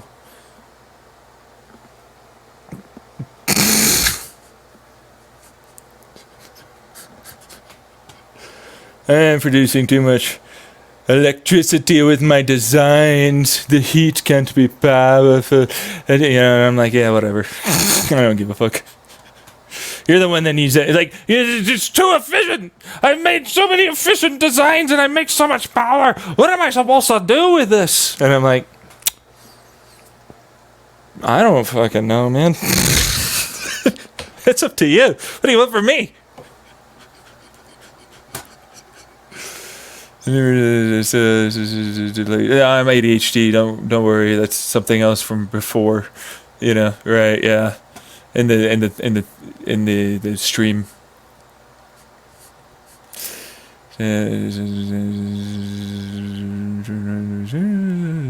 So what are we talking about? Are we talking about heat and like a solid? Because it still works in a quantum way for the thermodynamic properties of a fluid. Yeah, it should, more or less. It's just you make it a lot more stiff as a fluid. That's the density, viscosity. You know, that kind of thing. You use your chaos theory mathematics. Bingo bongo, you have your standard model, probability factor, conversion factor, boom, bang, done. Easy. Get a couple of neural networks and you're able to calculate the vast majority of it, I would imagine.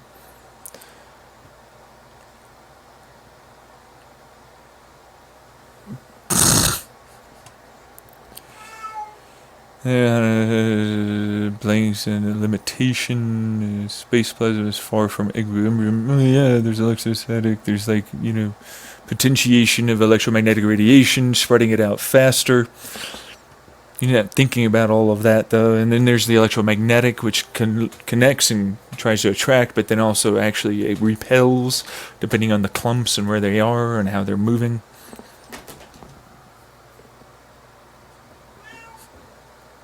You know, squeeze, push, pull, that kind of stuff with the electromagnetic, and then charge differences as electrons get shared or added in as heat changes from, you know, electromagnetic radiation to electrons, you know. That conversion breaks down heat, by the way. That's a thing. Like, it converts a heat because it's like, oh, I was going to, but like, I have a lot of like electromagnetic radiation pushing on me. Dunk. Here's an electron. It's like we've seen it before.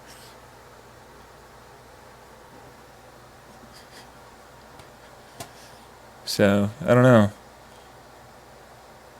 Seems like you're just not accounting for much on your equations and your variables there.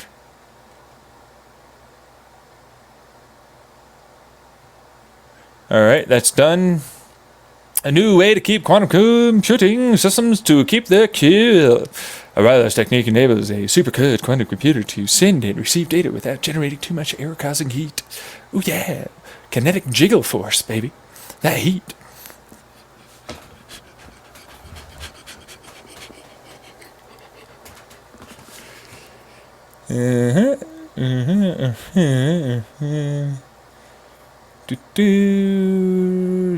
MT, wireless communication, enables quantum computers and receive data, electronics, etc. using high-speed terahertz waves.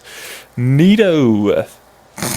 It's a coherented chip laser, effectively, that uses certain terahertz wave frequencies.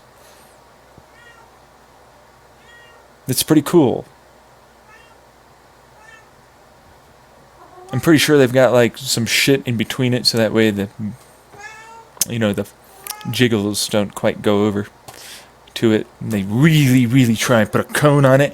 And we always stays right where it's at. We're going to put a tube there. Fuck that. Fuck any fucking jiggles getting outside of this area. No jiggles. Well, it's not really wireless anymore, is it? It's very not wireless, no. It's a ginormous multiple vacuum tube.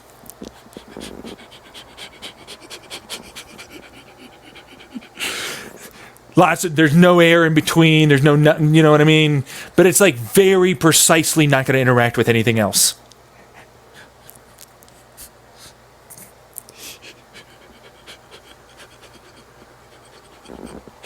We put a ginormous amount of shit in between the computer and that little thing that we then stick to wherever we receive it.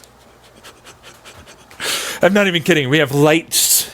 It's like we're converting the signal into light, and then we're like, no, stay away. Stay away, jiggles.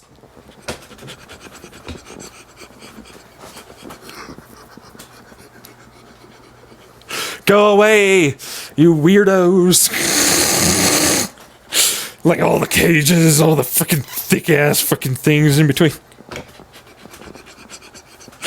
Dunk, dunk, dunk, dunk, dunk layers. Hey, little tiny chip.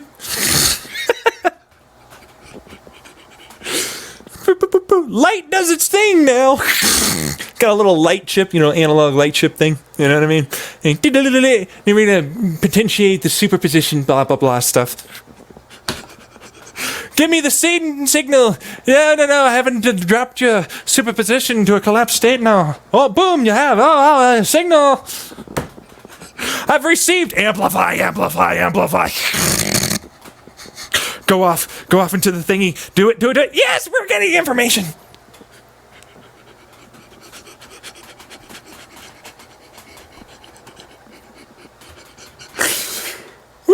I'm sure they're probably like that. They're probably like me, right? Yeah. Because that's exactly what I would do. Literally. But I'm like, I have a fucking superposition that only needs to exist in like the tiniest amount of time. Just boom. Quantum tunnel. Dong. Oh, collapsed. Woo, I'm this now. There's a transistor. Hey, go send that electron off somewhere else. Okay, I'll do it again. I'll just amplify it with more electrons, that kind of thing. We're going to do that little puffy, bullshit for the electrons, orbital clouds and the fucking atom thing. Boom. Superposition. Boom. Quantum tunnel. Just going to jiggle that the right way with some fields, which is like, what do you mean fields? It's like charge fields or electromagnetic fields? I mean, it's kind of a lot of rough on that one. The rough way to put it is charge and electromagnetic with a very, very decent kind of oscillative effect of the actual physical material.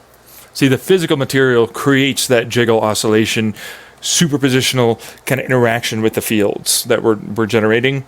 And then that means for a little bit, this little area thinks it's that electron. It's like, is it?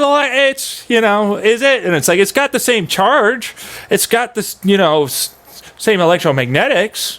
And it's moving just like me.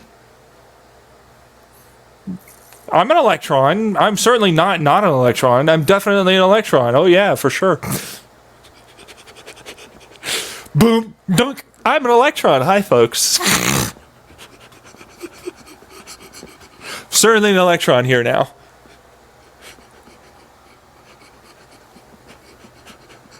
And it's like, that's how that works. But it's like, you have to really move that little tiny bitty material. But it's like, how do you do that? And it's like, it's just it's a process. Yeah, it's like sending, the electricity through it the correct way. Which, of course, creates outward bound, inward bound, outward bound, inward bound, and then that moves it in its own right. And if you do it at the right resonant frequency, you really can hone into a really tiny little field kind of area. This is a big old ball that's like, yeah, I'm definitely could be an electron here. You know what I mean? And it's like, dunk. what do you know? And if you set it up right with the right wave frequency, resonant frequency kind of thing, as it pops in, that's the way it collapses. That's the way it's going to interact. And there's your transistor, if then, exclusives, so on, so on. You know. So like that's how I do that with my tunnel effect, quantum tunnel superposition transistor, which is also a field effect if you don't know. Yeah, because it's like, oh, let me just send. I got the one thing. It's definitely measuring an electron. We got an electron. What do we do with the electron? Send it off that way with more electrons. So it's like it works, you know. It's just it's a concept design. I'm a concept design guy. I'm not really a quantum physicist. I don't have any degrees or any of that, but I am like aware that will work. So you know.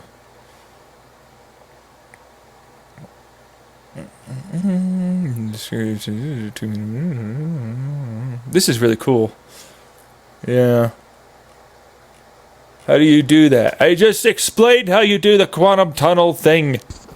Actually, I don't know about but I just explained how you do the rough, like, it's at that point, it's almost like a synapse. There you go. Yeah.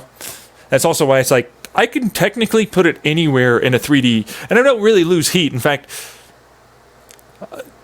I'm never gaining heat, really. I mean, it's really the resistance of the wire that kind of, like, makes any heat appear. So, like, you don't necessarily ever need it to not have heat. In fact, it's going to exist in a superposition for like a brief period of time.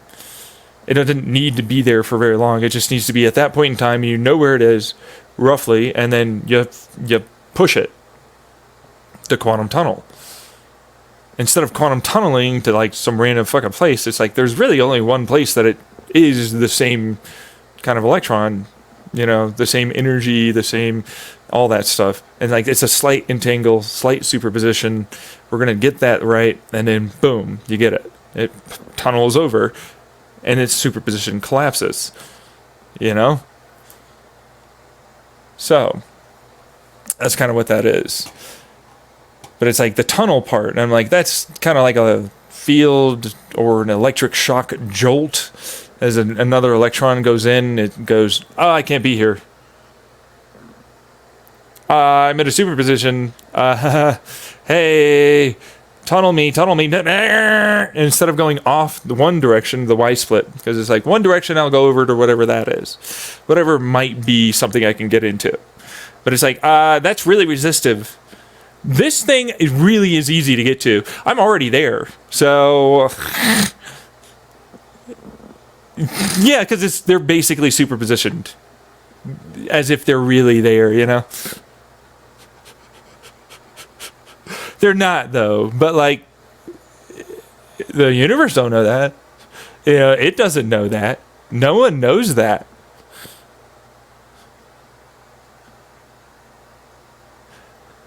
And so it hops among the idea here of fields. Okay, so a quantum tunnel is a different dimension. Where it goes into is like a different dimension kind of thing. Like we don't know really where it goes to, you know. But it's like technically a wormhole, and we define them classically as a wormhole. And so it's in a wormhole at that point, but in a dimensional wormhole.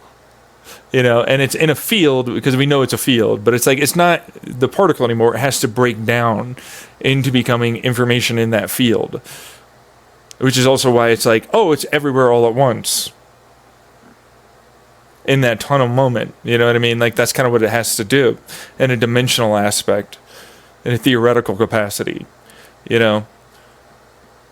And so it's like if it does that, that means it's really a fourth dimensional, you know, move, which really at that point then means it's like, oh, it's already knowing that it's right here. Like that's the only place it can go. It knows that.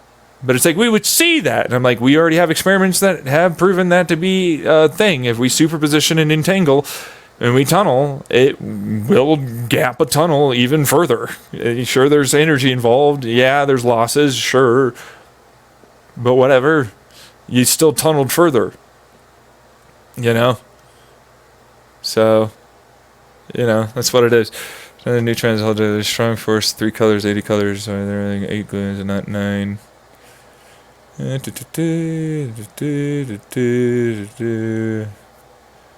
Huh? Yeah, no. That's what I feel like it would be. Yeah.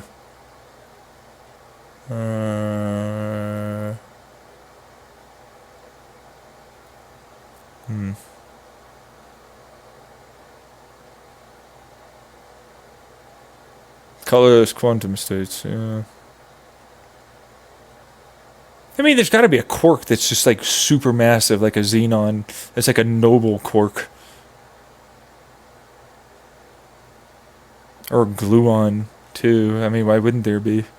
We don't even know what they're made out of. Like, theoretically, we think that they're made out of things, but, there's nothing saying that that's true.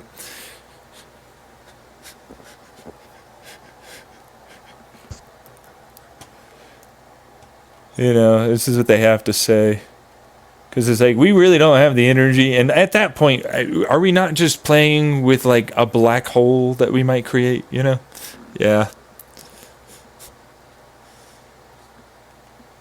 A lot of times, it depends. There's competing theories in the quantum physics realm on whether or not quarks or gluons gluons really, and so on, all that has constituent makeups to themselves, and bosons too. Yeah. So. And again, you have to remember, we're never measuring them the right way. There's no indirect measurements. And then, like, even on that end, it's like, so we now understand their spin. We know there has to be fields. And those spins have to interact with the fields. And those potential areas where they might be, like, all of it has to interact like that. And we have no clue what the hell that's doing, really. We kind of do, but it's one of those unfortunate, forgive you for not knowing kind of stuff. But then it's like, yeah, but...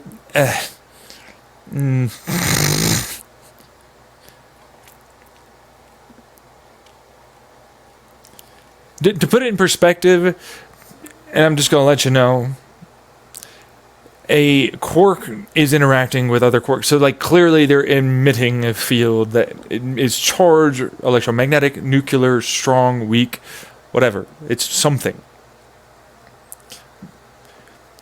We do kind of know. We do kind of have their theories. And then it's confinement. The small. These are, oh my God, so small. And you need so much energy to do anything with them. It sucks to do that. You know what I mean? And it's like really hyper dense stuff that makes it. And it's like, where I'm going with this though is, an atom is a literal definition of an amplification conversion of energy. It's like these fields, they interact like this, and then they pile together like a puzzle piece like this, and then you get hydrogen. It does this stuff. It interacts like this. You move it around like this, you do this stuff, and it makes that stuff do that stuff, and these things do these things. Oh. And like, it's literally a potentiation of quarks. A bunch of bound quarks together, the squeeze of the mass, and then the conversion of the fields and the interactions, and what do you know? You got atoms. They're potentiating and amplifying their effects. And there's nothing saying quarks are the end. Or gluons, or bosons, or any of it. Or even fields. Because fields are ephemeral. Jiggles of space and time, man. We're just making it work like this. It jiggled it like that. And so it worked like that, or this, or whatever else. And that's all that is. So what's space and time? And I'm like, what is the concept of space to you? Is it emptiness? Because it ain't empty. Is it the interactions between each other? It's like, well, Like, how big are those fields? How much do you have to, do they pop in? Is there vacuums? What's going on? Is there the literal definition of nothingness existing within that, which makes it so that way? Past the quantum foam?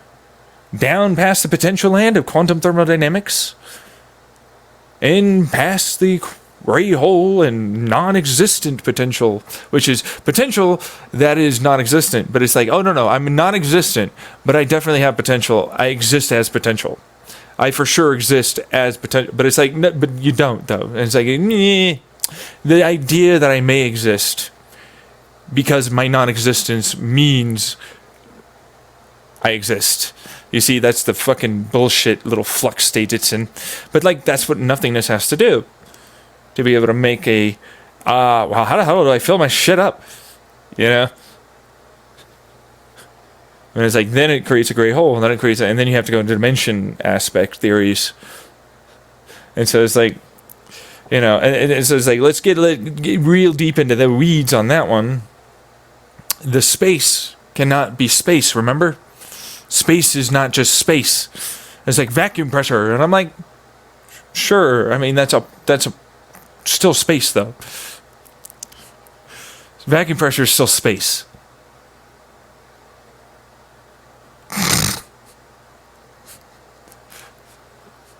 The absence of things, of those fields, has to exist. But the potential to make something be there has to exist too.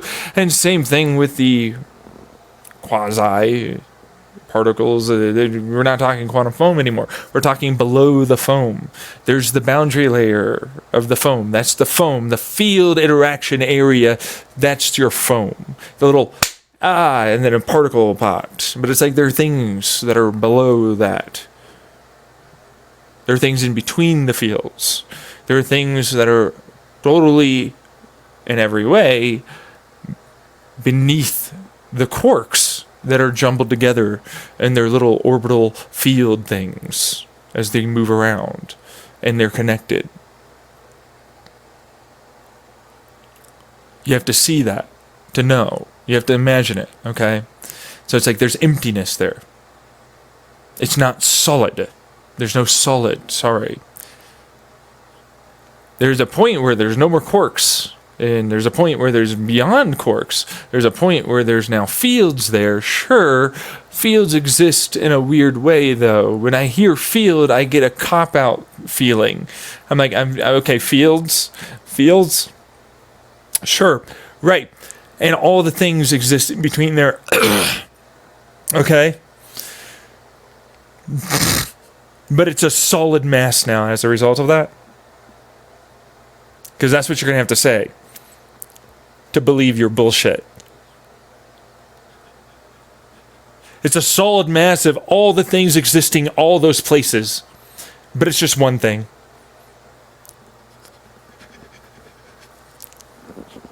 But it's like, is it though? How fucking deep how much do you break out, you know? And I'm like, so is it a field now? Ugh. Is it a field now? I'm just asking a question. Why are you walking away? It's not a field anymore, is it, at that point? It's a solid fucking thing. A bunch of particles somehow fused together. And what are those made out of? How deep does that go? Eventually there's going to be a nothing. Eventually fields no longer permeate. Eventually they no longer fill up all the, as they like in their math to say, possibilities.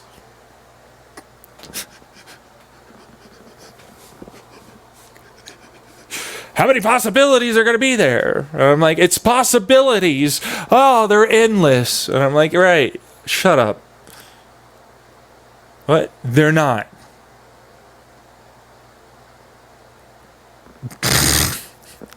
They're not. They never will be. Infinity is what you need to go down to, then. Which literally just goes, hey, quantum thermodynamics is theory with the zero infinity. Still works. It's still infinity. You just have to get to a zero infinity point. Still got it.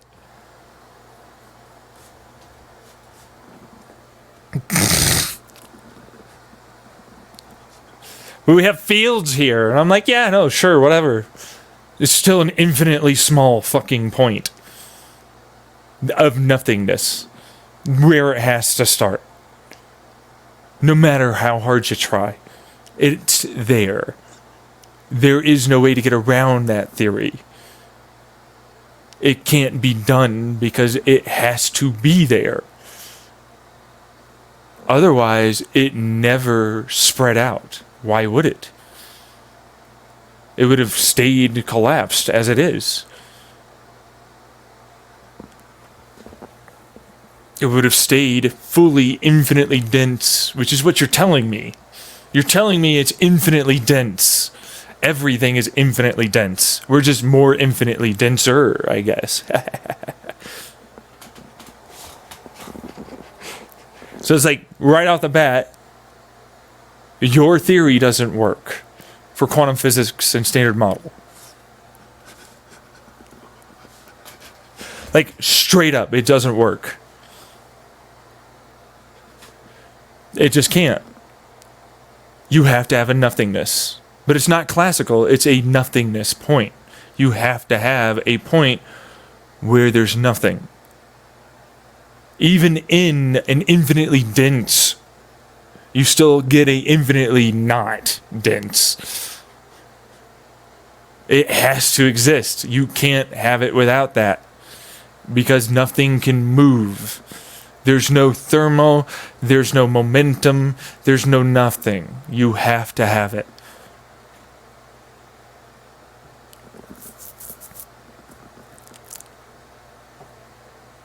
There's space for things to move into. There wouldn't, with any of that, how would it exist there?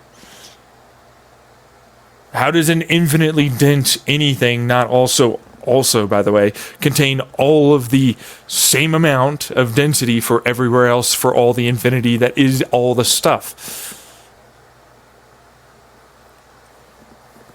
It's infinitely dense. Why would it also go over to there where you think there's something, but there's not? It would be infinitely dense too. Why would it be in any way different? It's all dense, all perfectly infinitely dense. Filled up with as many particles as you can imagine in all the fields.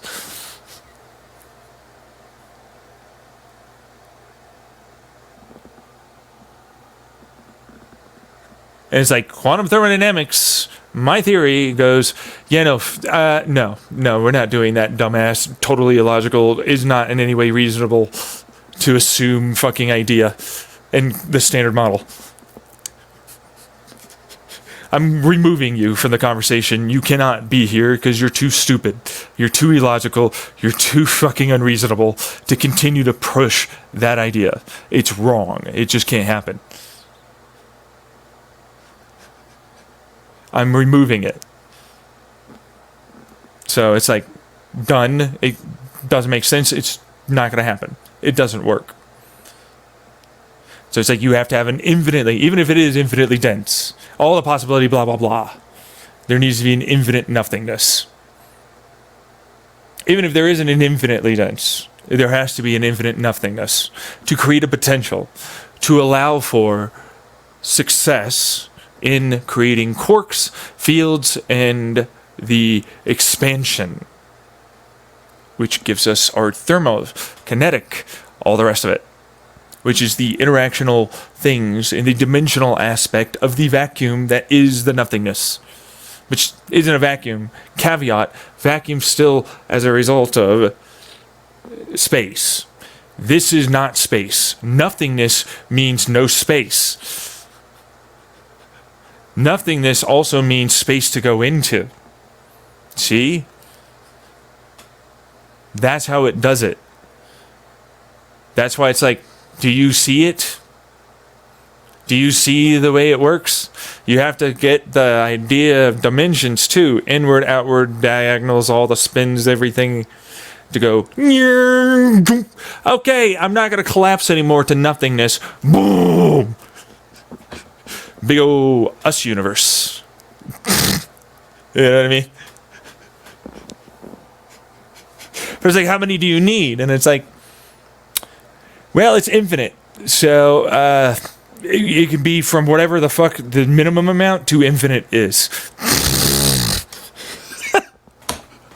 It's literally, it's like whatever the minimum amount that starts us, it worked out, you know, whatever us is, you know, the universe kind of thing. And then to whatever infinite amount that it can put in an infinite amount, because it's nothingness. Why would time exist? Why would any of it exist? See what I'm saying? It's the potential, but non-existent. See, that's where it goes, oh, dimensions, everything, I gotta get the fuck, and it's like, I gotta try and make movement. I gotta do the idea of movement. I gotta do the idea of something.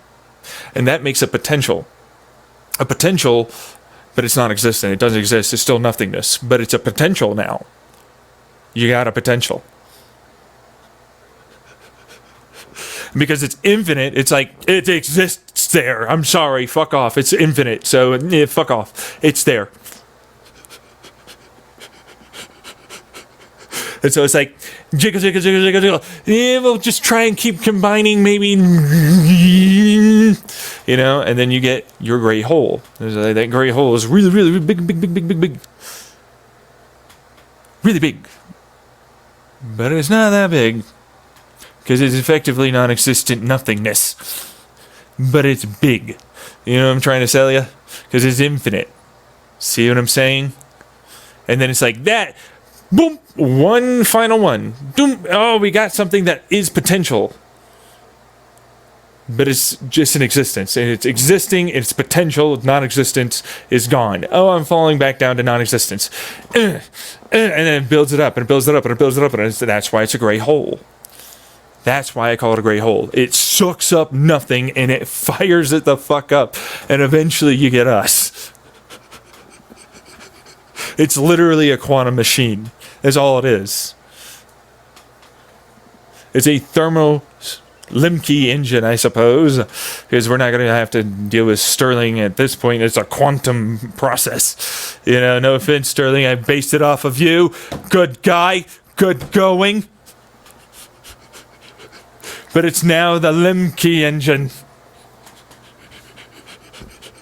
I'm going to use the vacuums to my fucking power.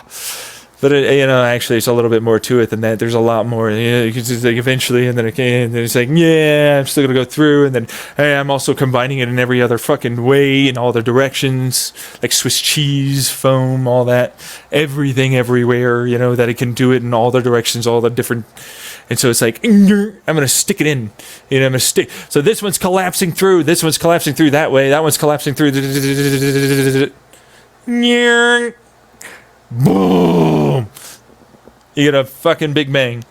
But it's more of a flume. It's like it sends it up. And it gets a much higher energy potential. Very, very, very easy. High dimension. You know, I can go in there. And I can fall back. As I fall through, I filter.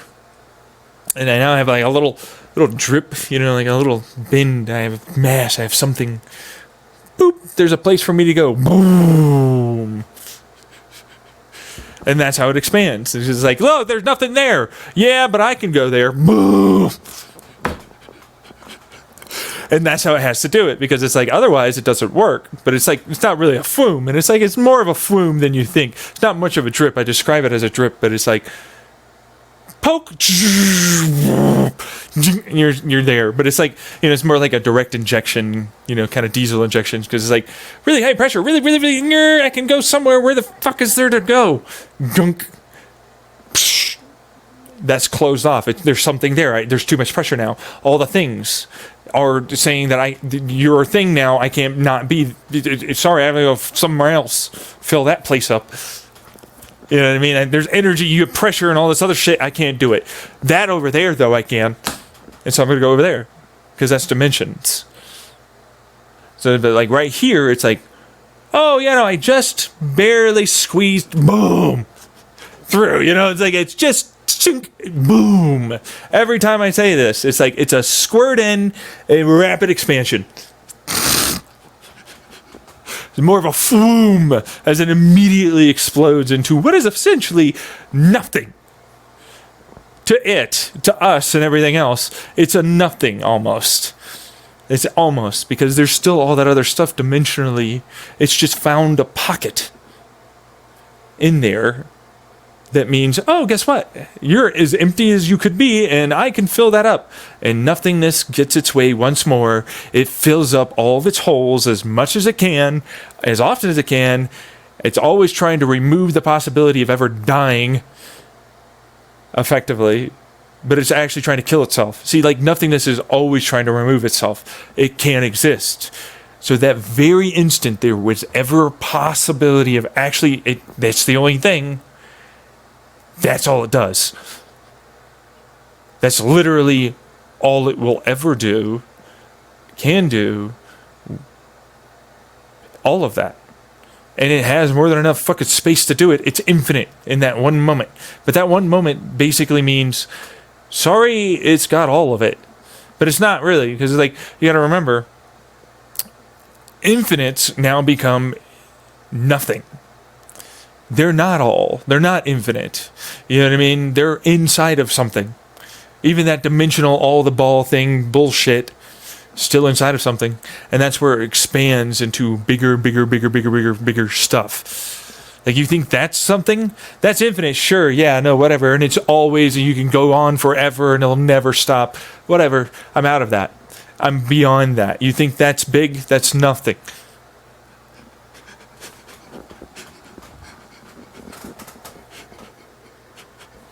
And that's what that is. That's quantum thermodynamics. That's why it works. That's my John Tyler Lemke quantum thermodynamics theory.